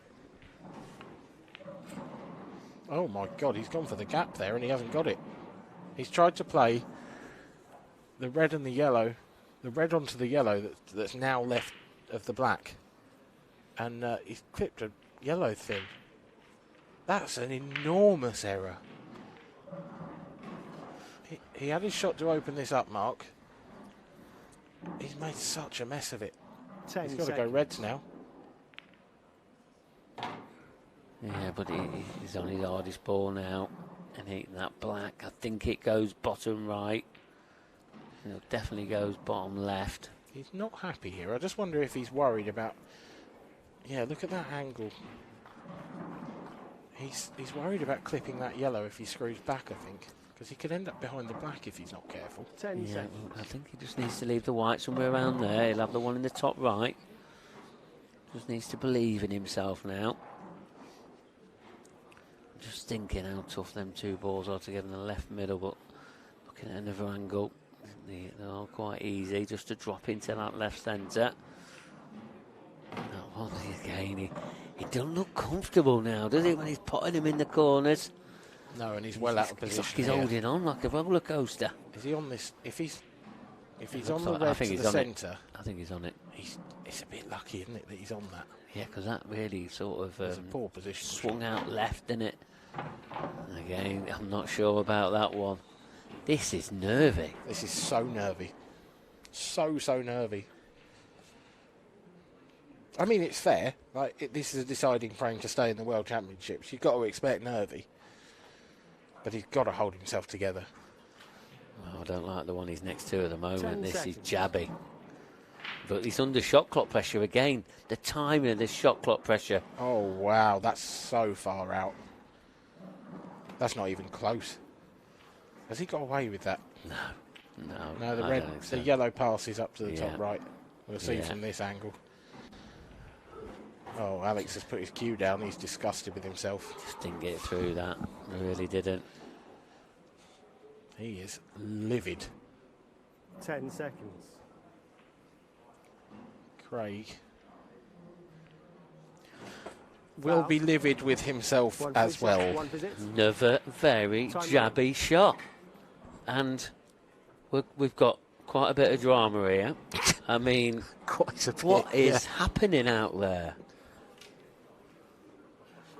I mean, it's not the frame for the world title yet. This is the last 32 match. But there's a lot at stake here. Let's give these guys credit. And they're just having a little chuckle to themselves. And, wow. Who's going to get over the line here? It's got to be Alex now, hasn't it? He can't mess these up. He can't. This is such a turning point in this match. It could be. It really could. Such a turning point. It's all like Craig laughing about it. You know, they're both laughing about it. Alex could have been back to his room now. And instead, Craig Marsh, he's got to play at least another 4 frames to get over the line. And we're in for decider here, aren't we? Yeah, he's in the finishing line as Craig Marsh, and he's fallen at the last hurdle. And Alex O'Donoghue has just eaten up a little bit of the ground between them. He now trails by just the 1 set. It's Craig Marsh 2, Alex O'Donoghue 1. But I tell you now, it will feel like 2-2 in some ways to both of these players. Yeah, amazing. Well, I think hopefully Dan is going to be just looking to see how close these matches are. Ross Fernie, Jason Morris, it's 2-2. What's the score currently in that match, Dan? Come on, the audience cannot wait to... He's got no internet. He's useless, this boy next to me. Refresh the page. And there's the last 32. Liam Donster 2-0 against Dean Richardson. It's been 2-0 for a little while now. Set 4. It's 3-2 to Ross Fernie in the deciding set over Jason Morris. He was 2-0 down in that set. He got through in that deciding with Craig Brown. Gavin Robinson beat Michael Oliver. That was a deciding frame in the 4th set. But yeah, 3 sets to 1. And Craig Brown beat Lee Shepherd. In that final frame, decider. Unbelievable drama here. And another twists and turns galore, because just when you felt like it was going to be Alex O'Donoghue's day, maybe, he comes up with a dry break, and look at them. Dollies. Yeah, pretty much. Apart from the black. Yeah. The black's awkward, actually, isn't it? Yeah, it is. Extension call. He hasn't really got... Well, the yellow doesn't pass. The one that's on the left-hand cushion. These have got... They're not like straightforward. A little bit horrible, a little bit testy, especially after his little jabby shot in that sort of deciding frame of that 3rd set. We actually saw Ben Davis do that, didn't we, in the Champions Cup? Almost exactly that. He had a black in the centre pocket. And, yeah, he did exactly the same thing as Marshy there. This is not nice.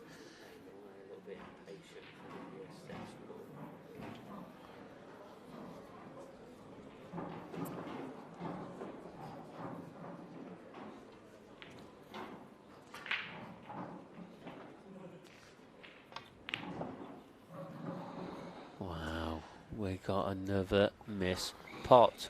I've lost count of missed pots now in this match. Yeah, I'm not going to bother counting them anymore. It's too many. Yeah, it is. It's not good for. It's not looking good for Craig Marsh, is it? Let's be honest. The way things are going, it is not looking good for Craig Marsh. Extension call. It isn't.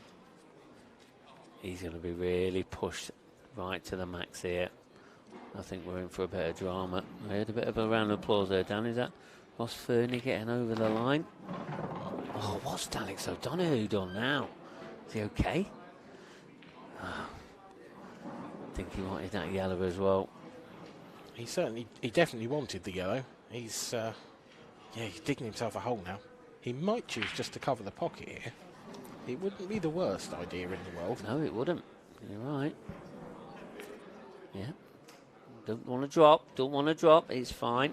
Ooh. I'm sure he was thinking, oh, God, that's close. It couldn't have got much closer, could it? No. Yeah, how attacking's Marshy feeling? Oh, he's going for this. I think he's mad with himself with a poor miss. What's he going for? Is he going for a double here? Yeah, he ain't got a lot of the pocket if he has. Oh, he's going for the back double. Has he clipped it? No. And he's knocked a red in.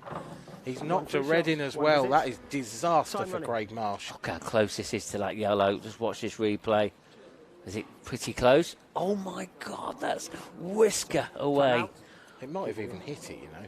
Wow, well, I didn't see it move, and it was that close. Was mighty close. But gives the table back to Alex. And Alex is going to win, possibly win the first frame again in the sets. He's a first frame winner in the sets, isn't he? There's been so many mistakes in the last few frames that I'm not prepared to call anything. Yeah, no. But I do like this first shot. He's going to try and bring the black out under shot clock pressure though again. He hasn't. Well, he was down to 2 seconds there. He asked the referee, did he have his extension? No, you've used it. Oh, God. It's all going off out there now.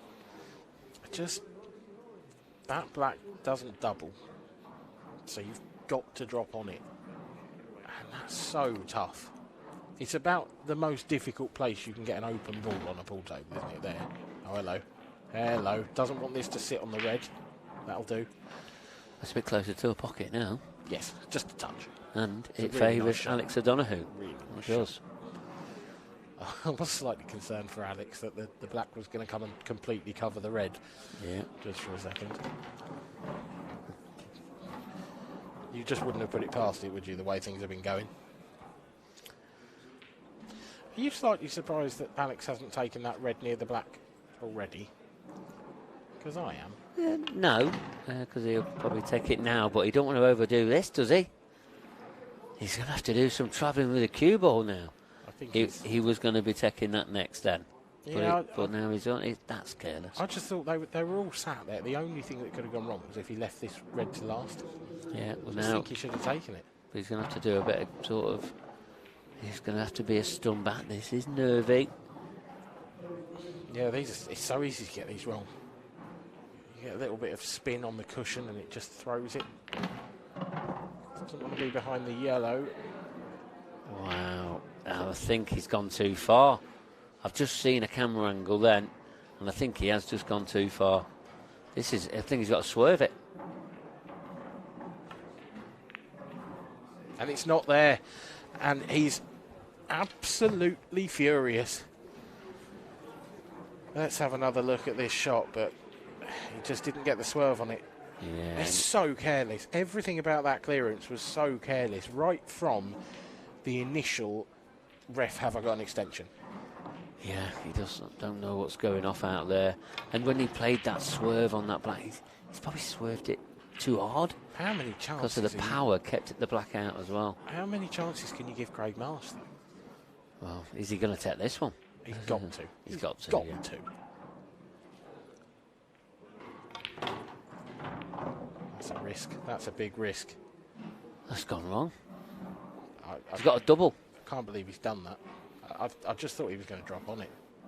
If he drops on that near straight, he can drop it in, push it through a little bit. He can realistically not leave Alex a shot because that black is far enough away from the left corner pocket that he wouldn't have left a cut back. 10 seconds. I don't get that. Yeah, he's not had many doubles in this match. There's a couple that has gone wayward. Has this one gone wayward? Yes, it has. He cannot get a double. Don't get it. I don't get any of these decisions that these players are making right now. It Well, can only be pressure. This is scraps of all scraps, and I think he's just been told off with some of his reactions there from Ben. Rightly so. Yeah, rightly so. And as you see him, he's talking to. I think he's talking to Alex. I'm not sure. He's talking to somebody. I don't know if anybody's listening to him. Well, his head is completely fallen off, and I think his arm's going to join it. Because what an extraordinary opening frame of a set there. No, it's one of the. He needs to control himself here. It's one of the strangest frames I think I've ever witnessed. Especially between these two. Frame 2. You know, you get your first Craig round Marsh match, you expect to see the 21 odd frames thing nil. like that between players who Time aren't running. perhaps as accomplished as Marsh or O'Donoghue. You don't expect a frame like that between these two.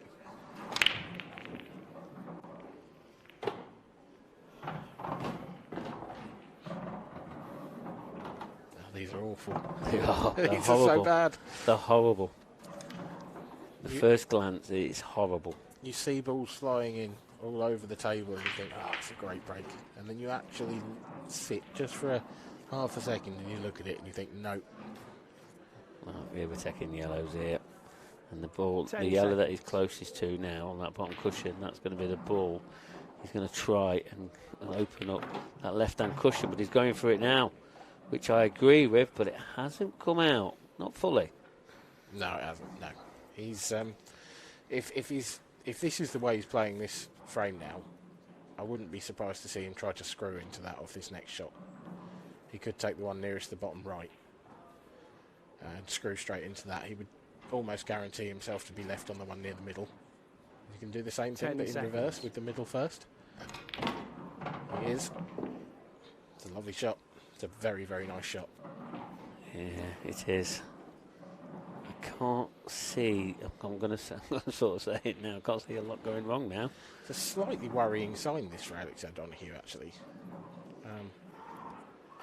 It's almost like Marsh has gone into a bit of a practice mode where he's just going to throw his arm at it.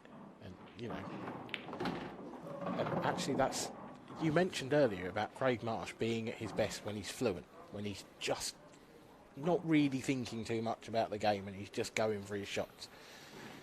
Well, if that's what's happening now, maybe it's not as big a twist as we thought. Maybe Craig can still get over the line. Yeah, he's rerouting here, and he's rerouting to a missed pot and a potted red. No, I take it. The shot selection that's going off.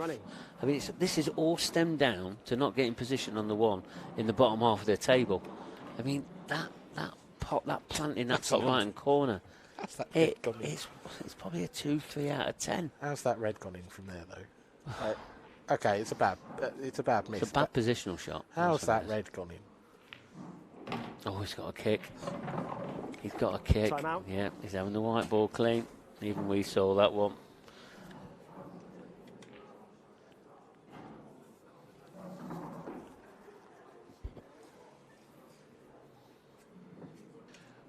Certainly stick around for the interview after this match because it's been extraordinary.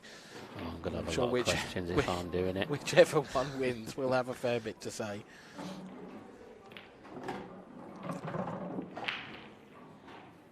Yeah, they'll be fully drained, and it's just whoever does get through to the next round is how much these sort of matches take out of players, because they don't want to. It's the worst sort of feeling for them.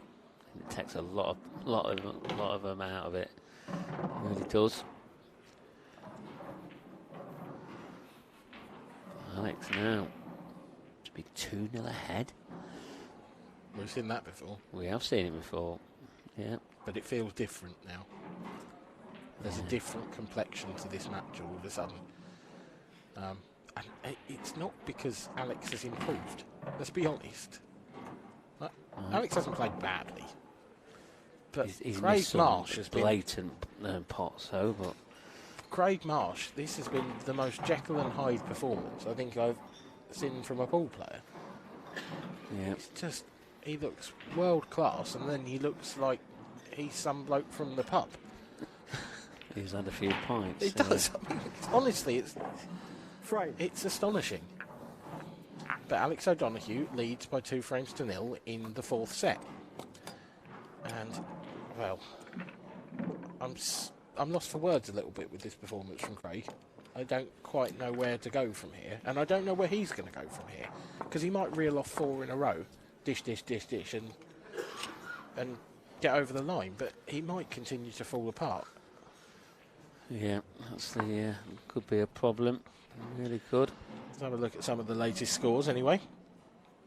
In the last 64, there are 2 matches still going on. Matt Brearley is 2-1 up in sets and 1-0 up in frames over Rob Donkin.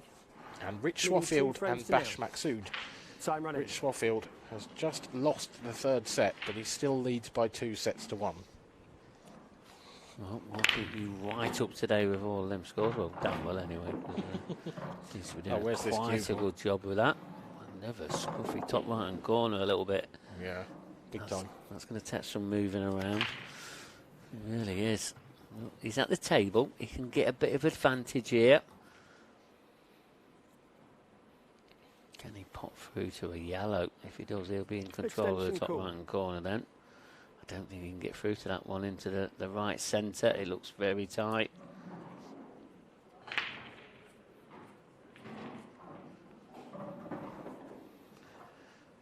Yeah, going to try and get control some other way.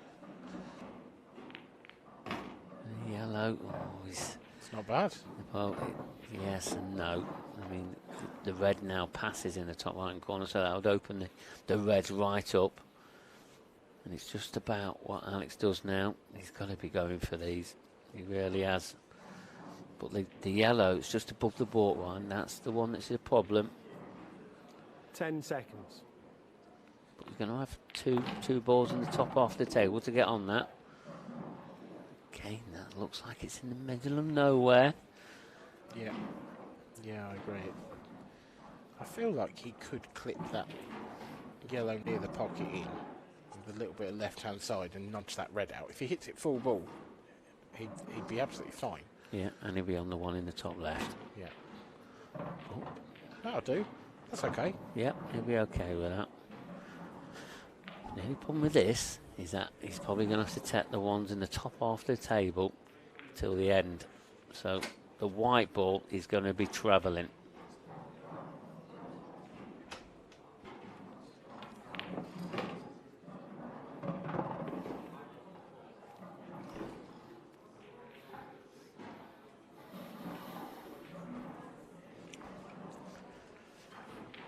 So this is a key shot now. Needs to be making sure.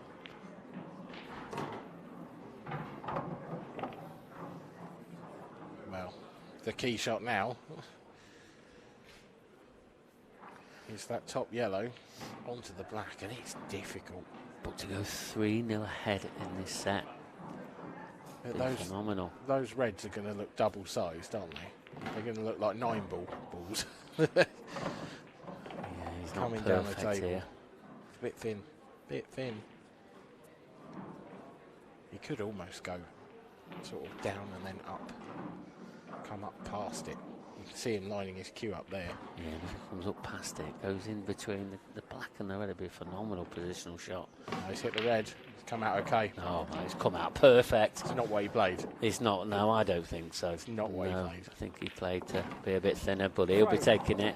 3-0 ahead. I can see Craig is having a little chuckle to himself in his seat there. And, wow, 3-0 ahead. He was 2-0 up. He was one frame away from getting into the last 16. The thing is, every little touch and every little roll that goes Alex O'Donoghue's way now, I kind of feel like Craig Marsh deserves that because he missed a sitter of a chance to win it. You know, that jabby shot where he's just about made contact with the cue ball and just rolled the yellow half an inch. You can't be playing that at this level and get away with it. You just can't. No, not at all. But this match has absolutely flipped on its head. He's had a lot. He's had everything this match. Has 3 frames to 0. Time running. Great break. Very well controlled white. Well, that's what the doctor ordered. That's not bad. If that does that plant. I think it does. Like a treble plant. I think that's a 3-ball plant lined up quite nicely in the ball carrier. Let's see from this angle. But it's where that red goes. Does it keep open? Yeah, I like the way he's played that. Yeah, that is beautifully done. He's still thinking clearly, and you can see that.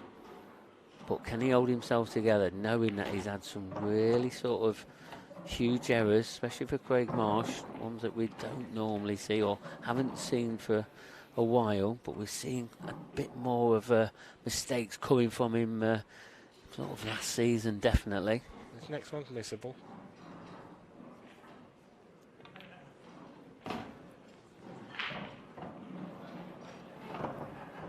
Off the jaw, but is this sort of routine sort of clearance a little bit too late in this set?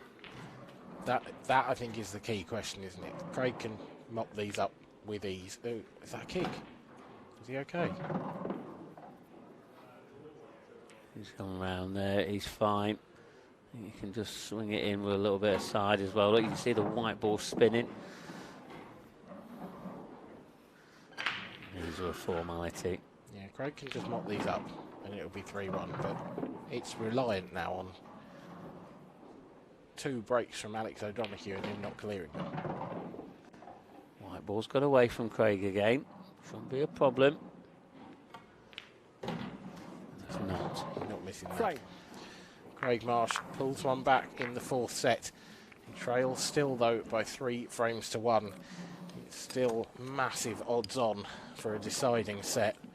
There's just so much to do. Craig Marsh is a nervous man, let me tell you. he's missed the opportunity of a lifetime, really, in terms of how important it was to just get over the line in that deciding frame in the third set. Frame 5. It was such a Alex simple O'Donoghue to chance. break.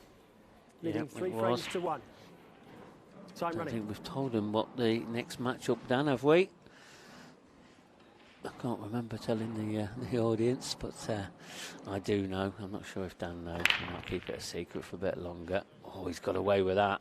Thought that white ball was in, and one's just dropped into the left centre. Things are turning around here on this TV table. When they're running for you, they're running for you. Look, where's this red come from? It just glances into the left pocket. I didn't even see that. No.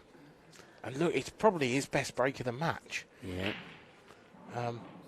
Extension call. Yeah, it's got to be reds, hasn't it? That yellow, Absolutely. yellow above Red. the black puts paid to the idea of going yellows, really. Yeah. Likely, then, it's all about that red on the right-hand side. Yeah, that's where you can sort of see it going wrong. But he got a nice little flick there. It's not the bad. worst. It's not the worst. He's on a ball. The red that's near the black, that's got to be his last one into the bottom left. And that'll leave him pretty simple black to get the final set. But he's got to get there first. Hold himself together. It'll be interesting to see how he plays this a bit positively. Is it travelling? He's short. He's rerouting. It was almost too positive, that. I think that was almost impossible to get where he wanted to the way he's played that. I don't think you could check that up and get nicely onto the one on the rail. It would have been a phenomenal shot. Yeah, I've got to tend to agree there with you. This is better, though. Yeah, it is. Oh, it's a nice little flick again off that yellow. But It's the wrong side. He's got to go the other way now. He's got to take the one down the rail. Yeah, he has to. He can't take the one in the top right first. Well, he can. But I know he can, but it's not the shot. no, it's not. No. But he's taking it. Don't agree with this shot. He's gonna be coming off the cushion with sideways. Yeah, I'll tell you what a positional shot this is if it comes off. Middle. It's in. Foul. Oh dear. The cue ball has dropped into the pocket. Alex O'Donoghue stood One visit. annoyingly in the way of us. But I Yeah. tell you, it's got through that gap. Look at this. Oh, that's only just dropped in. Incredible.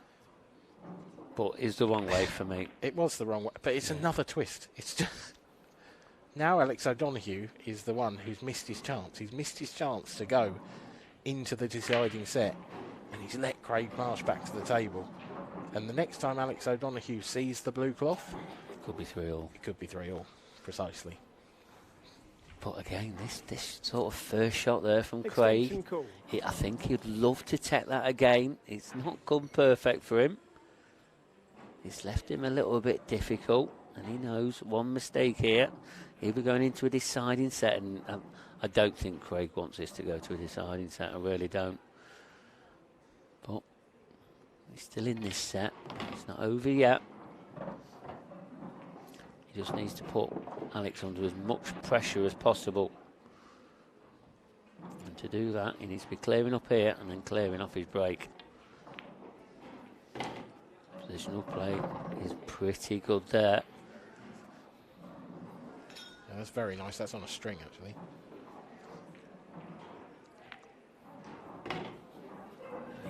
He's stepped up the pace a little bit. He's got a lift in his tail, and he has. He senses it, doesn't he? He senses that this is his opportunity. It's kind of a role reversal where Craig Marsh was one set away from victory. Alex O'Donoghue was one frame away from victory, and he's messed it up. And I think Craig Marsh senses that this is his chance to swing the momentum back in his favour in this match. Yeah, absolutely. It really is. I mean, this clearance now is very simple indeed for him. All made.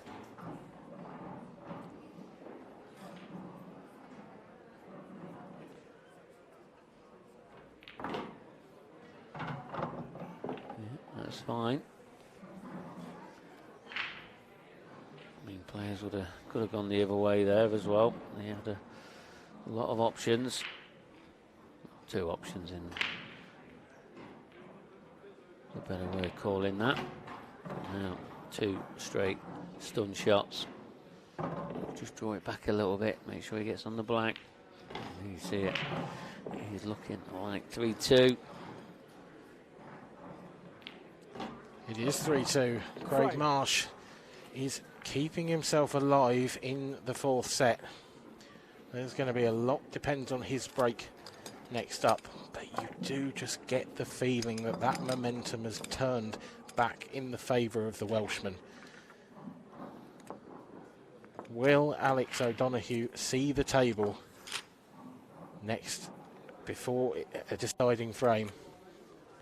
Is it warm in there, Mark? Because Craig's face looks the same colour as the chairs behind him. Yeah, he does. Oh, there's a reflection somewhere of the red tops on the Off arena. the blue cloth. Well, I'm not sure about that one, but yeah, no doubt it's probably nice and toasty in there. And just as this match is getting a little bit closer, there's a few more people sort of know what's going off. But needs to get a ball. Has he got a ball? He hasn't. This is unbelievable stuff here. This is a ridiculous game. I mean, the black nearly went in. He'd have been delighted with that. Yeah, I mean, this sort of game, as you just said, Danny, is it a nightmare for the... I know it's a nightmare for the players. I've been in one of these matches. But how good is it for the audience? It just shows that there is another side to this game instead of potting and dishing all the time. And things do go wrong, even at the top level.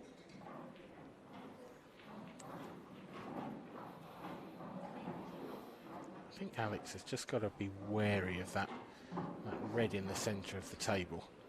Will only really go up to the top left. I think he'd like to get on that sooner rather than later. He's surrounded by so many yellows.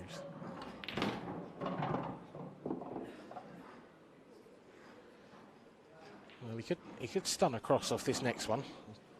Take the red down into the bottom left, stun across, and play on that. If he doesn't get that, he will still be on the red into the right centre, so it wouldn't be the end of the world. And actually, I think that red I was talking about will probably go bottom right as well. So that could be a nice last ball.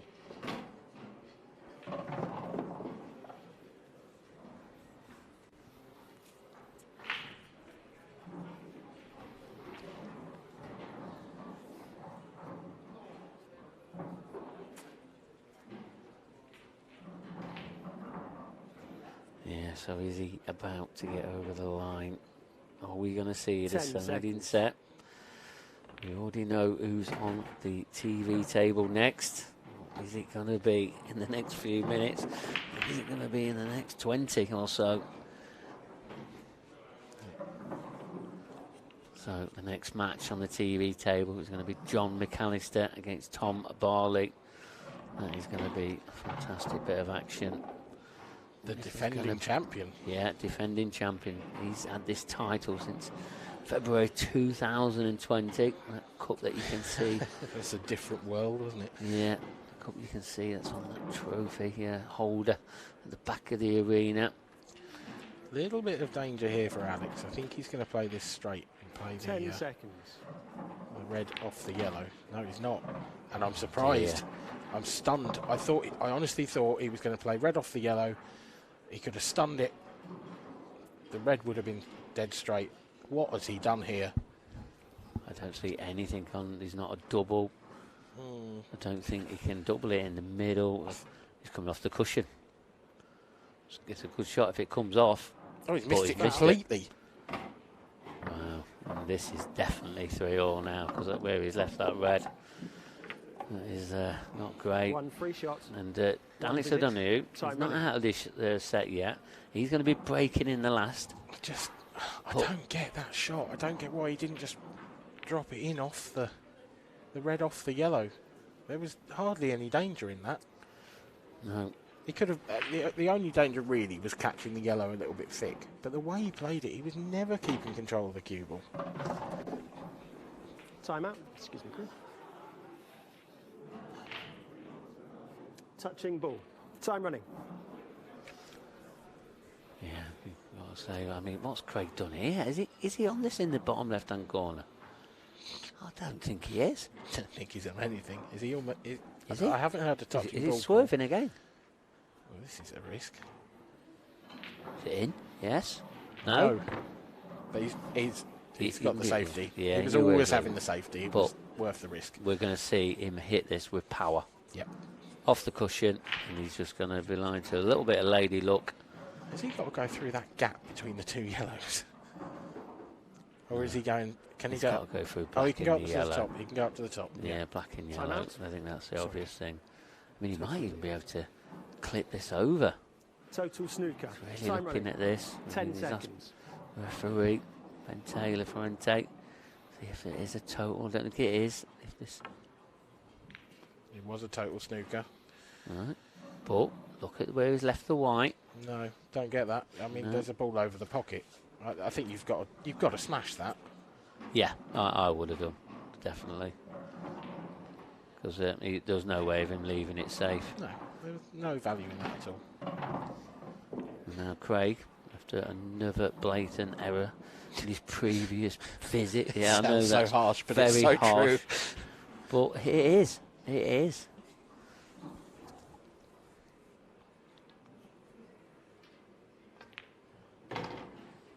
Oh, it's a little bit loose again. He'd be happy to find that gap, though. Yeah, I don't think that could have come out too badly, to be honest. I don't think it could have gone wrong. He couldn't have, no. No. He's playing the plant next. This could. Oh, no. No, he couldn't get flew through to past. it. My Yeah, it apologies. looked very tight again, didn't it? It really did. Again, he's going to have to do a little bit of work with the cue ball. Has he got an angle here to get down there? He has. That's okay then. Right, frame over. Yeah. 3-all. Yeah, Deciding that's it, frame. There's no way. If Craig Marsh misses these, I'm going home. And you'll have to commentate on your own for the entire tournament. Honestly, there's no way. Rude. Well, it's looking like 3-all now. And the second time we've seen 3-all is Alex O'Donoghue. He's going to be breaking in this last frame. Can he get a decent break? But there's going to be some pressure on him now. He was 3-0 up in this set. Can he hold himself together? Does he think he's had his final chance? He's got to get it out of his head. He has. You can see there the reigning champ, John McAllister, waiting for his turn. Do you think he sat there, I mean, regardless of who's playing, do you think he's sat there now wanting to get on with it, or will he be happy enough to see it go to a decider? Yeah, he'll be okay with it, sort of panning out if it's a possible sort of last set decider. He'll be okay, he'll be keeping himself calm, trying to keep his focus. Frame 7. But Alex this is O'Donoghue where it's to break. going to be starting now. Scores Look, aside, Alex 3 O'Donoghue. frames all. Time running. One thing he needs is a ball, and he needs to keep the white on the table.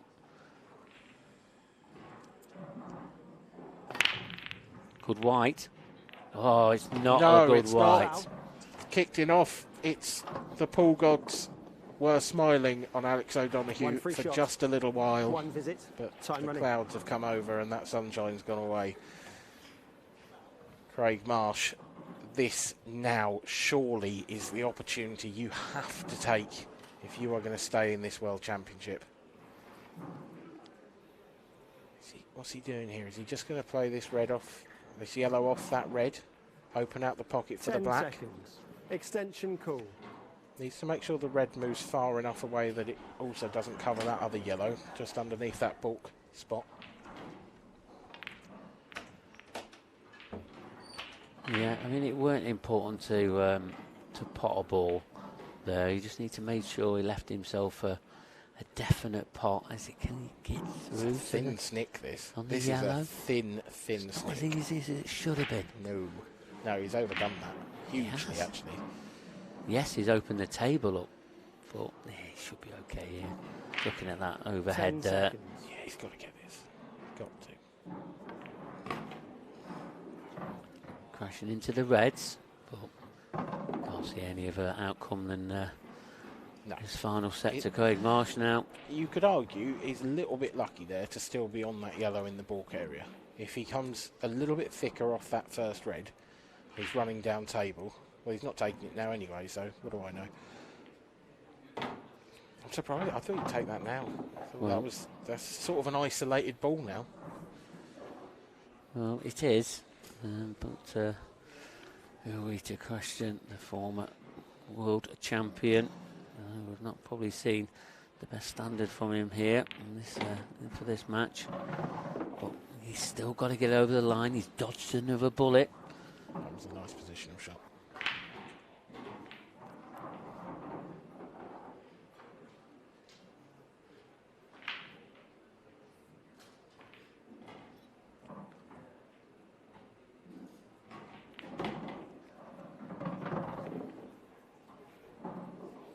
That yellow I spoke about being isolated, that is going to be his last ball now.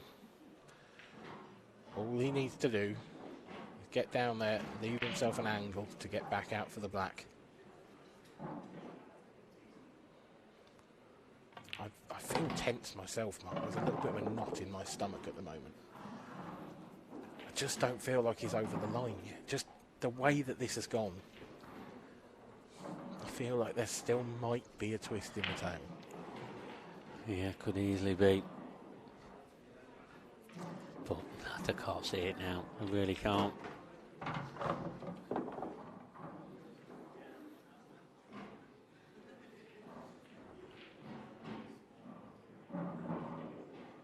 you want to go?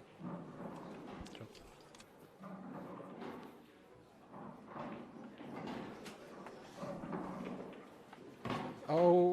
Oh, Craig. Oh, he's just run far enough.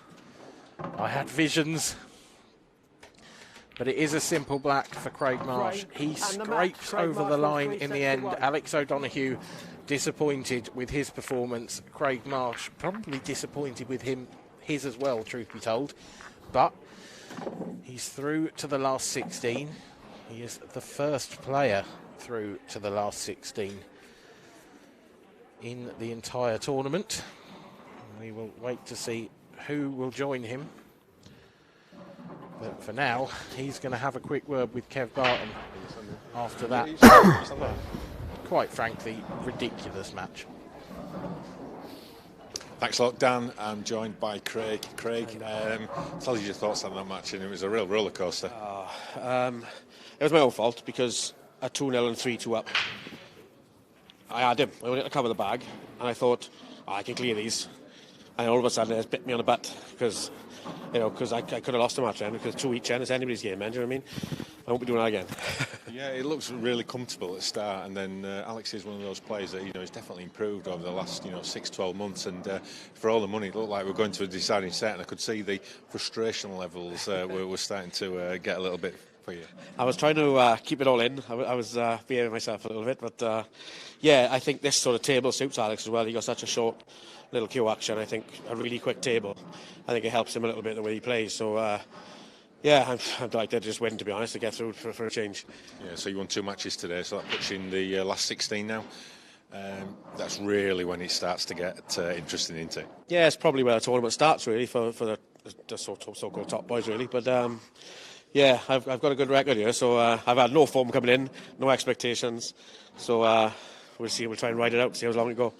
It's been a long wait for this tournament. We've all waited 2 years. It must be just be delighted to be here and competing. Yeah, absolutely. Yeah, John McAllister's in the house, man. Unbelievable. 2 years with the trophy, incredible. But yeah, it's nice to be back playing, and especially in such great conditions like this. I can tell you didn't clean it either whilst you had it for 2 years. But yeah, so in the last 16, nice bit of rest now, and back tomorrow. Come back refreshed. Do you feel like that your game is starting to come into shape now with the more matches that you're getting, because they are quite long races? Yeah, I'm just trying to concentrate, to be honest, because that's my big downfall. As everybody knows, it's trying to stay focused and keep my eyes on the table and not sort of wander. Because I've struggled with my cue for so long. I'm just trying to keep it under wraps at the moment. But yeah, concentration with me. Everybody knows the score, so with a bit of luck, I can keep it going for tomorrow. Well, it's a win, and you're in tomorrow, and we'll see you again tomorrow. So well done, Craig, and good luck for the rest of the tournament. So Craig Marsh, he is through to the last 16. I'm joined by Mark. Mark, you're in comms. What did you make of Craig's form there? A bit hit and miss. I said it to him in the Sporty Stuff event recently that he played. He's got a very inconsistent performance at the moment. It's just about how he gets over the line now. I mean, he's dodged a couple of bullets today, because even in his first match, that went to 3-2, and it sort of got a bit down to the very sort of final stages of that match, but he got over the line. And for me, he's dodged another bullet here. Is his name on the trophy or what?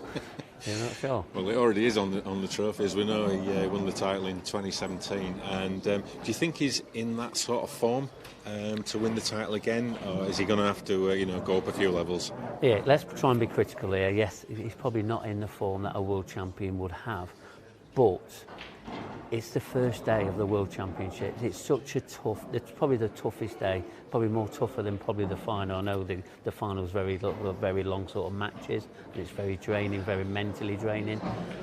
But I'm sure he's going to get better. He's going to learn from that. He'll know. He'll be giving himself a bit of a dressing down, and I'm sure he's going to have a few talks to the walls in his room and that, and whoever else is in there. But no, it's not the best performance so far. But I'm sure we're probably going to see a different Craig Marsh for the last 16 onwards. Yeah, and he's through. That's all you need to do today. You just need to get through, and tomorrow's another day. Yeah, and you've got to also remember these players. They've not been in this set format since 2020. That's a long time ago. It really is. It doesn't seem that long ago since we was last back in Bradford. Back when John won the title. But yeah, he'll have to do a lot more, and hopefully we'll see him do that. And on the outer tables, the likes of Mark Farnsworth, Liam Dunster still around, and I thought Gareth Hibbett was quite impressive earlier on as well. Yeah, again, he started slow in his match against Andy Lucas. Probably down to a lot of respect between them two players. Andy was a former world champion himself as well in one of the other sort of disciplines. But Gareth Hibbett, he's going to be one to watch. He's a former world champion. I mean, the dream final for us is probably Liam Dunster against Mark Farnsworth. I say dream, it's probably not really the right word. It's more of an expected final, because they two have been in major form this season. It could well happen. Yeah, and they are the two ranked, the top two ranked players. So if we go to form, they will be in the final. And I think secretly that is a final a lot of people want to see. Liam won just about everything apart from this title. Mark, he just dominated this year. I mean, anyway, that's a little bit further down the line. We'll see how it pans out the next couple of days. But coming up next, we have got the longest reigning world champion in IPA history. He's probably sick of us saying that. John McAllister. Watch out for his shoes. They are glistening. Those shoes. Is there going to be more pressure on John? Do you think he's one of those players that feels the pressure? Well, it's a difficult one to sort of call, because it's been such a long time, and how long he's sort of defending on it. I mean, it's sort of really forgotten about now, and maybe he's just sort of trying to put it to the back of his mind. Yes, he's brought us a trophy back, and we've put it back on the mantelpiece behind us here. But yeah, I think it's long gone now, and he is a defending champion, but it was back in 2020, so I think it's just a bit of a clean slate for him, and it could be anybody's this year. As we say as well, no one's ever defended the title. Can he do it? Well, yeah, absolutely. I mean, he's done it once. There's no reason why he can't do it again. I mean, this set format is all about mental ability and just very long-winded frames. And John, as we've seen in 2020, it was a great performance and did it with a little bit of ease, especially with some of the past finals we've seen. They've taken a few hours, but with John, he just sort of did it elegantly. He really did. And a word about his opponent, Tom Barley. Very, very good player. Danger. Yeah, absolutely. Got to the final of the event one of the Sporty Stuff event. Fell a little bit short, came third, but again put on a great performance. He's one of the up-and-coming sort of performers in the IPA, and no doubt he's going to be knocking on the door and trying to break into that top 16. And he's a dangerous opponent for John. Right, well, that is coming up right now. So thanks a lot, Mark, for your words. And don't go anywhere. It is the defending champ, John McAllister, coming up next. So let's get over to Dan Fairway in the combox. Thank you, Kev. John McAllister, Tom Barley. What a match this is. The Machine and the Basher. We'll just let the arena boys set everything back up, and while they do, I will take you through some of the latest scores. We still have 6 matches going on in the last 32. The remaining 8 are about to get underway at 8 p.m. Jordan Templeton and Simon Ward are locked in at 1 apiece in sets. JJ Full and Dan Davey, that's the same scoreline. Look at this, we've got some scores along the bottom of the screen. Matt Brearley 2-1 up on Rob Donkin. Rich Swaffield 2-1 against Bash Maksood. Liam Dunster 2-1 against Dean Richardson. Liam not having it all his own way so far in this tournament, as some may have expected. He's certainly come up against some stiff resistance so far. Jason Rimington, a 3-1 win over him in the first round, and he's dropped another set on his way through.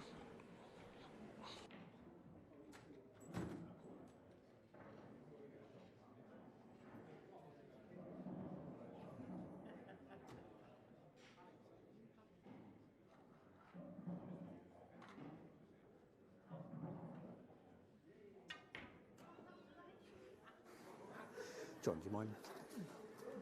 In case yeah, no worries. Thanks.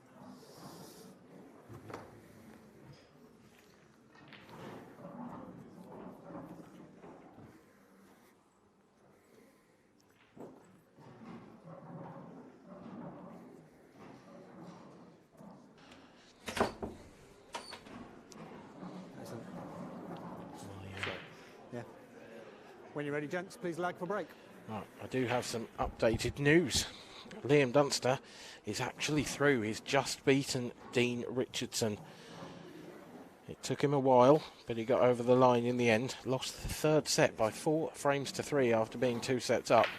But he has done a Liam Dunster and won the last set by 4 frames to 0. Drew Hughes safely through with a 3-1 win over Lindsay Davis, his compatriot. Lindsay ran him close every set. 4-2, 4-2, 3-4, 4-2. Brilliant performance. But Drew Hughes finds his way through, as we know. Craig Marsh through with that crazy match over Alex O'Donoghue, but he won 3-1. And then we're just waiting to see what happens in those remaining 6 matches. Still got a couple going on as well in the last 64. Rob Donkin, Matt Brearley has gone to a final set, and Rich Swaffield is 2-1 up in sets on Bash Maksood, but he's 2-0 down in the 4th set. Rich Swaffield led that match by 2 sets to 0. And we're going to have a little bit of a change in the commentary box, and I am going to introduce Mr. Andrew McKee. Good evening, Andrew. Nice to see you. Good evening, Dan. How are you doing? Yeah, not too bad. You're in here for the McAllister Barley match. How do you see this one going?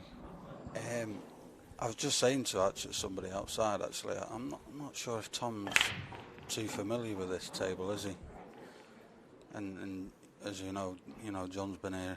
Do you mean in terms of like the shot clock pressure and things like that? Well, yeah. I mean, I don't think he'll have any trouble with the shot clock because he's naturally a fast player anyway, isn't he? But just the pace of the table is a little bit quicker. It's with the crowd, the maybe lights, camera action, and all that. So it's worth remembering Tom made the final of our inaugural Masters back in 2018. Yeah, that's true. So I mean,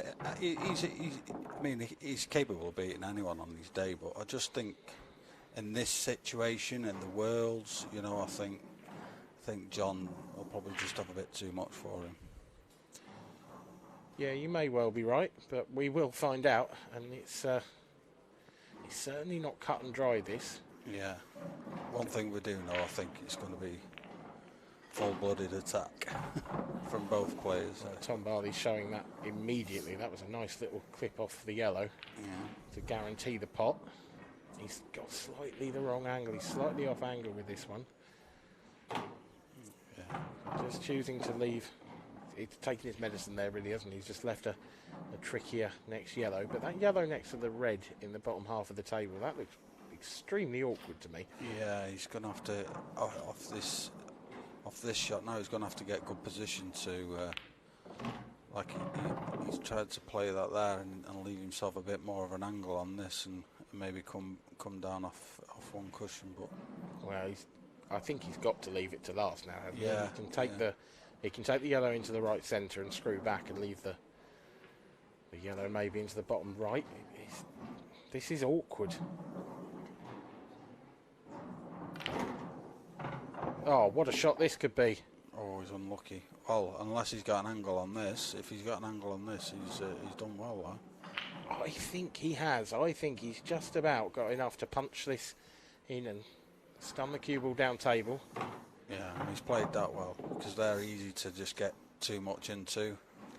Little bit thin on this yellow down the rail. Yeah, I think if he drops this in dead weight, he's going to be perfect on the black into the opposite corner. So I think he's fine here. Got the legs. He's actually underdone it. Yeah, he's underdone it. He's done well there to underdo it. He has. I think he's caught it perhaps a fraction thicker than he thought. Yeah. But yeah, it's from where he was, it's a good out. That is. It is. It's a good out, and it's a 1-0 lead for Tom Barley. And that's a real settler for Tom, because that was not an easy finish, and actually he's made really good work of it. Would you say perhaps he got his roots slightly tangled up in the middle part of the frame where he had to? Yeah, but as you know, these top players, they find a way, don't they? You can't keep doing that. No. You can't keep finding a way. Eventually, you've got to say that. Eventually, you've got to start finding the right way, especially when you're playing John McAllister. Yeah. He'll come back and bite you at some point. I mean, it's called going to the well. I know what you're saying. Yeah. Over the odd race to 6, race to 7 at a normal tour event, yes, you might get away with that for a match. Yeah. You're not going to get away with it in this format, I don't think. Yeah, over a prolonged period of time, Because the world, sometimes I look at the format and I think it's really short. Because it's only, Frame 2. It's 3 races, 5 races to 4, but potentially 3 races Time to 4. running. But even that is 12 frames, and that's double the amount you need to win in most tour matches. Yeah. Or near enough double. I mean, 7 or 8, isn't it, the tour? But yeah, we can potentially go to 5 sets, and if they go go 35 frames. 35 frames, that's a good session of pool, isn't it? Yeah. It's not a bad break. I mean, he's going to be able to take yellows, and he's going to have control of the table. It just depends whether he decides to go game off the first visit. But the sort of player he is, you kind 10 of seconds. half fancy him to take that red onto the yellow, don't you? But there was no way necessarily that red was coming out nicely if he did that. No. So like I think he's just taking control. Yeah, he's just keeping control. It's a bit like a speculative Doesn't shot. want this in. Yeah, that's okay. What a horrible table to come to. This is John McAllister's first frame on the TV table of the week. He's come. He's got 2 pockets covered. Yeah, a cluster of reds. Yeah, there's not really a lot he can do 10 here. seconds. He's just trying to fudge this bottom corner up. Or just kicks one of them away. No, I think that I don't blame him, but he's got 30 seconds to work out what to do there. I don't think he's using extension because he knows how hopeless a cause this is. Yeah. Like, he's sort of banking on Tom Barley making a mistake, and that's exactly what he's done there. He's tied up that black, I think. Yeah. I think he'll release that again now. The sooner the better, really. Yeah, he's got that pocket covered. He's really got a stranglehold on this frame at the minute. He does. Has he left John thin snick into the left centre? Would the cue ball go up into that top right area? Could he smash it and just see what happens? He's not going to. Yeah. At the moment, he's in a position where really the way those balls are situated, in the top corner, it's as difficult for Tom to go game here. So I think he's just going to play around until he might get a better angle on. Oh, foul. That's a foul. 1 free shot, 1 visit. That's a Time running. What on earth was he doing? I'm not. Time out. I think he was trying to backheel the yellow. I think Yeah, and he's but missed why? it. I don't know. He's in so much control. Why risk that? And now he's going to be. He's probably after this first shot. I'm presuming John will try and develop both areas in one shot here. He's kind of got to, hasn't he? There's so much control here for Tom. I mean, he could just take this top right pocket. 10 seconds. And then play a snooker. That's okay. He's going to play the skilly. Yeah, because it should be. I mean, these. I don't know if you've noticed, Dan, but these cloths really do favour those skill Brand new shots. cloth, brand new balls. Yeah. The skill shot is actually quite easy in these conditions. Yeah.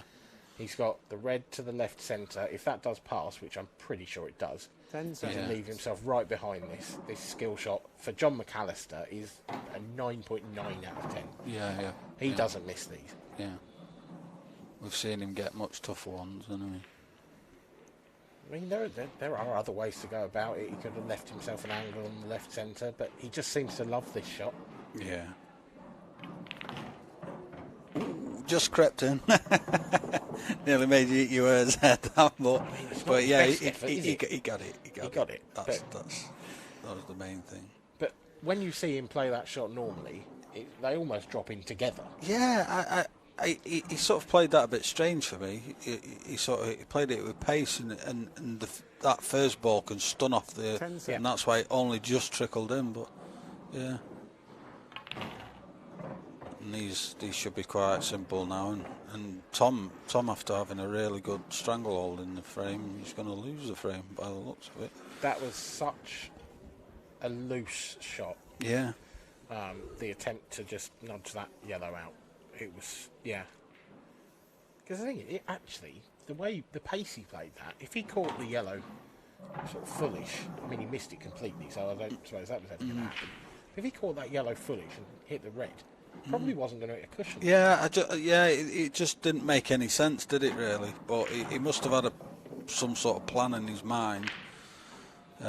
Maybe he wanted to get his more balls up, all his balls up into the top half of the table for when he did go game. But a funny one, and every now and again this game does throw up funny ones. It certainly does. You saw our last match then. Yeah. Either way, John McAllister levels the scores. It's 1-1 in the first set, and we're going to have another little change in the commentary box. So I'm going to love you and leave you. Oh, thanks, and, Dan. Leave you in the capable hands, I believe. I hope so. Of Mark Pickford. Of Picker's Picks. Picker's Picks, yeah, absolutely. Cheers, Dan. And just before we get this frame underway, I'll join with Mark Pickworth. Hey, Matt. Thanks, Andy. I appreciate that. I've been here for quite a while, to be honest with you. I've done 2 matches already. But, we're sharing the duties around, and we'll be swapping it around. It'll be probably a bit more structured tomorrow onwards. Yeah. So, just to get you up to date, Tom made a good finish in the first frame, and then he absolutely had a stranglehold in the second frame. Oh! Wow, well, if that white nearly hit the camera. Yeah, you need to duck. So the second frame, it was fully in Tom's hands, and he just made a. Oh no, that did fly off the table. Wow, that's incredible. And he made a howler of a foul and gave the frame away, so it's 1 apiece. Oh, I see. And, I think he's going to go reds here, isn't he? Yeah. I mean, these are pretty simple. Yeah, and Tom, the way that he plays, he's lightning. He'll make short work of these. Yeah, you'd expect so.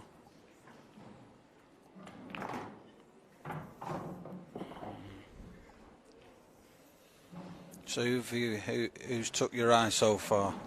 Well, I mean, you can't not take your eye off Liam Dunster or Mark Farnsworth. They've been the players sort of in form. Craig Marsh, he's dodged a couple of bullets. I wouldn't say he's comfortably into the last 16, but he's in the last 16. Yeah. So he's going to be He's going to be thereabouts again, and he has already won a title this season, hasn't he? So there's no reason why he can't win another, but he's going to have a bit of a better performance than he's had in this previous match that we've just had. Yeah. Hibbett as well, just going under the radar like he does. Yeah, I mean, it's all when it comes down to tomorrow, it's all about who gets through tomorrow. Tomorrow is such a huge date. Yeah. That's going to be shown live on the BBC iPlayer, BBC Sport channel. Yeah. Make sure you join us. That's going to be from 3 o'clock tomorrow. Good work. Yeah, like you said, Tom made short work of those. So he takes a... I don't think... have we got any scores up at the moment? It's... I'm looking at the wrong... I'm looking at the SAT score, aren't I? You are. So it's 2-1 to Tom. Yeah, so we've got a new scoreboard for this tournament as we're in a set format. So them little grey little digits next to the names, they're the ones that's currently in progress in this first set, and the ones in the middle, that's your set score. Okay. That's the one that means the most. That's the one you need 3 on there to get into the next round. Yeah. I mean, this is quite an exciting lineup, these two. Again, right, going to the table. Again. They've got a ping pong ball on there. They must have. Yeah. But he's made a ball. That's first part of the job done.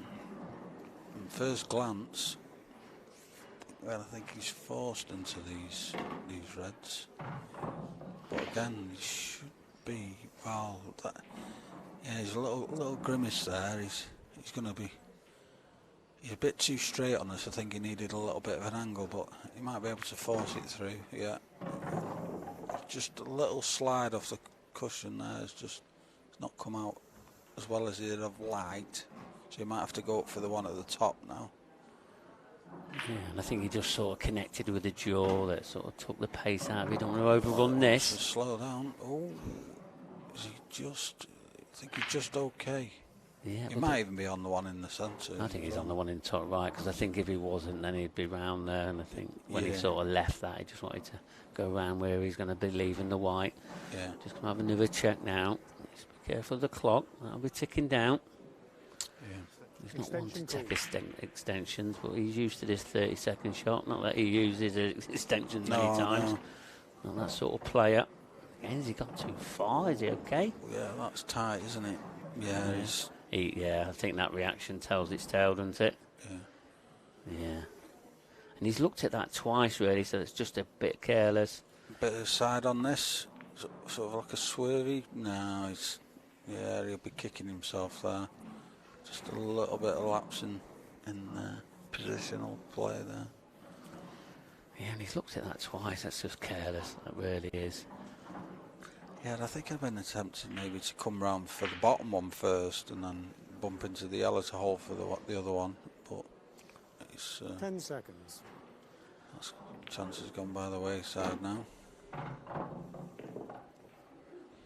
Yeah, I mean every player's sort of got always to have their own routes, don't they? There's not really a right way. I mean, they're a right way if you get them. That's a fact. They really are. Just got to try and make it easy. But I wouldn't say either of these players are settled yet. This is the 4th frame. Yeah, still a long way to go.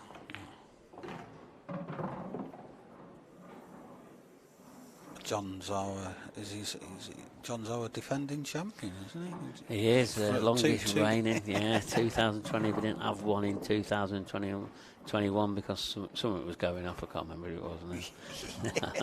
I'm joking. Yeah. Everyone knows what it was going off. Yeah. So, we just don't like to mention it. We're fed up around about it. Man flu going about. Yeah. Okay. I think that's enough on that. Yeah. But we're back. We are back. 2022. Our World Championships are going ahead. And we've had a pretty eventful first day. We really have. Yeah. And there's not been too many shocks, has there? Well, me getting knocked out in the first round. No, I couldn't say that about myself, couldn't I? But that's not shocking at all about me. It's probably more of a shock about yours, Andy, but not mine. Definitely not. Yeah, none of the top seeds have gone yet. No. I think a few have been tested. I was just talking to Craig Brown. We was talking about the Craig Brown match. Oh, wow, yeah. He got away with one there, I think. And it was a deciding frame. Yeah. But not only was it a deciding frame, which I've only just found out, the guy who was playing, he potted the black, but followed the white in off. That's right, yeah. Incredible scenes. Yeah. Otherwise, Craig had been out. That's in the right. next round. Yeah, it was a decider, yeah. Yeah.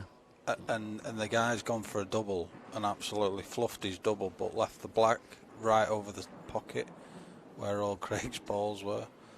And I could see from a distance Craig's body language. He was like, he was nearly throwing up. Yeah, it was Lee Shepherd. I mean, Lee Shepherd's a quality amateur player. Yeah. Really. And they're both from North East, aren't they? He's got a tricky angle here, John. This red's going to take him away. So whether he's he's on the black. What am I talking about? There's no yellow left. He's potted them all. Sorry. Oh, that's right. Yeah, that's wobbled in. That's not normal sort of John McAllister sort of style. Just wobbles in. There's a pace that. Yeah, he just sort of caught the near jaw. He was worried about it because he was looking, wasn't he? Yeah. Takes a big gulp of water. But it's John to break next. 2-2.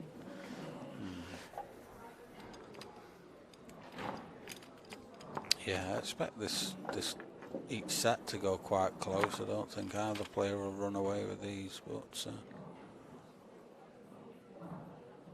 like I mentioned to Dan, I think just in this situation, I think slightly favour John.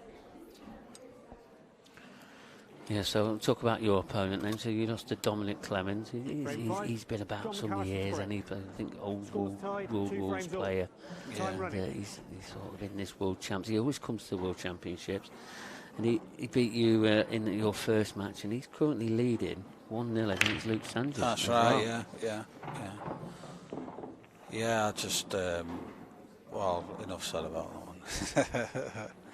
Talk about this match. Yeah, I know how you feel, mate. I really do.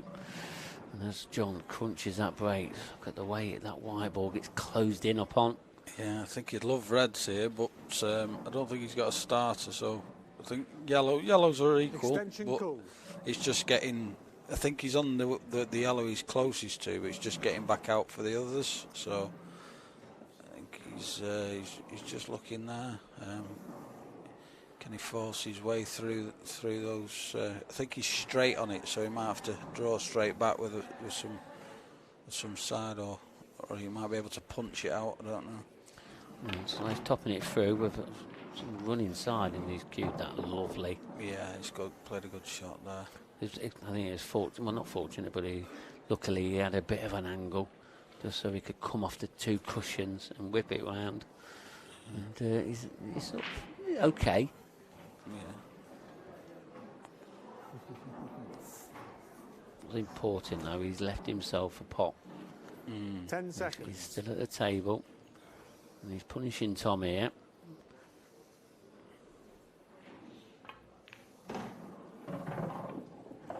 He's over. Sort of in between there. Yeah, and that little flick on that Yeah, red. it's the flick, wasn't it, that just took it away from where he wanted it to be. Are any of these cuttable? I mean, is he going to have to tap one into the bottom left? I think that's all he's got on. Does this cut back into the right centre? I think it does. Looks thin, but the white's going to be 10 seconds. going everywhere. Yeah. He's under shot clock pressure. He's had his extension. Good pot. It's good news and bad news. Got the pot. But look how that yellow's gone on that bottom cushion. Do you know what he's thin enough on this one into the middle to have a go at that. But it's a risky. Yeah, it's a risk, but I think it's a risk he's got to take, isn't he? Yeah, he's come this far. I don't think he can. He's just got to really go for him. I'm just wondering if he can cut it back into this bottom left-hand corner. Oh, he might be able to screw straight back off this one. And, I think he's tried. Where's the white ball? He's got okay, but he's not on anything. This is not getting any easier. I mean, he definitely didn't have. Did he have the angle there? I think he's trying to arc it round, but it's just not took, has it? But and probably hit it a little bit too thin. Could hit it a bit thicker. and potted it on the far side of the pocket, and he might have got in there. He's got half a chance at a double here, straight back up into the, and if he gets the pocket, he's got the black pocket. There he goes, but no. Right. So yeah, he's missed a bit of a trick there. Very scrappy. This table has produced some scrappy matches. I mean, Gareth was Hibbett, which you've already mentioned, going under the radar. He had a very tough match against Andy Lucas in the very first one when we started at 4 o'clock. But yeah, even that went started off a little bit scrappy.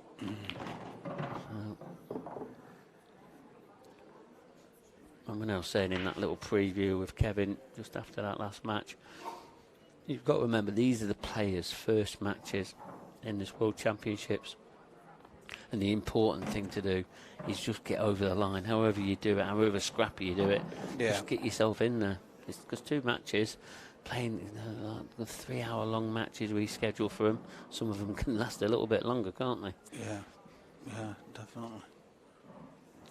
I think he's trying to move it. Well, he's got them.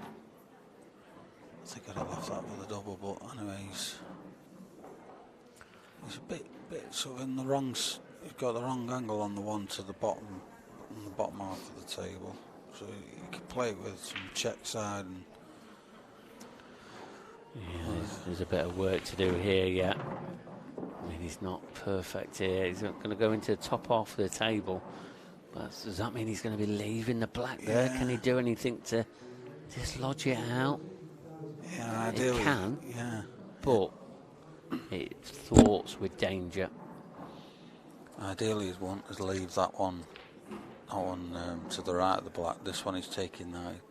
Ideally, want to take that last, but he's had no choice here. He's properly rerouting here. Yeah, he needs to move the black. Or does he? I don't like this. No, I really don't. It's the wrong angle again. Yeah. And he had room to another at least half a foot to be in there. That's good. That's what a shot that is from Tom Barley. Yeah, that's a brilliant shot, brilliant positional shot. And wow, there you see it. He's 3-2 ahead. Is he going to take this opening set? It's going to be Tom to break as well, is it? I think. Is it? No, it's John, isn't it? No, it's John. Just to watch this positional shot. He's forced this into the fob of the pocket. Just missed the knuckle. If he hits the knuckle, he's got no shot on. Well, it just goes straight, doesn't it? Yeah. Straightens up. Yeah, that was great. Great shot. I mean, you couldn't put that better with your hand, could you? No. But left himself a lot of work to do there in that clearance. Yeah, they both had a stab at the finish, and Tom got himself out of jail, whereas John didn't. So they can be important in these set format. You know, it can be the difference between a set and, like say, Tom to break now. If he finishes here, he's got the first set on the board, and he's made a ball. Right, and the last roll of the ball there. Yeah, it's a nice. It's what you need, though, isn't it? A little bit of look, run and look. Yeah. Just happens.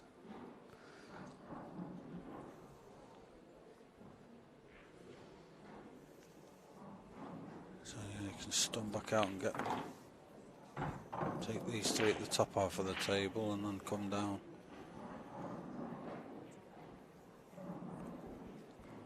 Just got to be careful on that. Those last couple of positional shots are going to be tricky.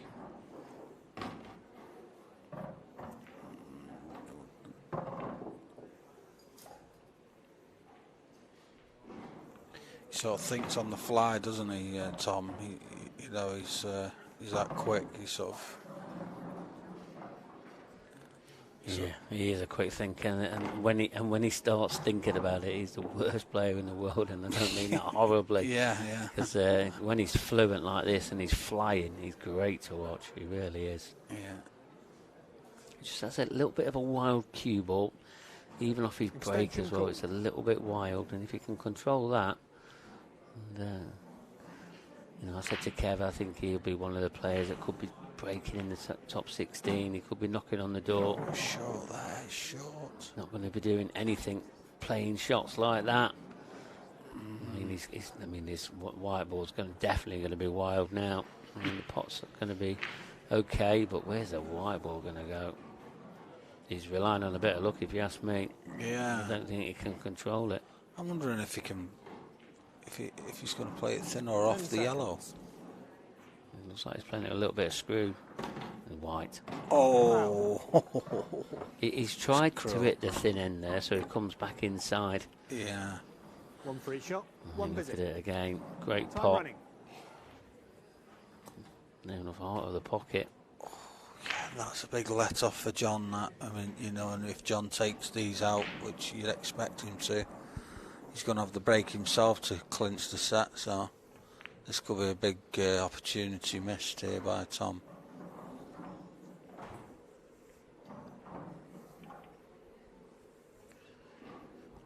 Yeah, when John sort of gets in the motion, he really does motor on, because he's a great sort of leader, isn't he? When he gets ahead, he just holds on to it.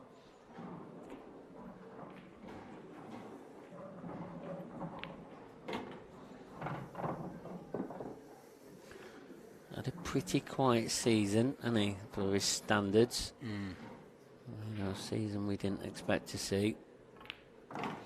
Yeah, it's the old curse of the world champion, isn't it? You know, it's a big weight to carry on your shoulders, because everybody's gunning for you, aren't they? You know, everyone wants to beat the world champ. Yeah, the man to beat. He really has. He's been the man to beat for years. Since 2020. Yeah. Just like a walk in the park for John Lees.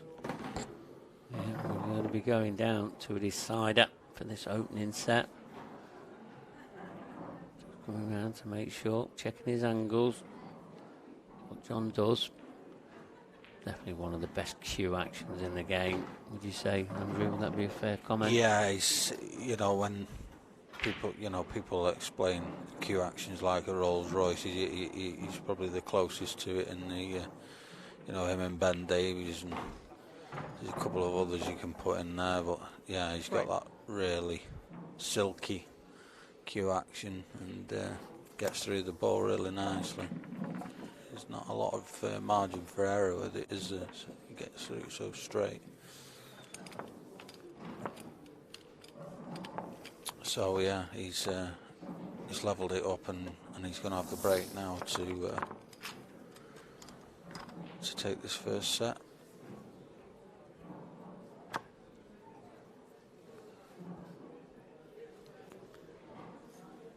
And he's, I mean, his break's not really been working for him in this opening set. Would you say that? Frame 7. John Yeah. break. Scores tied. I've noticed 3 him in frames the all. last match. Time running. Obviously, you think you commentated on it when Craig Marsh was hitting the ball so well, but it just wasn't making a ball. And that's much better. He's got connection. He's made a ball, and look at these reds.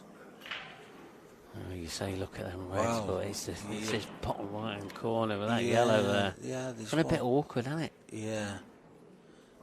But the yellows all reds aren't great, but reds definitely for me edges it. Yeah. Extension called. He could even play a thin.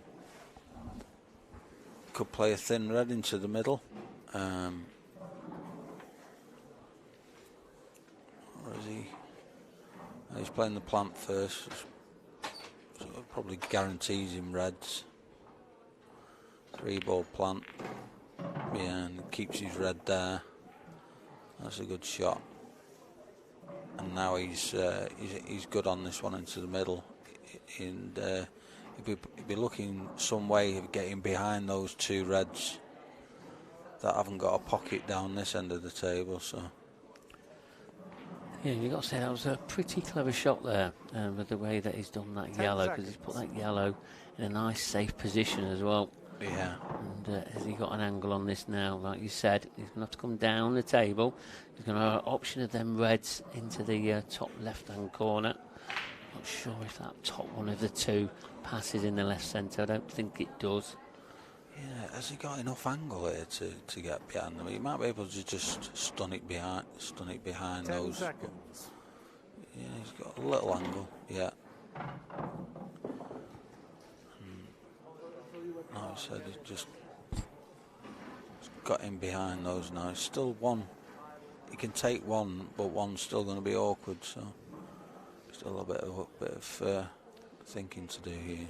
Yeah, well, I'm wondering if he plays the one on the far right hand side and then leaves the white somewhere around there. Has he got that red on the plant onto the one over the pocket? Don't know if it passes that on the yellow. It must do. Yeah, good spot.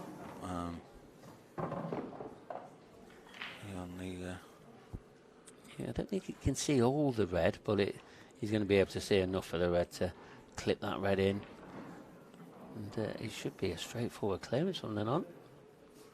Leave himself on that one in the left centre. 10 seconds. And you're going to see the opening set win here for John McAllister. Wait, just as I said that, commentator's curse. I've been doing it all night, Andrew, I have. Don't say sorry to me. Yes. Don't tell John. Oh dear. Wow. I knew he couldn't see all the red, but yeah, it was huge. It was only a little bit, wasn't it? But he didn't want to catch it too thin, did he? No. Because then the red had come back out into a bad position. So yeah. He was trying to catch it thick, but yeah, it was a fine line. And yeah, he's needed a trip to Specsavers with that one, didn't he? Yeah. I think he's called for a total, but from the camera angle, I'm kidding. I don't think it is a total snooker. 10 seconds. Yeah. It's one he must hit. He's got to hit this. Oh, he's nearly potted it as well, and that's what he's played. He'll be happy hitting it though. Tom, these yellows are horrible. For a deciding frame, these are not the yellows you want. They're really not. No, but like say he's at the table, which a minute ago he was looking like he was going to lose a set, so he'll be happy just to be able to have a chance of doing something here. And well, for me, he had a chance there. If he'd have got that white ball a bit further up, he could have had an angle on the yellow that he's probably going to take now and get down into the cluster. Yeah. I mean, it still wouldn't have been straightforward, but it would have been more of a chance than what he's got now. The problem with this, there isn't a great safety 10 shot. seconds. Extension call. Clock's ticking down again. He's used his he's just used his extension now.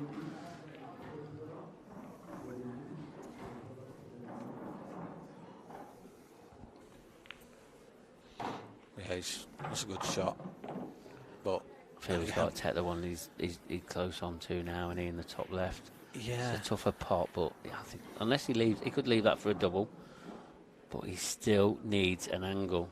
He's playing here a containing shot. Looks like it. Yeah, but he hasn't blocked the middle bag. One thing he had to do was make sure he blocked that middle pocket. Yeah, because he's left John a really good angle here to just clip that in, and it should track into that little cluster and just open it up. Yeah, because he's only got to clip that yellow and it'll push the red out. But can he get the right angle he needs? I feel he's got to take it on. It's perfect on it, yeah. Oh, no, he's not. Safety shot. There's a fair one. It's not a bad one. But I don't like the way he's left that red. I don't. But John, he's still favourite for this frame. Tom's got to try and hide this white somehow.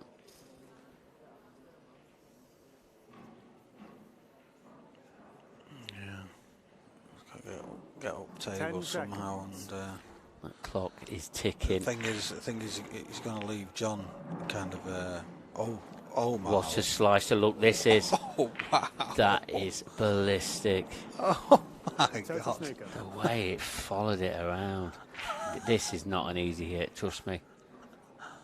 That is unreal. I think he's probably got to play 3 cushions here.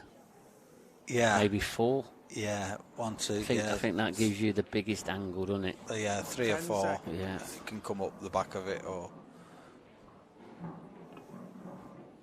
Yeah, this is a good shot. This is a great shot. Yeah, I mean, Tom will find himself fortunate but unfortunate to leave him that angle as well. So he can't moan too much. Oh, that's incredible, isn't it? Yeah, first glance you're thinking, oh God, that's really hard to get out of, but then when you work it out, the options. So what's Tom got up his sleeve here? He's hiding this white ball again. Yeah, is he looking at the double? I don't know. John will have a very similar shot. Yeah. If he, it's not a total this time, so he won't be playing a similar shot. Do you know? I think he might have a. If he's to go aggressive, the one over the pocket which you can see, he can kind of have a free go at this. If he can dig into it, he might even have a little go at this. No, he's keeping it. He's keeping it tight, I think. But he's going to be pushing his red out here. Oh, I thought he might have pushed his red out. Yeah. I think he tried. I know at the pace he played it, I don't think he did, but I think you're right. That would have been a good shot. Maybe just doesn't want to release his yellow just yet. No, but look at his angle he's got now with that red. Yeah. Which did try to get on his previous shot. Good thinking. And he might. Oh, he's not quite got the angle. I sort of like. I understand what he's played that shot for, but I think we're just about to see John. He's going to be going out for these now. What he don't want is to cannon this yellow full ball, because he could find himself behind it. He'll follow it because it'll just stick to it. Yeah, I think he'd. 10 seconds. I think he'd struggle to stick on it from that angle. The pace he's going to play it. Oh. That's a poor miss there from John. He's got away with it. Yeah. But he was always in control of the frame. But that's a very uncharacteristic miss there from the current world champion, John Callister. Wow. I think it seems a bit edgy out there, Andrew. It does. 10 seconds. It's not on it. He's okay though. He's left. Time out. It's not left him any thin edges. It's going to be a total snooker. Referee Darren Maidman. He's going to be just checking. I don't think he can get through that cap, Darren. I don't think he can. Oh, I tell you something. That's tighter than you actually think. Well, he could get through there. That looks incredibly tight. He's made his decision. Total snooker. Yeah, he's given a total snooker. Obviously closer than we thought. So there's a bit of a couple of shocks. JJ, well, I'd say shocks. I mean, they're not great shocks, but JJ Falls knocked out Dan Davey, double D. Is gone. Lee Anderson's taken out Dean Shields. So, the shocks are starting to come then, aren't they? And my Conqueror is 2-0 up on Luke Sanches now. So that could be a bit of a shock. Luke was he a finalist in the Isle of Man recently in the grand final? Yeah, he was. Lost that last frame decider against Gareth Hibbett. Yeah, he did. 10 seconds. 7-6. Liam Dunster doing his usual, just motoring on as he does. Yeah, he's already got a last 16 clash against Andrew Hughes. Yeah. Scotland against Wales. Craig Marsh and JJ Fall now in the last 16. It's shaping up. Oh, it's started to shape up anyway. Yeah. Back to this match. We still haven't seen the first set here. Clock's ticking down again. Now, surely he's going to get these, is he? Oh, it didn't go. Oh, and he's opened it. He's opened up. Tom won't be wasting any time. It can drop in behind the other one as well. He's got to just drop it in, hasn't he? Yeah. You don't want to be playing this at pace. Yeah, this is the way. Yeah, this just says he don't want to overrun this. I tell you something. Yeah, he's okay there. Yeah. He went really close to it there, didn't he? Over rolling it. And there you see it. Wow, this is great stuff. What a huge error there from John McAllister. Yeah, to open up the pocket. It's like the worst thing he could have done. But these are the little tricky ones as well. Queuing over balls. Well, should get it, but yeah. Clean as. And there's your first set. It's gone to Tom Barley, current world champion, 1-0 down. Now is he going to respond? Very scrappy first set that. It was, yeah, and very uncharacteristic of John to open up the door like that, but yeah. But this is what world champions do, they respond when the back's against the wall, so fully expect John to get his game on in this set. I don't know. I've played John in the past, and I think of all the sort of the elite players on the tour, John does tend to start slowly in some of his matches, but he always, when he finds a gear, he can run streaks of 4 and 5 without you touching the table. So. I wouldn't be worried about John going 1-0 down at this point, because, like say, when he does find that gear, he can literally blow anybody off the table, can't he? Oh yeah, absolutely. And I've been on the back end of one of them. I really have. And so what you're saying, he sort of builds himself into a match, does he? And these are long matches, aren't they? Yeah. I've played him. I think I was 4-1 in front, and that's just gone. 4-1 in front and a race to 7, and then suddenly he found a gear, and I just hardly touched the table, and before I know it, I'm 6-4 down. A little bit wild cue ball. That was a bit. Yeah. Typical Tom. It is. I know I'm being really critical of him. Yeah. But it is. Very loose. Where John, if he was in that situation, there'd been a lot more control, trying to open things out. Found that gap. Just a little nick on either the red or yellow, and he'd probably developed it, but he's found that tiny gap. Now he's going to be chasing again. Now he's just going to take control of that pocket. Not really left John a great deal on.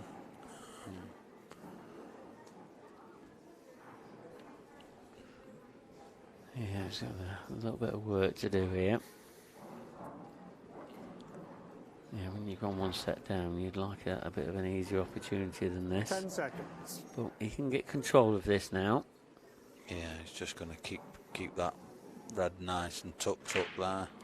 Tom's not going to be hanging about here. No. He's going to be going all out for this. Yeah, he could cut that in and come, try and come back across, I think, but I don't think he's looking at that. Well, if he thinks he's going to get a better chance, he's going to try and open it out, trying to knock the white safe. Has he left himself? That's a good shot, that. Can he get through to the one in the right centre? I don't think so. Tight, looks very tight. He's obviously going to be putting the cue ball on the top cushion. Just making sure that red don't go. Oh, can he get off that yellow? Extension. Maybe that red does pass into the bottom right corner, and it's forcing John into being a bit more aggressive. Yeah, you feel though if he does make this off, yellow onto yellow into the centre, it should open the frame up nicely for him. It's just all about straight cueing in, just like that, and yeah, that's come out pretty nice, I think. Yeah, it has. You've got to say, it was quite a clever shot there from Tom. Forced John's hand a little bit.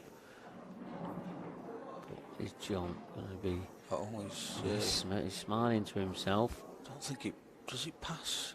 Does the one he's closest to? Does it pass the other one? It looks really tight. He's 10 seconds. As we know, he had a bit of a Specsavers moment before, didn't he, where he clipped the other one? But he's played that okay.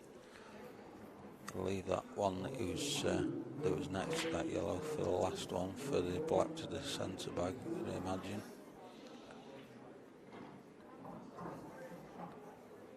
Yeah, you can't see any problems here now.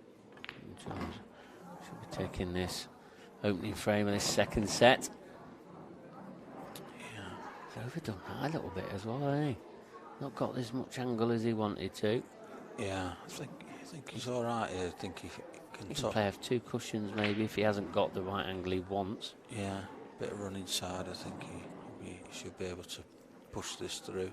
Might be able to stun it on and off and come this side of the yellow again. I think he's got options. Yeah, the running side, that was the best option. Again, not in prime position. So I think he's going to leave himself a long pot, is he? Yeah. Like I say, I think it's just a case of, at the moment with John, just finding his feet with it, the speed of the table, and once that clicks, I think, then you'll see why he's the world champion. I think he's just like a couple of little shots. He's just not as pinpoint as he normally is. It should be not just slid by the black and take this over to the centre. Another one I think he's looking at. Just go. I think he's got plenty of room there, hasn't he? Yeah, good finish. Yeah, there you see it. He's one frame to the ahead. This set. Yeah, it's not the normal John McAllister that we know at the moment. Tom keeps giving him chances. He'll take them. He really will. He'll make light work of them as well if he can. Yeah.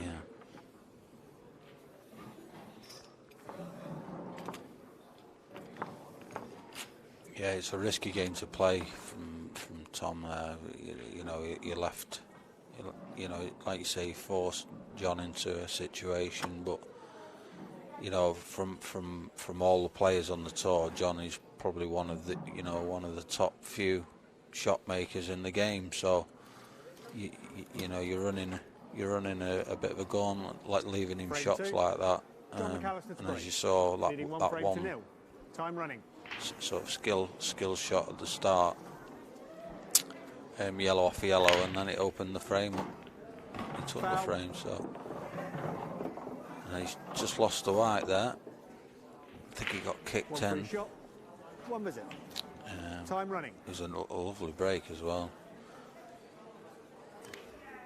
And just there at the end, it just got kicked in, which is unlucky.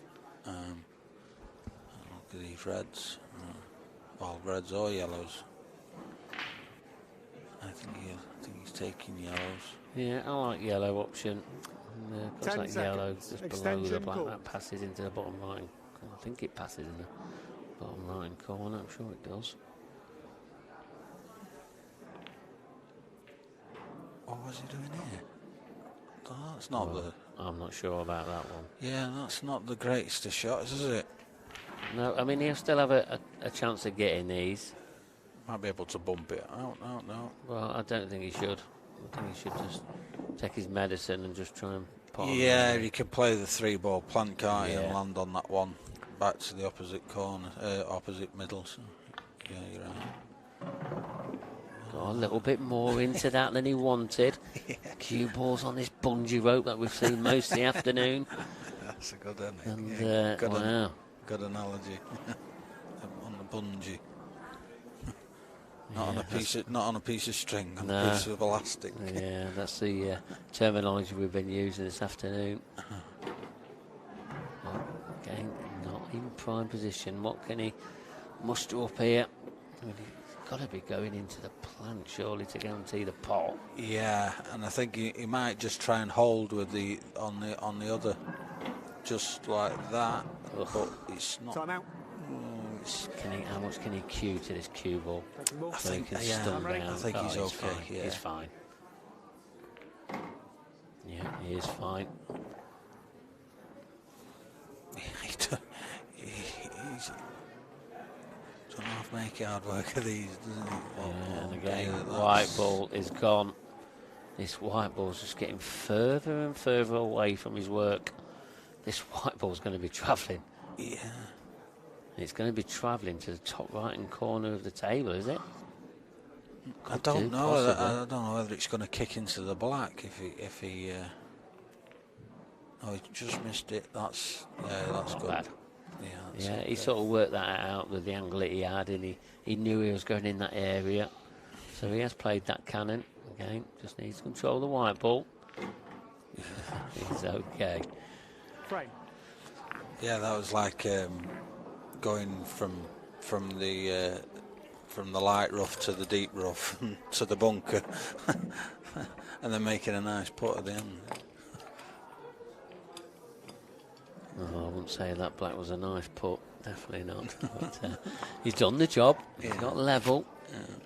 Remember, he's still one set ahead here. Yeah. He seems pretty relaxed there, just talking to people behind him.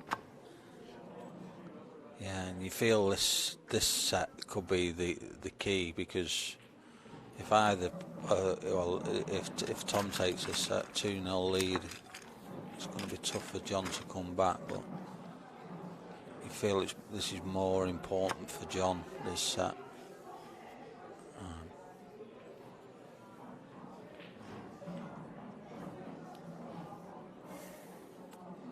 But like I say, how long is he going to keep getting away with those scramble finishes, you know, until it comes to bite him?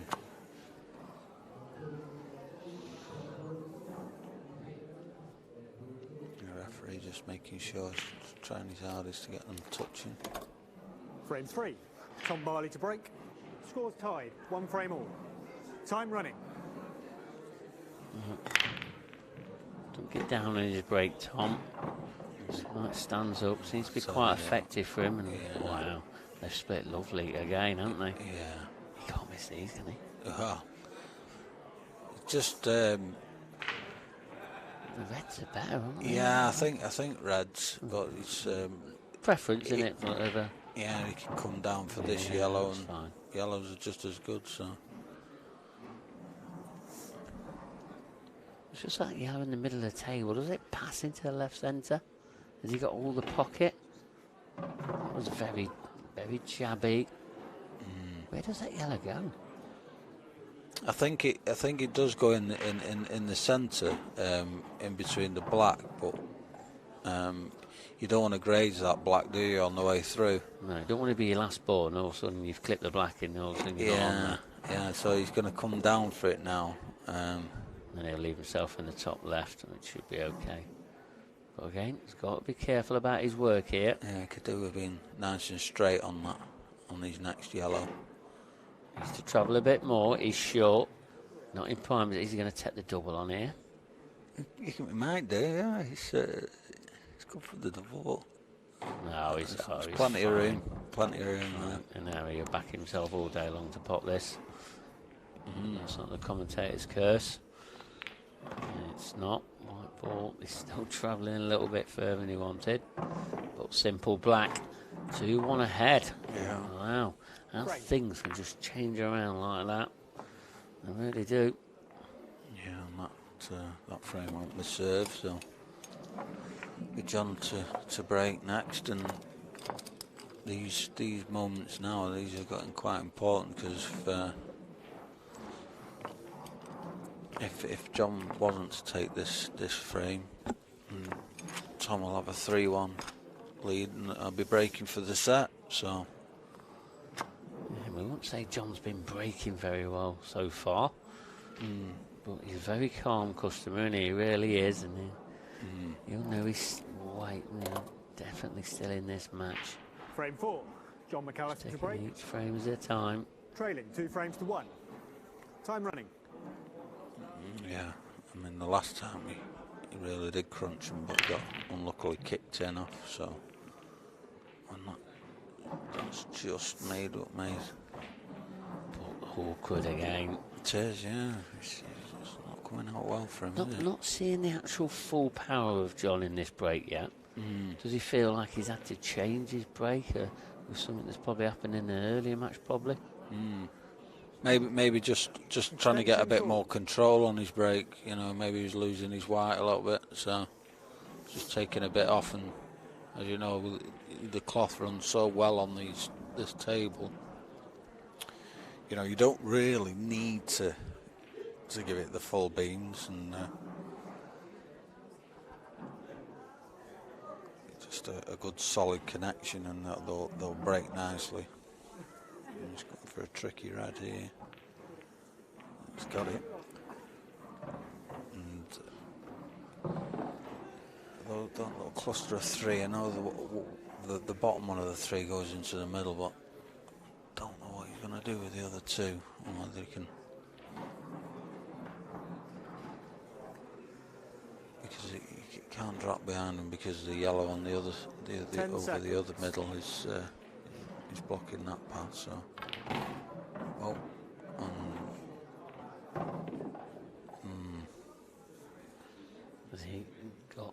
He's got one to the bottom right. Yeah, he's still got this cluster. Yeah, and like I say, you can drop this one in the bottom now, and then the one into the middle. But he's, in fact, I think he's okay because he'll leave himself a double, will he? I think now he's moved that yellow out of the way of those three. I think once he takes the one into the middle, the bottom one of those two will be available into this bottom corner. I'm not sure about that angle on that. Yeah, he's Looks not like he's going into the reds. Yeah, he's not great angle here.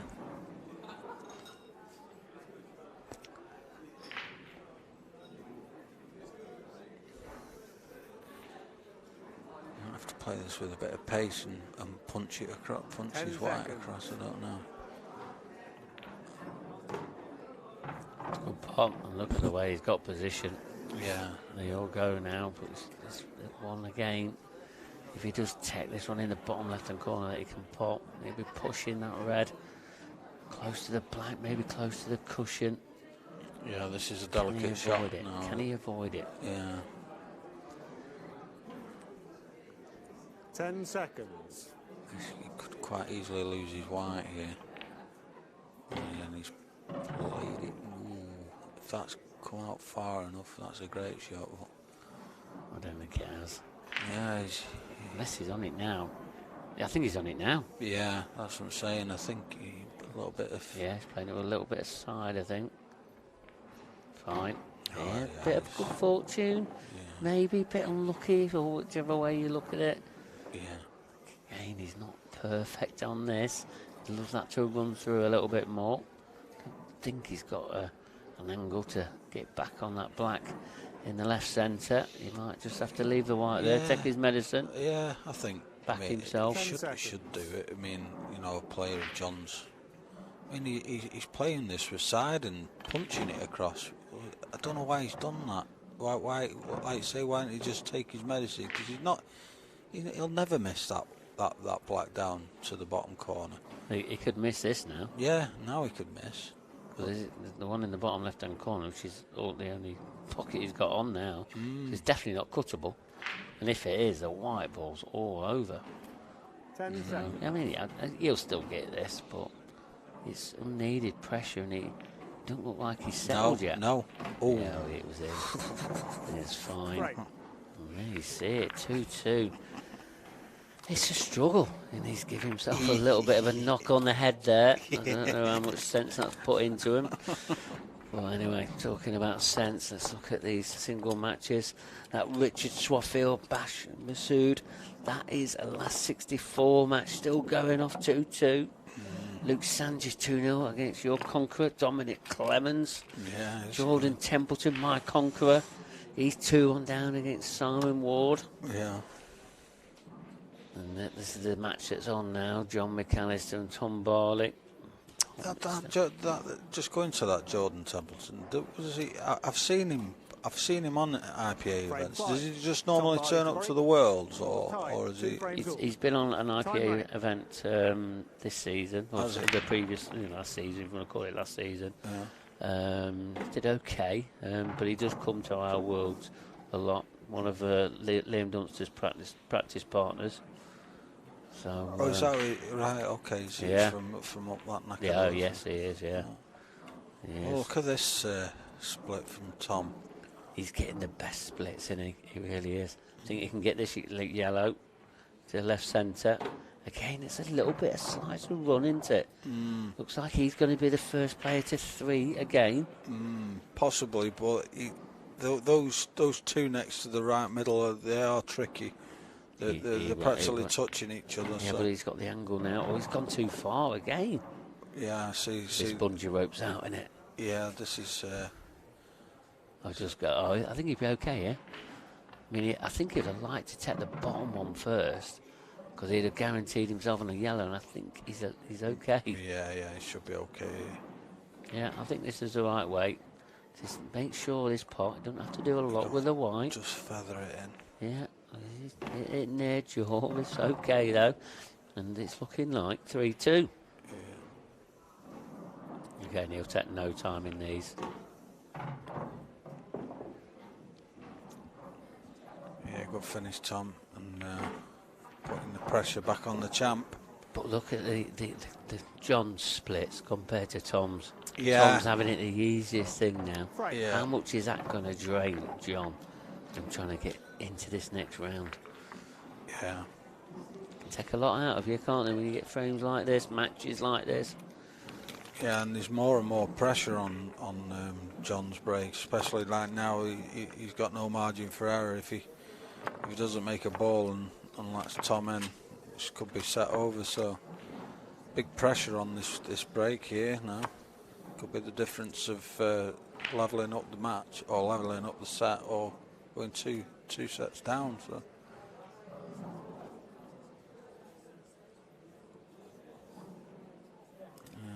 Just composing himself there and frame 6, John McAllister's praying to the pool Trading gods. 3 frames to 2. Time running. Just give me one good break. And it just looks dry. Oh dear. Yeah, it's just not happening, is it? No. Really not. Game not really. Got a lot more power on that break, but didn't crunch him. I think the best word is for John. Yeah. Not like his normal Extension crunching break. What's going through that mind there of John McAllister? Yeah, worrying times for McAllister fans at the minute, because you don't really want to be going two sets down to someone of Tom's class, because he can run off 3 frames in minutes. Yeah, he can. Really can. Before you know it, he could be. Has that opened up? It can't have, can it? Yeah, I think he's just made. He might be able to. Off the yellow? Yeah, he might be able to. I don't think so, surely. I don't think it goes. I think it just clips the other yellow as it's going towards the pocket. He's going to be looking at trying to get into him and then off the cushion and get. It's a bit wild, isn't it? Yeah, very wild. But he's giving himself a shot. I think it does go to the middle. Doesn't like it because I think it's running into the other, to the yellow. So he's going to stick. That's unlucky. He's played that just off the knuckle. Yeah. He hasn't got it. He's got a bit of second prize. I mean, but these shots here, John, he's just got to believe in his ability. Not if he's got any doubts in his mind, he is going to struggle with clearance. But for me, he gets these all day long. Again, he's looking for the easiest pot on that yellow, and he should be just taking it down in the bottom right corner. Yeah. Believe in his ability. Well, we'll see what he's going to do.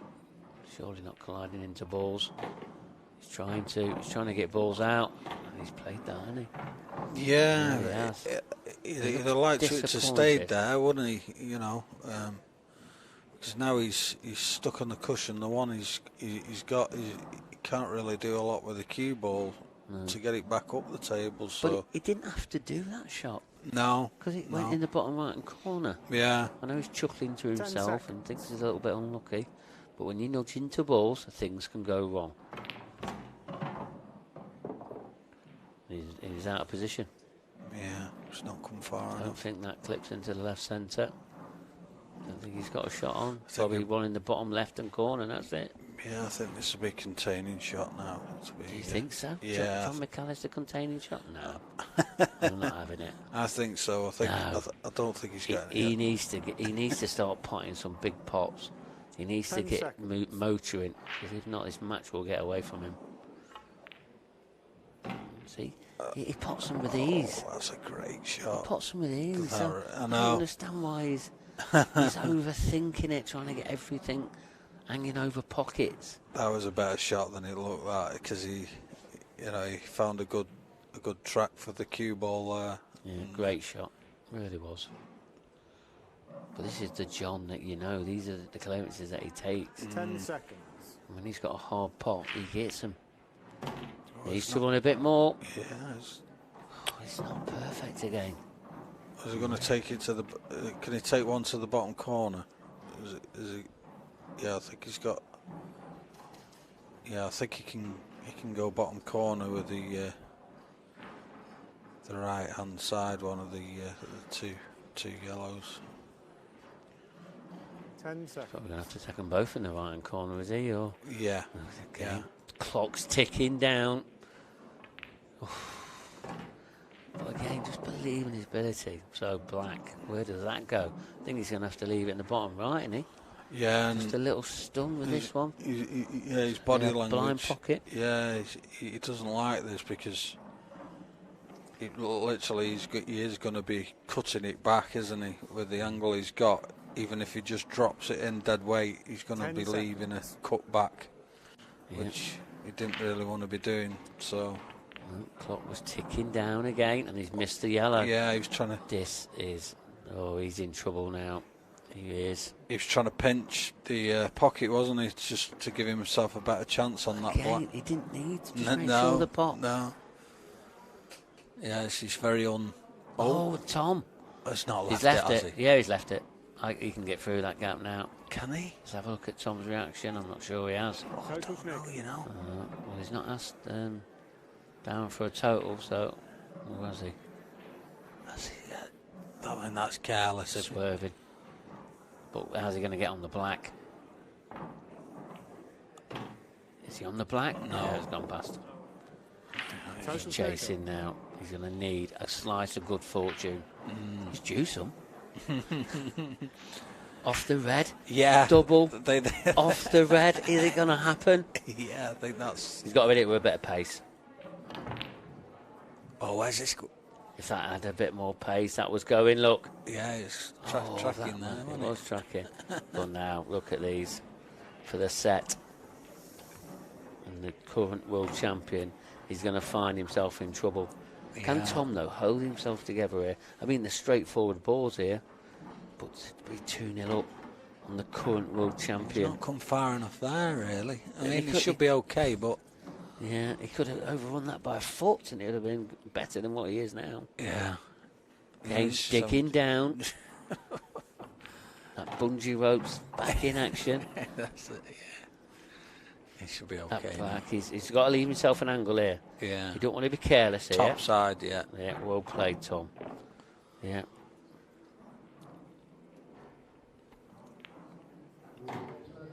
Well, the straight black then.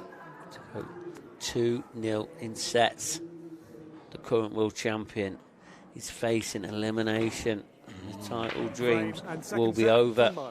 Yeah, I agree with that. John's just taking a little comfort break. Because he's going to have to take every set now. Yeah, he is. All right, he's gone for a comfort break. We'll have a look at some latest scores. Yeah.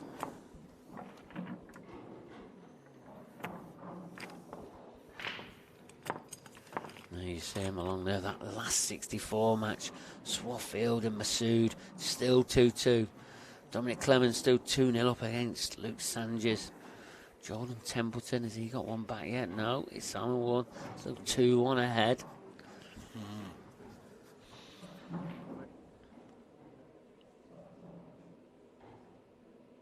Yeah, Ben Davis is.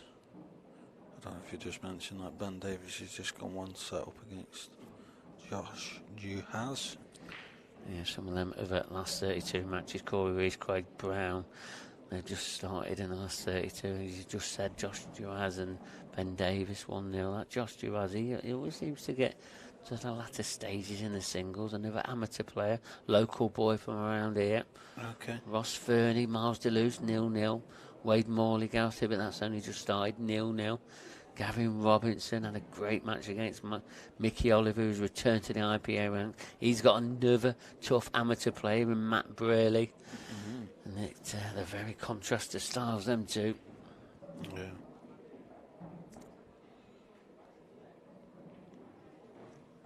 Yeah.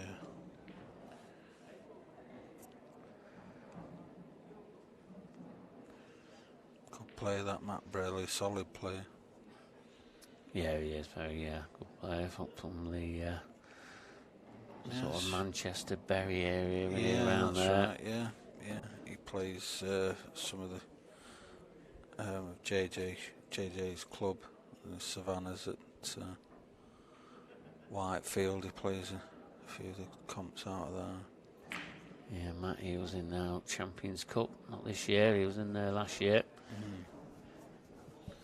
He enjoyed that experience, and was wondering if he can get himself a little bit further on. Might be able to see him on this TV table at some point. Yeah. This is going to be our last match tonight. I've not had it fully confirmed, but I'm pretty sure this will be.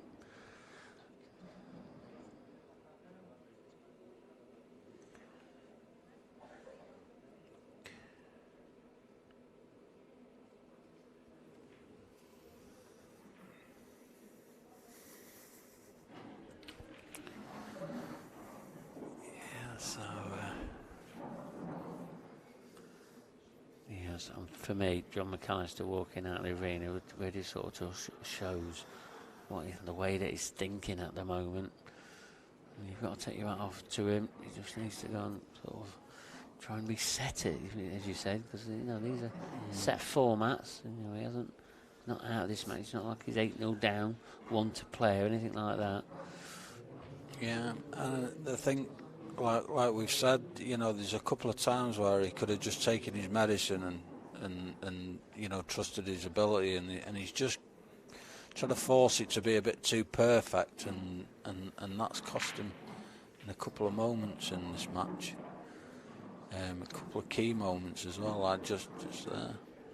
So here's John just in the background there, just making his way back, just gathering his thoughts, and probably just had I don't know about you, but like sometimes you just need wake yourself up, a bit of cold water on the face, and just take your time, freshen up. Yeah. Might not be feeling his best today, but he needs to get his act together, otherwise he'll be out of this tournament. And it'll be an early bath for the current world champion. He's good enough to get back in this match, but Tom Barley, you give him an inch, he will take as much off you as possible. Set 3. Hold himself together. John McAllister to break. As you saw just in the background there, there's all the ladies' matches off. Running. I'm going to give you some latest scores on them as well very soon. But back to this match, John McAllister, he's under pressure, 2-0 down. That's a better break. He's got a ball, he's got 2. Much better break. But it's still tricky. A little bit tricky. Yeah. But that yellow, if he does take yellows, yes, there's 3 2 on the cushion, 1 that's sort of hidden, but that yellow in the top left-hand corner is bread and butter for John. See again there, he's white tracked up the table, and it was going to bounce back down, and it got kicked, and he stayed up there. So he's sort of limited to this yellow really, and with I think he's got to drop this in, and now he's got to take his medicine. And but this isn't straightforward at all. He's still got. Looks like he's just picked up the pace a little bit. Is that? Yeah, that's fine. Just a that little. That is fine. Yeah. I mean, it's a nice little. I mean, can he get out of there though? That's what I'm saying. I don't think it was the right shot. Do you? Yeah. He was never getting out of there.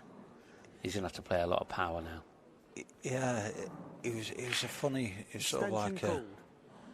I think he was forced to take yellows, but this was always going to be really difficult to get position and get back out. But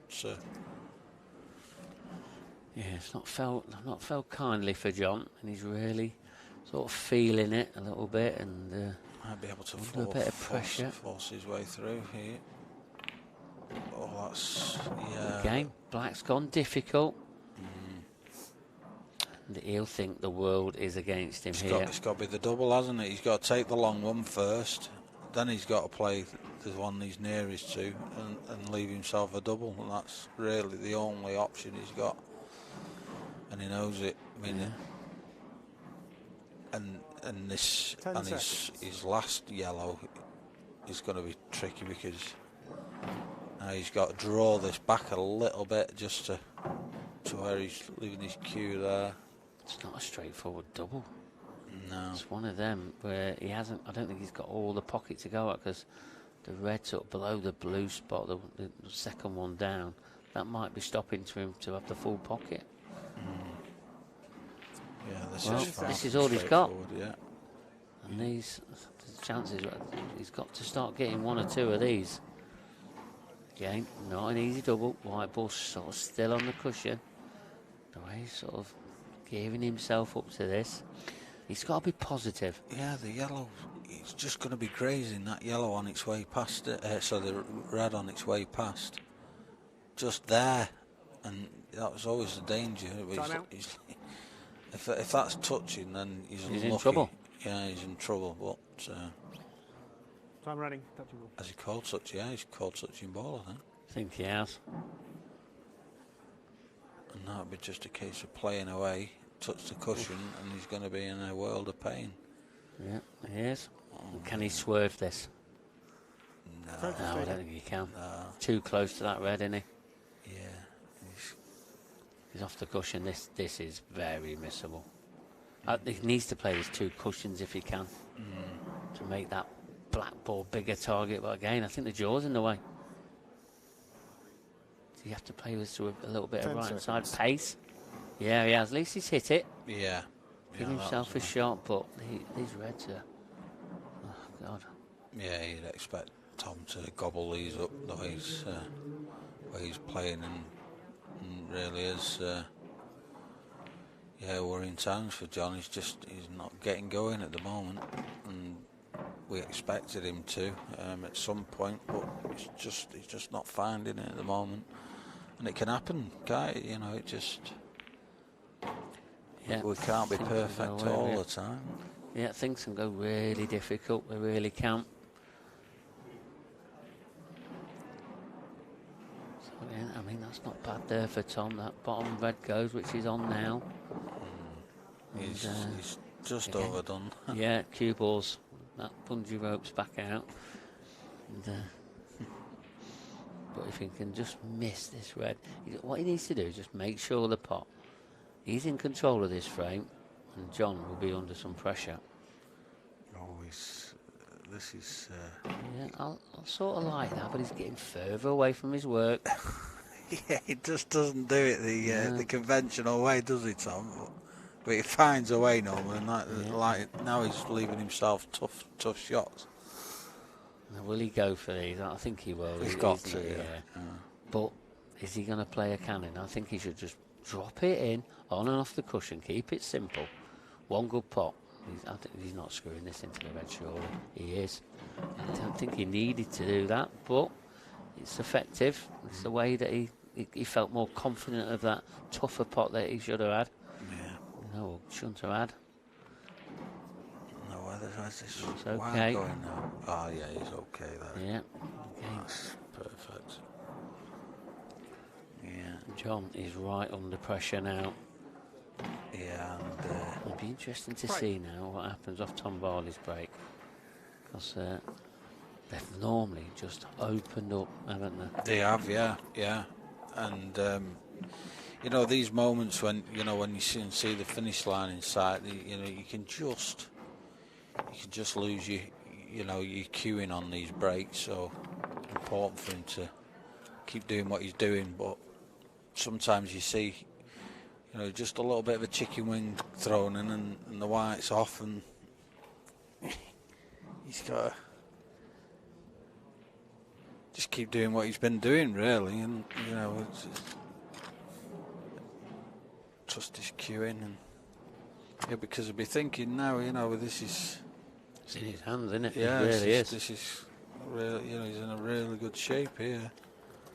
Still looks quite calm. It'd be interesting to see what John's looks like if these balls split open perfect again. What would John be thinking? Loose white again, got away with it. Yeah. But these have gone untidy this time.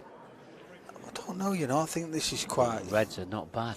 Yeah, he could play the plant first. Yeah, and then he's got a red in the top half of the table to knock the other hard red out. Yeah, And he's okay. He's going all out of these straight away. Needs to travel. Careless. Yeah, take the one over the pocket now and make sure you leave yourself an angle to get the other one out. But again, it's it's a little bit careless. He could have overrun that, and he always had that one in the bottom right hand corner. Has he got an angle? He's trying to force one. Wow, Has it come out? Has he got a pop? It's done well. I think all he's got the one in the bottom half of the table. Oh, he's got the one next to it into the bottom right. Yeah. Well, he's okay then. But I think he's going to have to take another long putt at some point in his clearance, and he's just smashing them in now. Confidence reason. I'm going to. The pace hasn't increased because he's a quick player anyway. Yeah, this here now's a little bit tricky because you've got to get in a. Yeah, that's okay. It should be okay. You don't want to stick behind this yellow.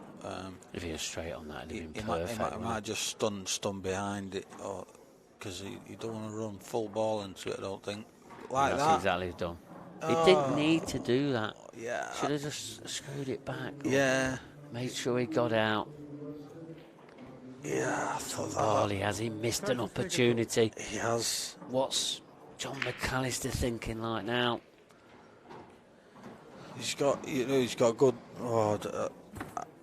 I'd have come off bottom cushion here and played for it in the middle. But anyway, It's gone awkward again. I don't expect John to, miss this pot into the left centre. But another edge opportunity there for Tom.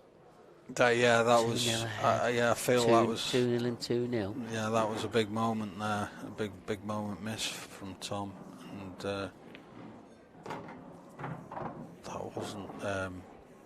It wasn't a difficult situation, but the way he ran into that yellow, and so he was always going to do that. So, bit of an error there. John's got a tricky one by the knuckle there on the left centre. He's got a ball close to it to bump it off that rail because you don't really want to be playing it up there. It's just playing the snooker there. So that's a good shot.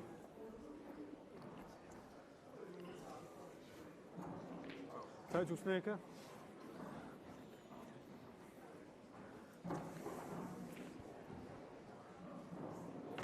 Problem is, one of these could just fly in. Yeah, that's the problem. We've all been there, haven't we? Yeah. We have. Again, is he going to play a containing shot? Is he going to get his hard yellow out and tuck him behind? That one he's next to now. Just to try and get back into this match.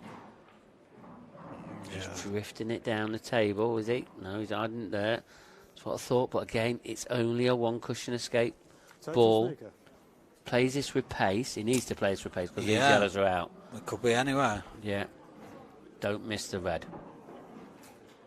trying to tuck up behind it. Not sure about that one. No. Foul. No. Should never. One free no. shot, one visit. I think you just got to give it a good thrash Time out. and hope for the best, really, in that situation. I mean, Time running. if he gets it welded to the red, yeah, you'd say good shot, but it was so difficult from that angle. So this could be a big turning point in this match. Yeah, I just took the words right out of my mouth. Is this the turning point of the match? It could quite possibly be. If we are, we're in for a spectacular end to this. I mean, the good thing about these long set format matches, you sometimes get a lot of twists and turns. You get 2 halves to the matches. Anything can happen. Yeah. You feel like that was a big moment in this match, and you know, Tom had the 2-0 lead in the third set. You know, he's got one foot in the next round. But you can't give this man any, you know, give him an inch. No, you can't. Somebody of John McAllister's quality, if he gets his break working, Tom is going to be up against it. I mean, they've been falling absolutely horrible for him. That's got to turn soon, hasn't it? Yeah, you'd think so. Yeah,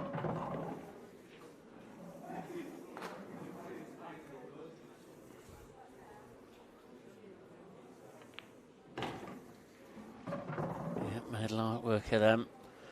He'll feel a little bit better now. Getting the one frame on the board. Frame.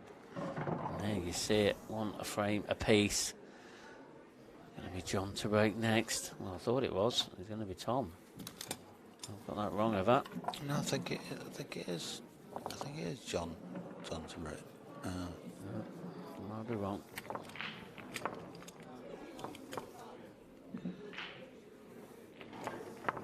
John, you feel a little bit better now. Seems a bit more relaxed because he was under pressure when he went 2-0 down. Walked out the arena, got the frame on the board in this set. Yeah, it is John to break, so you'll be hoping for a change in fortune. John McAllister to break. Scores tied, one frame all. And he breaks. Time running. Yeah, he's moved his white over because he was hitting him down the middle to start with, and now it's a much better. That's the breaks that we know John McAllister for. Yeah. Again, just that little last roll, isn't it? There's always one, isn't there? Yeah. It's never simple, but with yellow, I mean, he has got that to get that out now if he wants, but there is a problem. I mean, reds, he hasn't got a ball to get that red out. Do you feel he has to take yellows there? Cool. Well, they're awkward.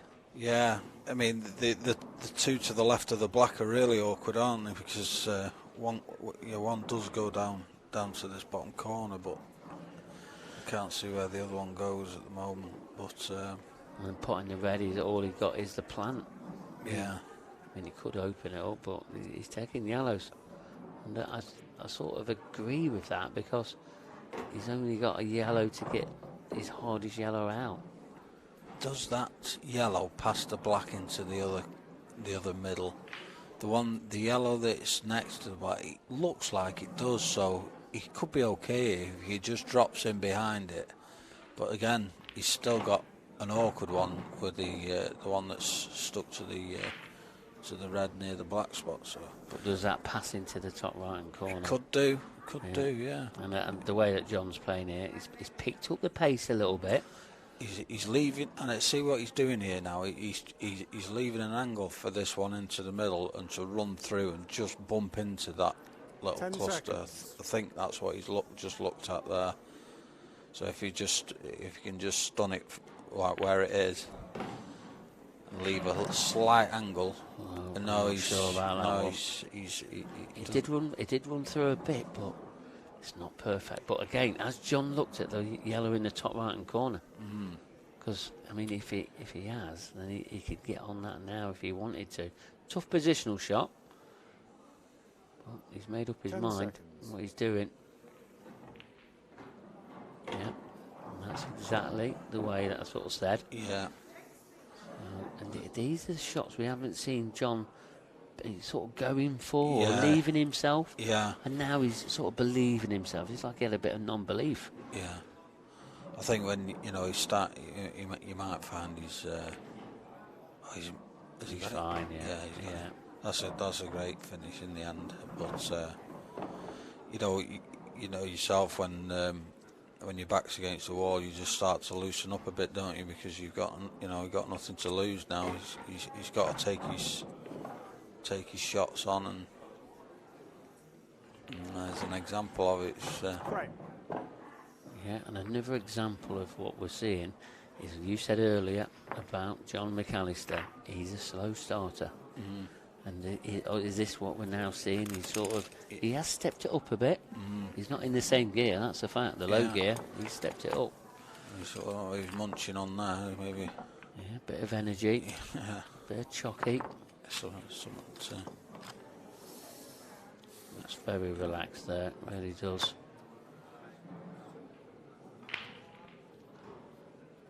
Still got something to say to his sponsor in the corner there, Jeff. Yeah. He's getting an air bashing off him. Frame 4. Tom Barley to break. Trailing 2 frames to 1. So, Time running. Tom, good break. But for me, loose white ball, but that's okay. Is it going to drop? Yes, it has. These have opened up. Yeah, they're opening up a dream, aren't they, for him? Yeah, the Reds are a little bit tougher. You know, problem. Yeah, like I say, I mean, there are little problems for Tom here, but he hasn't got balls sticking to other balls where he's got to develop them, has he? You know, they tend to be separating quite well for him, so yeah, it's making his work a lot easier. And then once he pots this one here, they're all in the top half of the table. I'm wondering whether the red he's closest to now, he can stun behind it and play it off the yellow up at the top there and open up that pocket. Yeah, I think that's one of them where you get a double kiss, can't you, when it's tight to the He's cushion. looking at it now. If he just catches it half ball, he'll open up that pocket. Don't want a double kiss, though. Mr. Red. Missed it. Is he starting to feel a little bit of tension? Maybe. A little bit of nerves creeping in from Tom.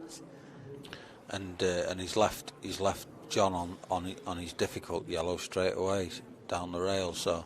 And we know how John is starting to think. He's thinking of his ability of putting these tough yellow balls. He's done these pots under supreme pressure before. Just he could have done with a little bit more angle on this, but if he just drops it in, he should still leave himself a shot. Yeah, that's lovely. Yeah, and this is you can see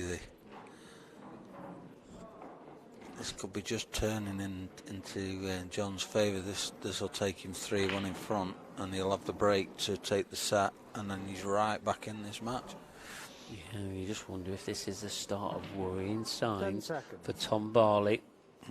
I think he changed. I think he looked at that what the shot I mentioned, the half ball, and then he changed his mind at the last minute and decided to play it playing into the pocket.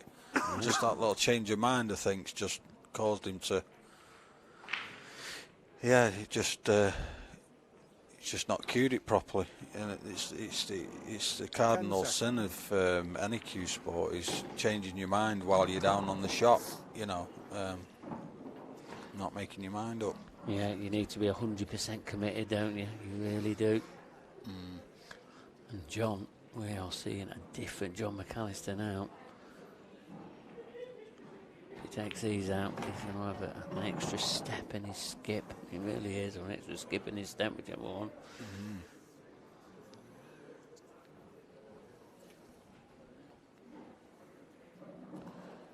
Yeah, just maybe try and be too fancy with this, John. Just Cue it well. Even if you come too far, you're going to get it into the middle anyway, so.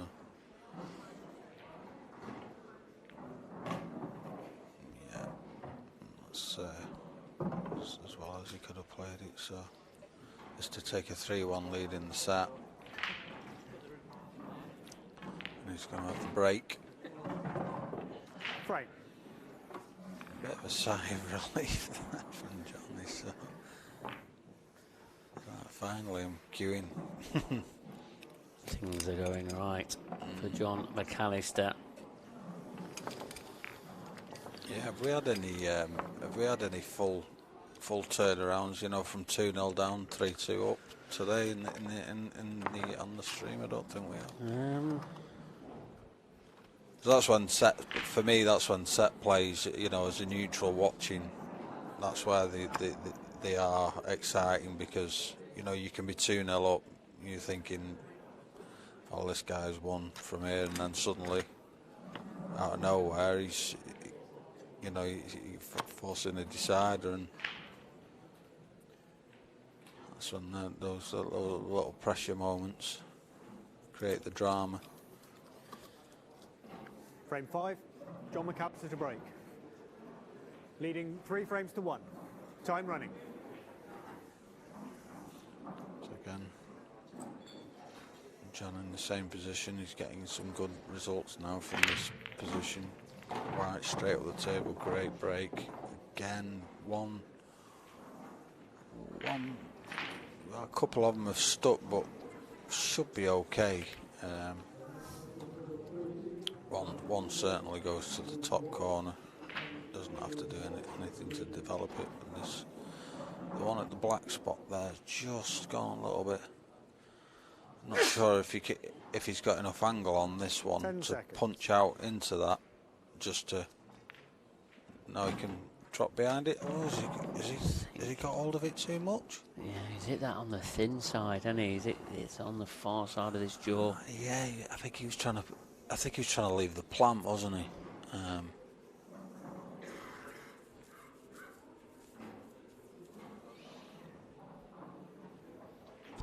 I don't like this because I think the angle of the plant is not dead straight, and that was the danger. I think he can still pop that yellow though. The one he's closest to now in the bottom right corner. I feel like he needs to take it now though. Do you think he can cut that back? Yeah, it's a tough cut back. He ain't got any other option, has he? Has he got a double? Yeah. I mean, if he was feeling super, you know, if you were 2-0 in front, you might take the double, but yeah. Oh. Well, it felt like he needed to take the double on. Wow. He was under shot clock pressure there. Yeah. See, he's playing it with a little bit of. I mean, he couldn't get much closer. I mean, it was only the pace of that stops it from going in. I feel if he played it pocket weight, it'd have probably just dropped in that. But the pace he played it at.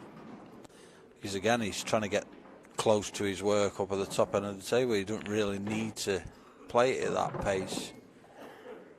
I mean, John's one of the best doublers in the world, and it's very uncharacteristic miss as a double.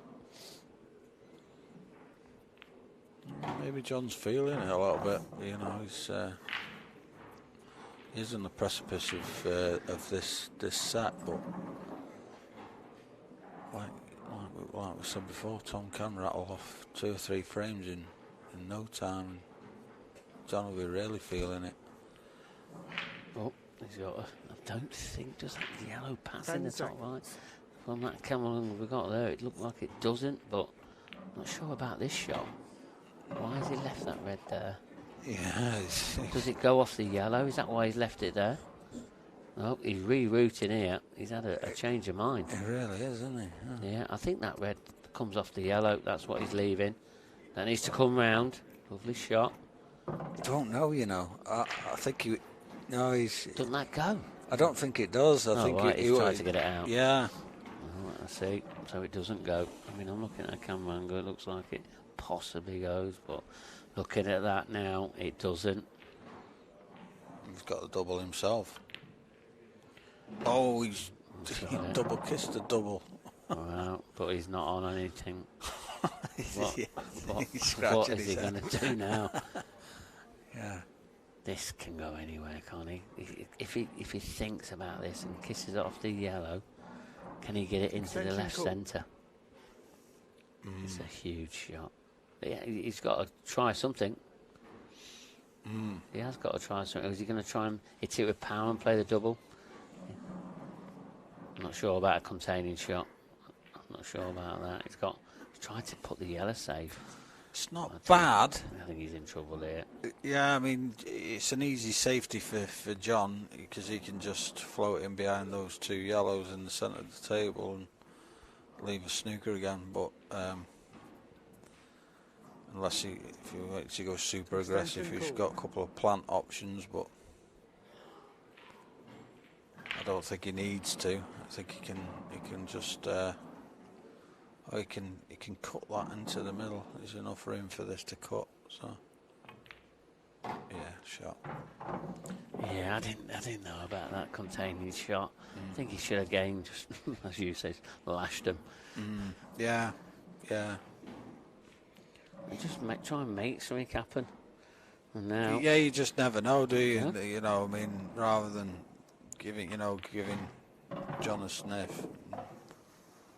And they can hurt as well, those, you know, when you just thrash at it and something goes safe or something ties up with something else, and all of a sudden, can really hurt your opponent. So yeah, for me, he didn't have hope to lose if he'd have lost him. No. Yeah, the white could have gone in off, or one of the yellows could have gone in off. But sometimes you have to take that, try and get a bit of fortune. Because this game looks to be turning on its head. So John McAllister to get his first set on the board in this match. This black to take this set 4 frames to 1. And there you see it. He's got a set. He's got to feel better than that. Is he going to leave the arena again? He doesn't need to, does he?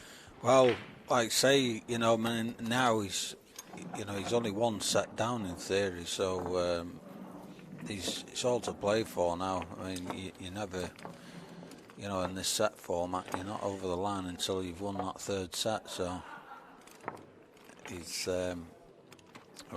obviously critical that he did win that set, or he'd have been out. But he's got it on the board, and Tom made a couple of little, couple of little errors and didn't quite have his white on. It wasn't quite as controlled as he might have had earlier on. Tom Marley to break, leaving 2 sets to 1. But he'd like to get this match killed off in this set. He don't want it to go to a decider. Oh, things are changing. They are. We see it time and time again, don't we? It's like in pool. It's a funny game. The amount of times you end up with deciders and turning points, swings both ways. And in that final set there, when I say final set, that previous set, Tom should have been 2-0 up in that. And we could have seen all sorts of types of pressure come onto the current world champion.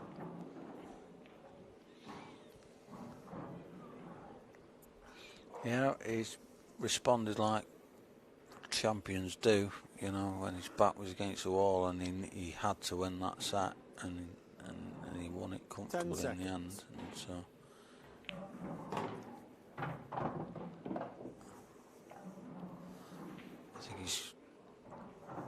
I think if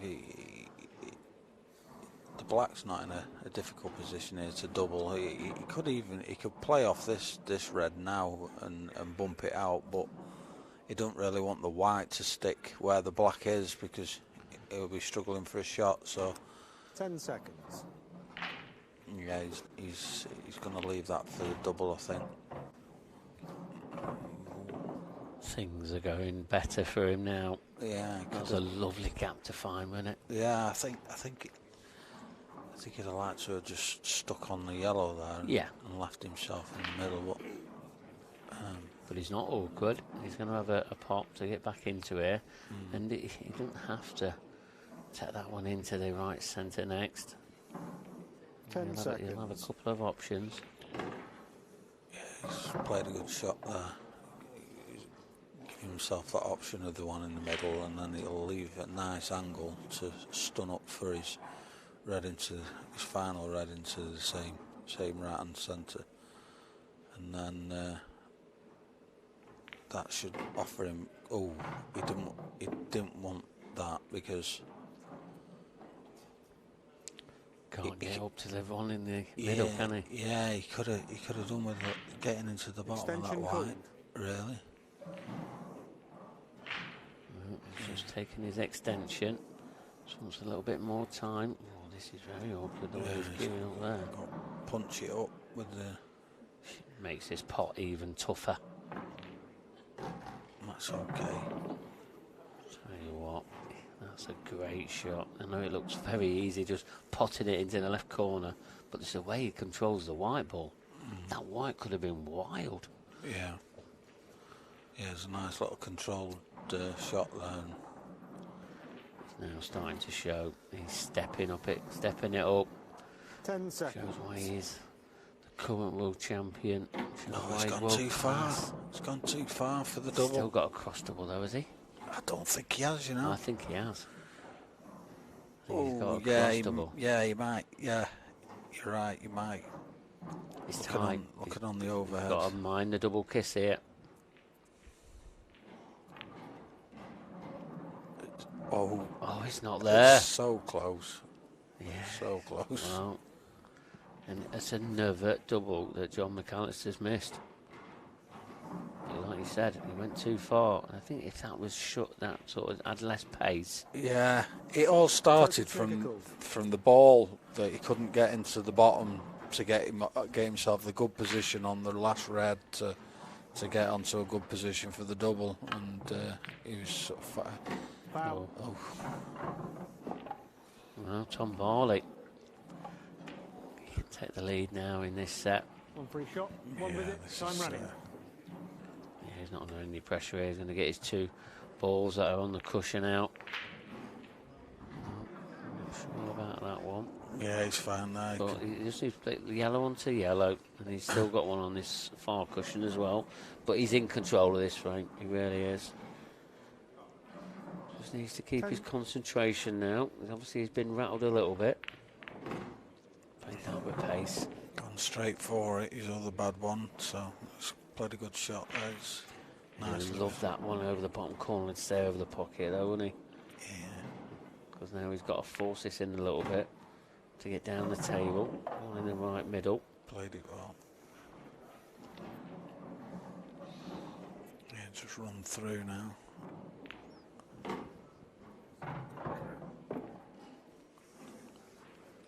Could have done with running a little bit more, but should be okay. Nice. It's not the best. I'd like to have been on that one a bit straight to go back up the table now. That's okay. Yeah, these should be okay now. Yeah, he can't see no problem now. He might have to have like a mid-range pot on the yellow and get off on and off the top. Yeah, I mean, he didn't have to come on and off the top there. He just stunned it in and in the same position. And to his work very quickly. Punches it in. His normal sort of shot ability. And this black to take the lead in this fourth set. And there you see it, 1-0 ahead. Frame.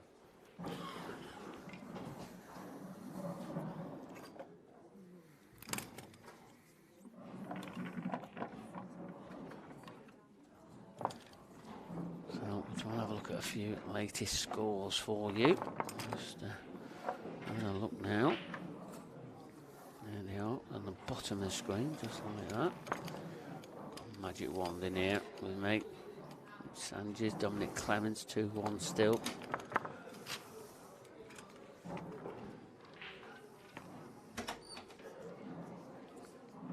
So yeah, they're still battling away. David Adnall, he's taking a 1-0 lead. It's Sanjay Patel, Corey Reese and Craig Brown. They're currently 0-0 in sets. The game is well underway.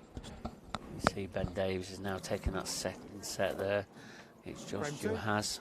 Tom Marley to break. Fernie's taking the opening set against Miles DeLuce. Frame 3, sorry.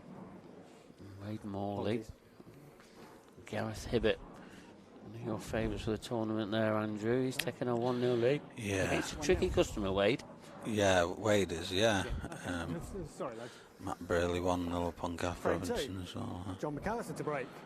Trailing 1 frame to 0. Yeah, Wade is a tricky customer, but just think Gaz, you know, I mean, on the back of his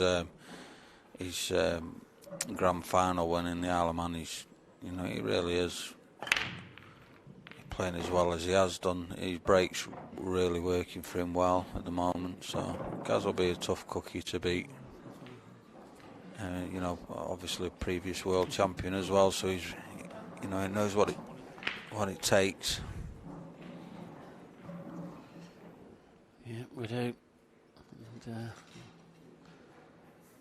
John's break starting to work. Extension cool. You've got to say, there don't seem to be too many problems here for this one.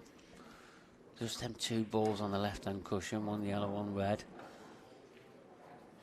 But you'd expect him to get in there and pot them quite easily.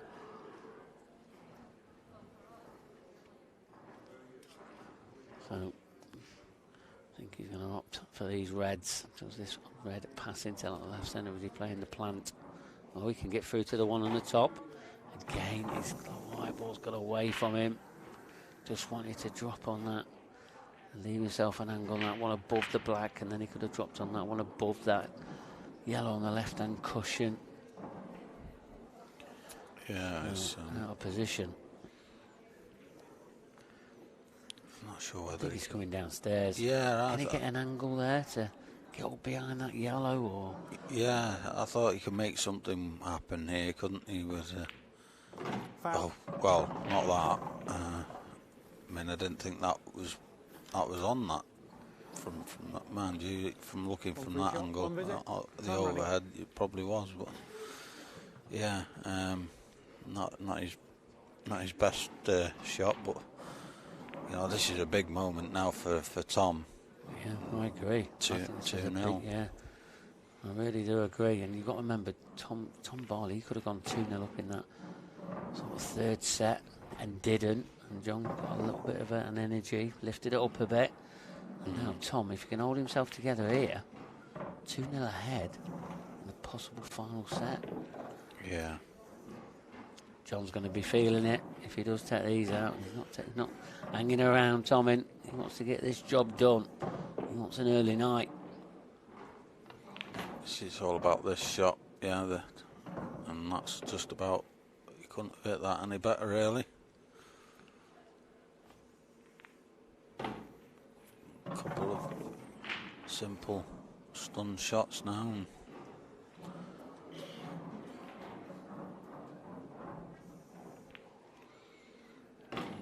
Run through now and simple black, and he does take that 2-0 lead and just picked up the pace again. Yeah, 2-0 to lead. He's going to be breaking in the next. Right. Yeah, this break could be massive, because I feel if he does break and finish off this break, Ryan's on the wall, isn't it? Yeah, I think it'll be tough for Tom's gone. If he's going to know that. He's going to be feeling it a little bit now. And can he hold his nerve? Hold that tension in your arm. And he's up out his chair. John just needs another chance. Because if it goes 2-2, it's going to be a little bit tension. Could be creeping in. But has that tension crept in already? Frame 3. Tom Bartley to break. Leading 2 frames to 0. Time running. Big moment.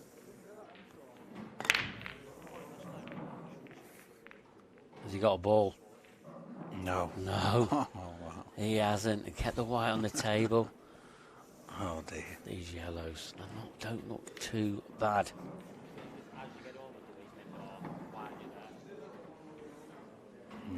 talk about,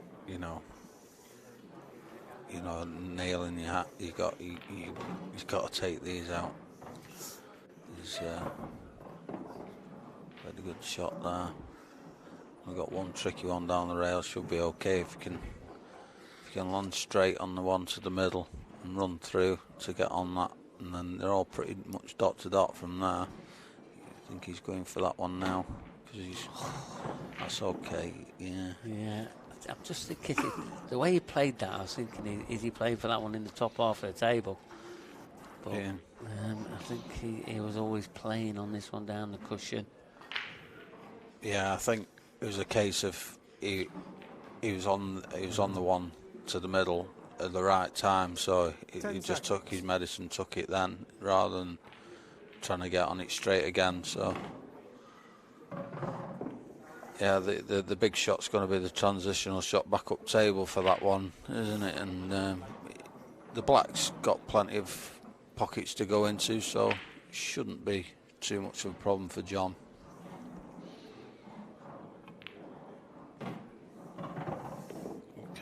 Can draw this straight back now, and then it'll be all about that last second to last yellow to get back up table. Should be okay.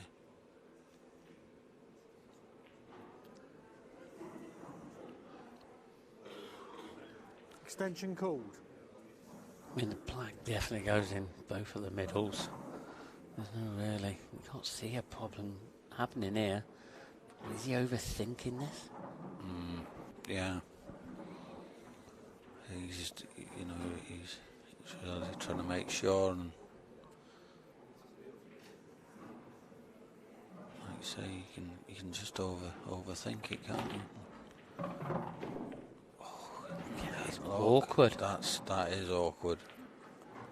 John McAllister, and just mentioned about the overthinking.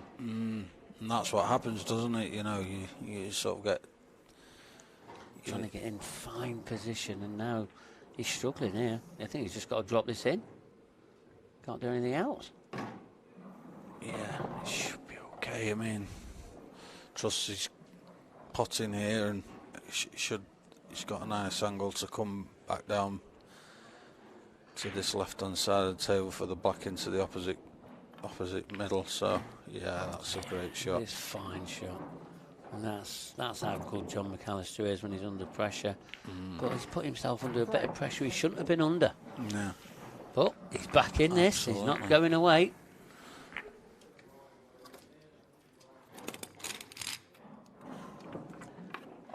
So back in this one now.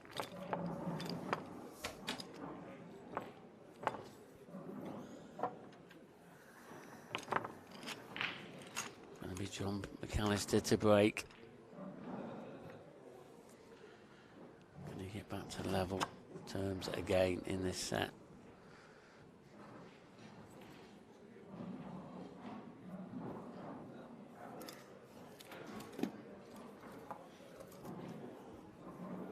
Frame 4, John McAllister break. Trailing 2 frames to 1. Time running.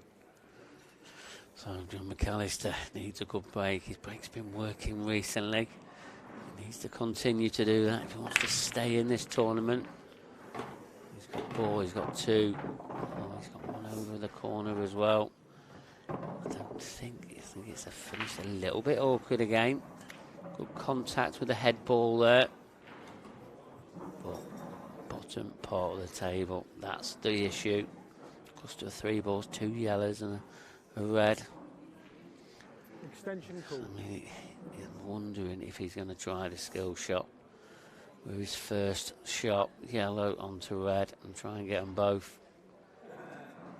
Or does he just take his medicine, stay on the reds, and try and get that red out at the bottom? He's using his extension. Just taking a little bit of extra thought about it. He's made his decision now. It's probably the right one, to be honest. Oh, he's missed the plant, though. John McAllister. He was under a bit of shot clock pressure as well. He doesn't know what's going through his mind now. But he's left the same problems there for Tom Barley. As you see there, John McAllister, very uncharacteristic, missing that one.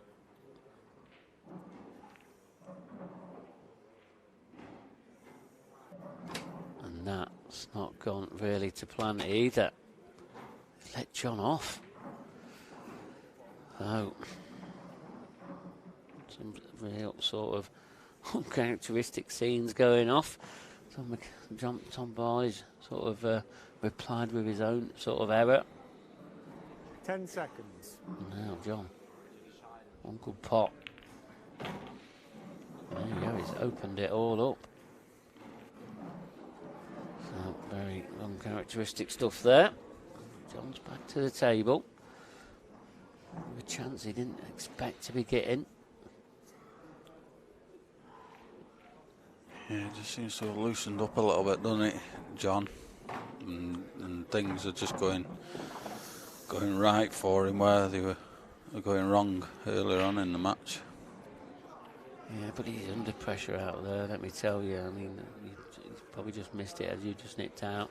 He missed the plant down the into the top right. Again, his break didn't finish nice, had a little bit of untidiness, and just overthought it a little bit and overcut the plant and let Tom in, and he replied with his own little sort of poor shot. Yeah, you got to play this positive now because he needs the red to run through a little bit, just like that. Because I could have left that pocket awkward, so that's a nice little plant now.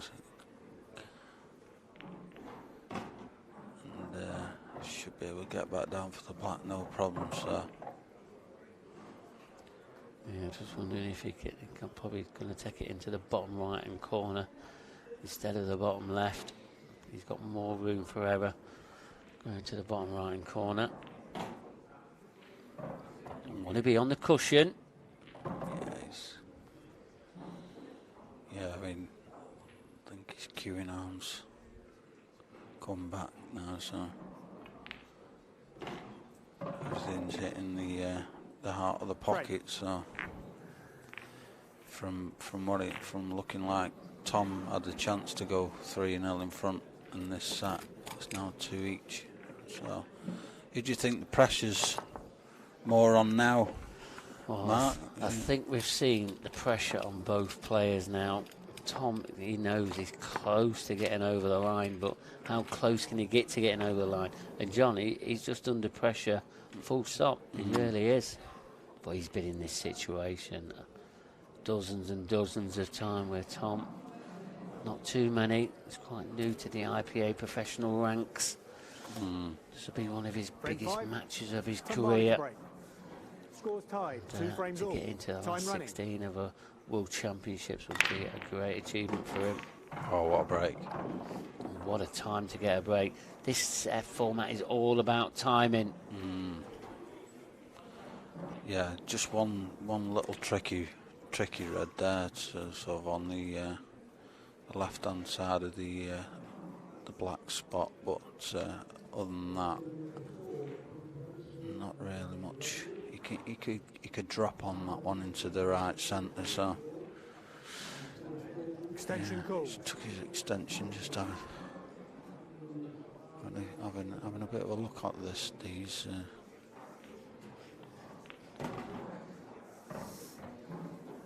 Yeah, I feel if he don't really want to be leaving that awkward red to last. I think he goes to the right centre, doesn't it? It does, yeah, but he's got to drop in behind it, and by leaving it to last, you're sort of putting all your eggs in one basket. If it doesn't come out well, Just got to leave himself a shot, hasn't he? Yeah. Just make sure this pot, don't need to do too much with the white ball. Got the pot just, but again, he's got a little bit more into that than he should have. Yeah. He can't get through to this red onto the plank, can he? Yeah. See, this was always a problem. I think he can get through to the red that's below the yellow. I think this drops into the plant, and he's looking where the white's going to go. I don't think it does. I think he's Oh, taking right, okay. one over the pocket. Well, now he is putting all his eggs in this basket. It's all about. It's not bad. I think he's going to have to. Do you think he's got a screw on and off the cushion? Yeah. And hopefully go up. Yeah, I think that's the way. Is he going to just trot it up there? He's just going to. Yeah, that's okay. It's in. Yeah, and he's got a nice angle here just to come in and off the cushion and leave himself a long black. And yeah, take his medicine. I mean, the black goes into the bottom left-hand corner. He's overdone that a little bit. A little bit awkward cueing. Hit that a little bit thinner than he wanted. Still got a chance at this. Yeah. Can he hold himself together? Oh, he has. Yeah. What a great black that is. Yeah, it was. He's one frame away from knocking out the current world champion. Well, we know one thing, Mark. He's going to have at least one break to do that. So, he is. So he's feeling it, though. He's got to, hasn't he? Yeah, he's got to. Be the biggest result of his career. Yeah, definitely knocking the world champion out on the biggest stage of all. So it's got to be up there with one of his best. I know Tom has played in some big cash games, hasn't he? So yes, so I know probably, the pressure's there, but it's a different kind of pressure. pressure. Yeah, it's a different time. Yeah, McAllister's completely different. Trailing 3 frames to 2. Time running. Oh, John McAllister needs a big break here. Needs to keep himself in this match. Has he got a ball? He has. Yeah. Have they opened up? That's not bad, are they? Yeah. We're going to see a deciding one. Deciding like frame in this set. He doesn't seem happy about this. Yeah, I think ideally he wants yellows here, Mark, because of that yellow that's covering the bottom corner pocket. So, and I think the only way you can keep yellows is a tricky plant. But if it comes off, he should be in good shape. I don't think he likes. I mean, he could go for reds, but I think yellows are definitely the ball. But it looks like the way he's going, I think he's going to be forced into it. I think he's forced into reds. 10 seconds. Yeah. Well, and he didn't he's want got these. to get these. Yeah. Has to get them. Oh. If not, he is out. Oh, can he play? Can he get in behind this the red to the right hand side of the black spot? Can he get straight on that and play the skill shot? I think that's what he might be looking at. He's got a nice angle here just to stun him behind it and get it nice and straight. He's not perfect, is he? No, he's not come He's far struggling. enough. He wanted to be straight on this so he could run through a little bit, and then he'd be straight on the red for the skill shot, and he's not come far enough. These are the type of situations where you start to dig. You're digging each shot. You're digging yourself a hole. Now he's got the skill shot, but this is far from ideal because his white's running away from the area he wants it to be for those last two reds. I think he's got a shot here. You know, he could. No, he's not going to play it. 10 seconds. I thought he could play the one next to the black, and no. Oh dear. He's given the foul. Foul. One free shot. Is one this visit. the end of John McAllister? Well, this is the moment now. This is a big moment. Time out. Things really haven't gone here well for John McAllister. Is Tom Barley going to close this match out? This is going to be his best opportunity to do so. Yeah. He's got a little bit of work to do. It's not straightforward. Thought he could get to that one on the top, did you? Yeah, he's going the right way. He's just had a quick look to make sure what he's doing now, but he can drop in behind this one down the rail. Oh, Oh, that's wobbled in. He's just got to hold himself together. Now it's all a case of don't leave yourself too high on this. Just a nice little stun shot like that, and then he's running away from. Yeah, this isn't edgy. I think this is tight, running towards the middle pocket. This is edgy. He's going to be. He's dropped it in lovely though. What a shot from Tom Barley. It's 2 balls away from knocking out the current world champion. Yeah. There's one of them. Oh, he's on the cushion again. You can see him. He's talking to himself. This black to get into the last 16. And there you see it. Tom Barley. He's into the last 16 of the World Championships. John McAllister. That curse continues. Yeah. Well, you can't retain the title when you first win it. Yeah. The old World Championship curse. He's come back, and great win there for Tom. Held himself together well in that finish. Yeah, really has. And we're going to get a few words there with Tom. Well, I'm going to hand over to you now, Andrew, and see what we're doing next. But pretty sure Kevin Barton should be having some words with him. Yeah. But 1 second. Okay. All right. So, I'm going to hand over to Kevin Barton now. He's going to have a few words with our winner, and then in the last 16, Tom Barley. Well, thanks a lot. And down in the arena, joined by Tom Barley, giant killing act. You've just taken out the defending champion. Yeah, pleased with that. Started off well. The first set was big, wasn't it? The tactical frame at the end, but I played pretty well.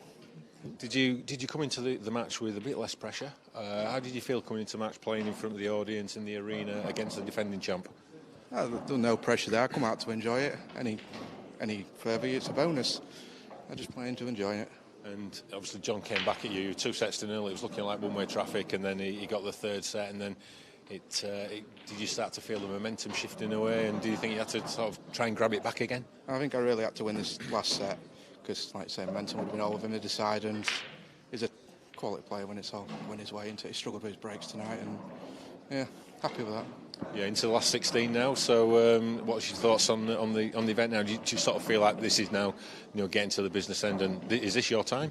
Yeah, you feel like you're involved once you get through the first couple of rounds, but just take every game at a time and see where it takes you. What would you say your form has been like coming into the event? In the tour events and other events that you've played in. Well, I had a good run in the Champions Cup, and that helps playing on TV in front of you guys and that. And I'm happy with my form and that. I'm just enjoying it and see where it takes me. And are you one of these that looks at the draw? Have you got it all mapped out, or you might be bumping into next, or do you just take each match as it comes? No, I just take each game as it comes. I don't even know who I've got next. No, don't know. Well, you've beaten the defending champion. You won't be scared of anyone now. No, that's it exactly. Thank you. Well played, Tom, and we'll see you in the last 16 tomorrow. Well played. So, Mark Pickworth, the curse of the world champion strikes again. It continues, it really does. And, I said that, like Tom Barley, he's a tricky customer, and he's got over the line there, and he'll be pleased. It's a big moment for him to get to the last 16 of the World Championship. Yeah, a few uncharacteristic mistakes from John, would you say? Yeah, absolutely. I mean, his break didn't sort of work for him sort of early doors, and things were sort of getting to him a little bit. But when he was in the flow, you saw them sort of moments where he did pick up the World Championships. But when things sort of got really on top of him, and he felt the pressure, and there was nerves from both parties. Why is it so difficult, do you think, for any player? I mean, we've had some great champions over the years since this event started. Why is it so difficult for them to retain the title? Well, I think you're asking the wrong person. I've never been near the World Championship trophy. I mean, it's such a big burden on you, and it's just going to continue. The curse of the world champion, it really is. And Tom, great victory. How far can he go in this, do you think? Yeah, he's a tricky customer, and no doubt he's going to go on to things. I said in the sporty stuff, he got to that event, won final, and that was a great achievement in itself. And he's continued, achieving great things. And I'm expecting to break into the top 16 this year. Yeah, and the last 16 is shaping up really nicely tomorrow, isn't it? Any matches that are standing out at the moment for you? Well, not currently at the moment. There's still a lot of matches in progress, as we can sort of see behind us. And one thing that I have noticed is that there could be a repeat of the 2018 World Final. Both Simon Ward, Ben Davis, they're in opposite sort of... well, no, they're in the top half, aren't they? And there's a possibility that they could meet at some point. Yeah. So Clint Ianson, he's still in. He could, he's not won this title yet. He's been a runner-up as well. And there's a lot of good players. Dunster, he's already through. Mark Farnsworth, he's currently playing at the moment. Is there going to be any more upsets? There could possibly be. It's building up nicely for the conclusion on Saturday night, where the final, whoever takes the place in the final, it's just going to be great entertainment. Yeah, it certainly is, and to play on this is the biggest stage in pool, it really is, and whoever picks up the, the fair IPA World Championship pool title will be a worthy winner. Yeah, absolutely.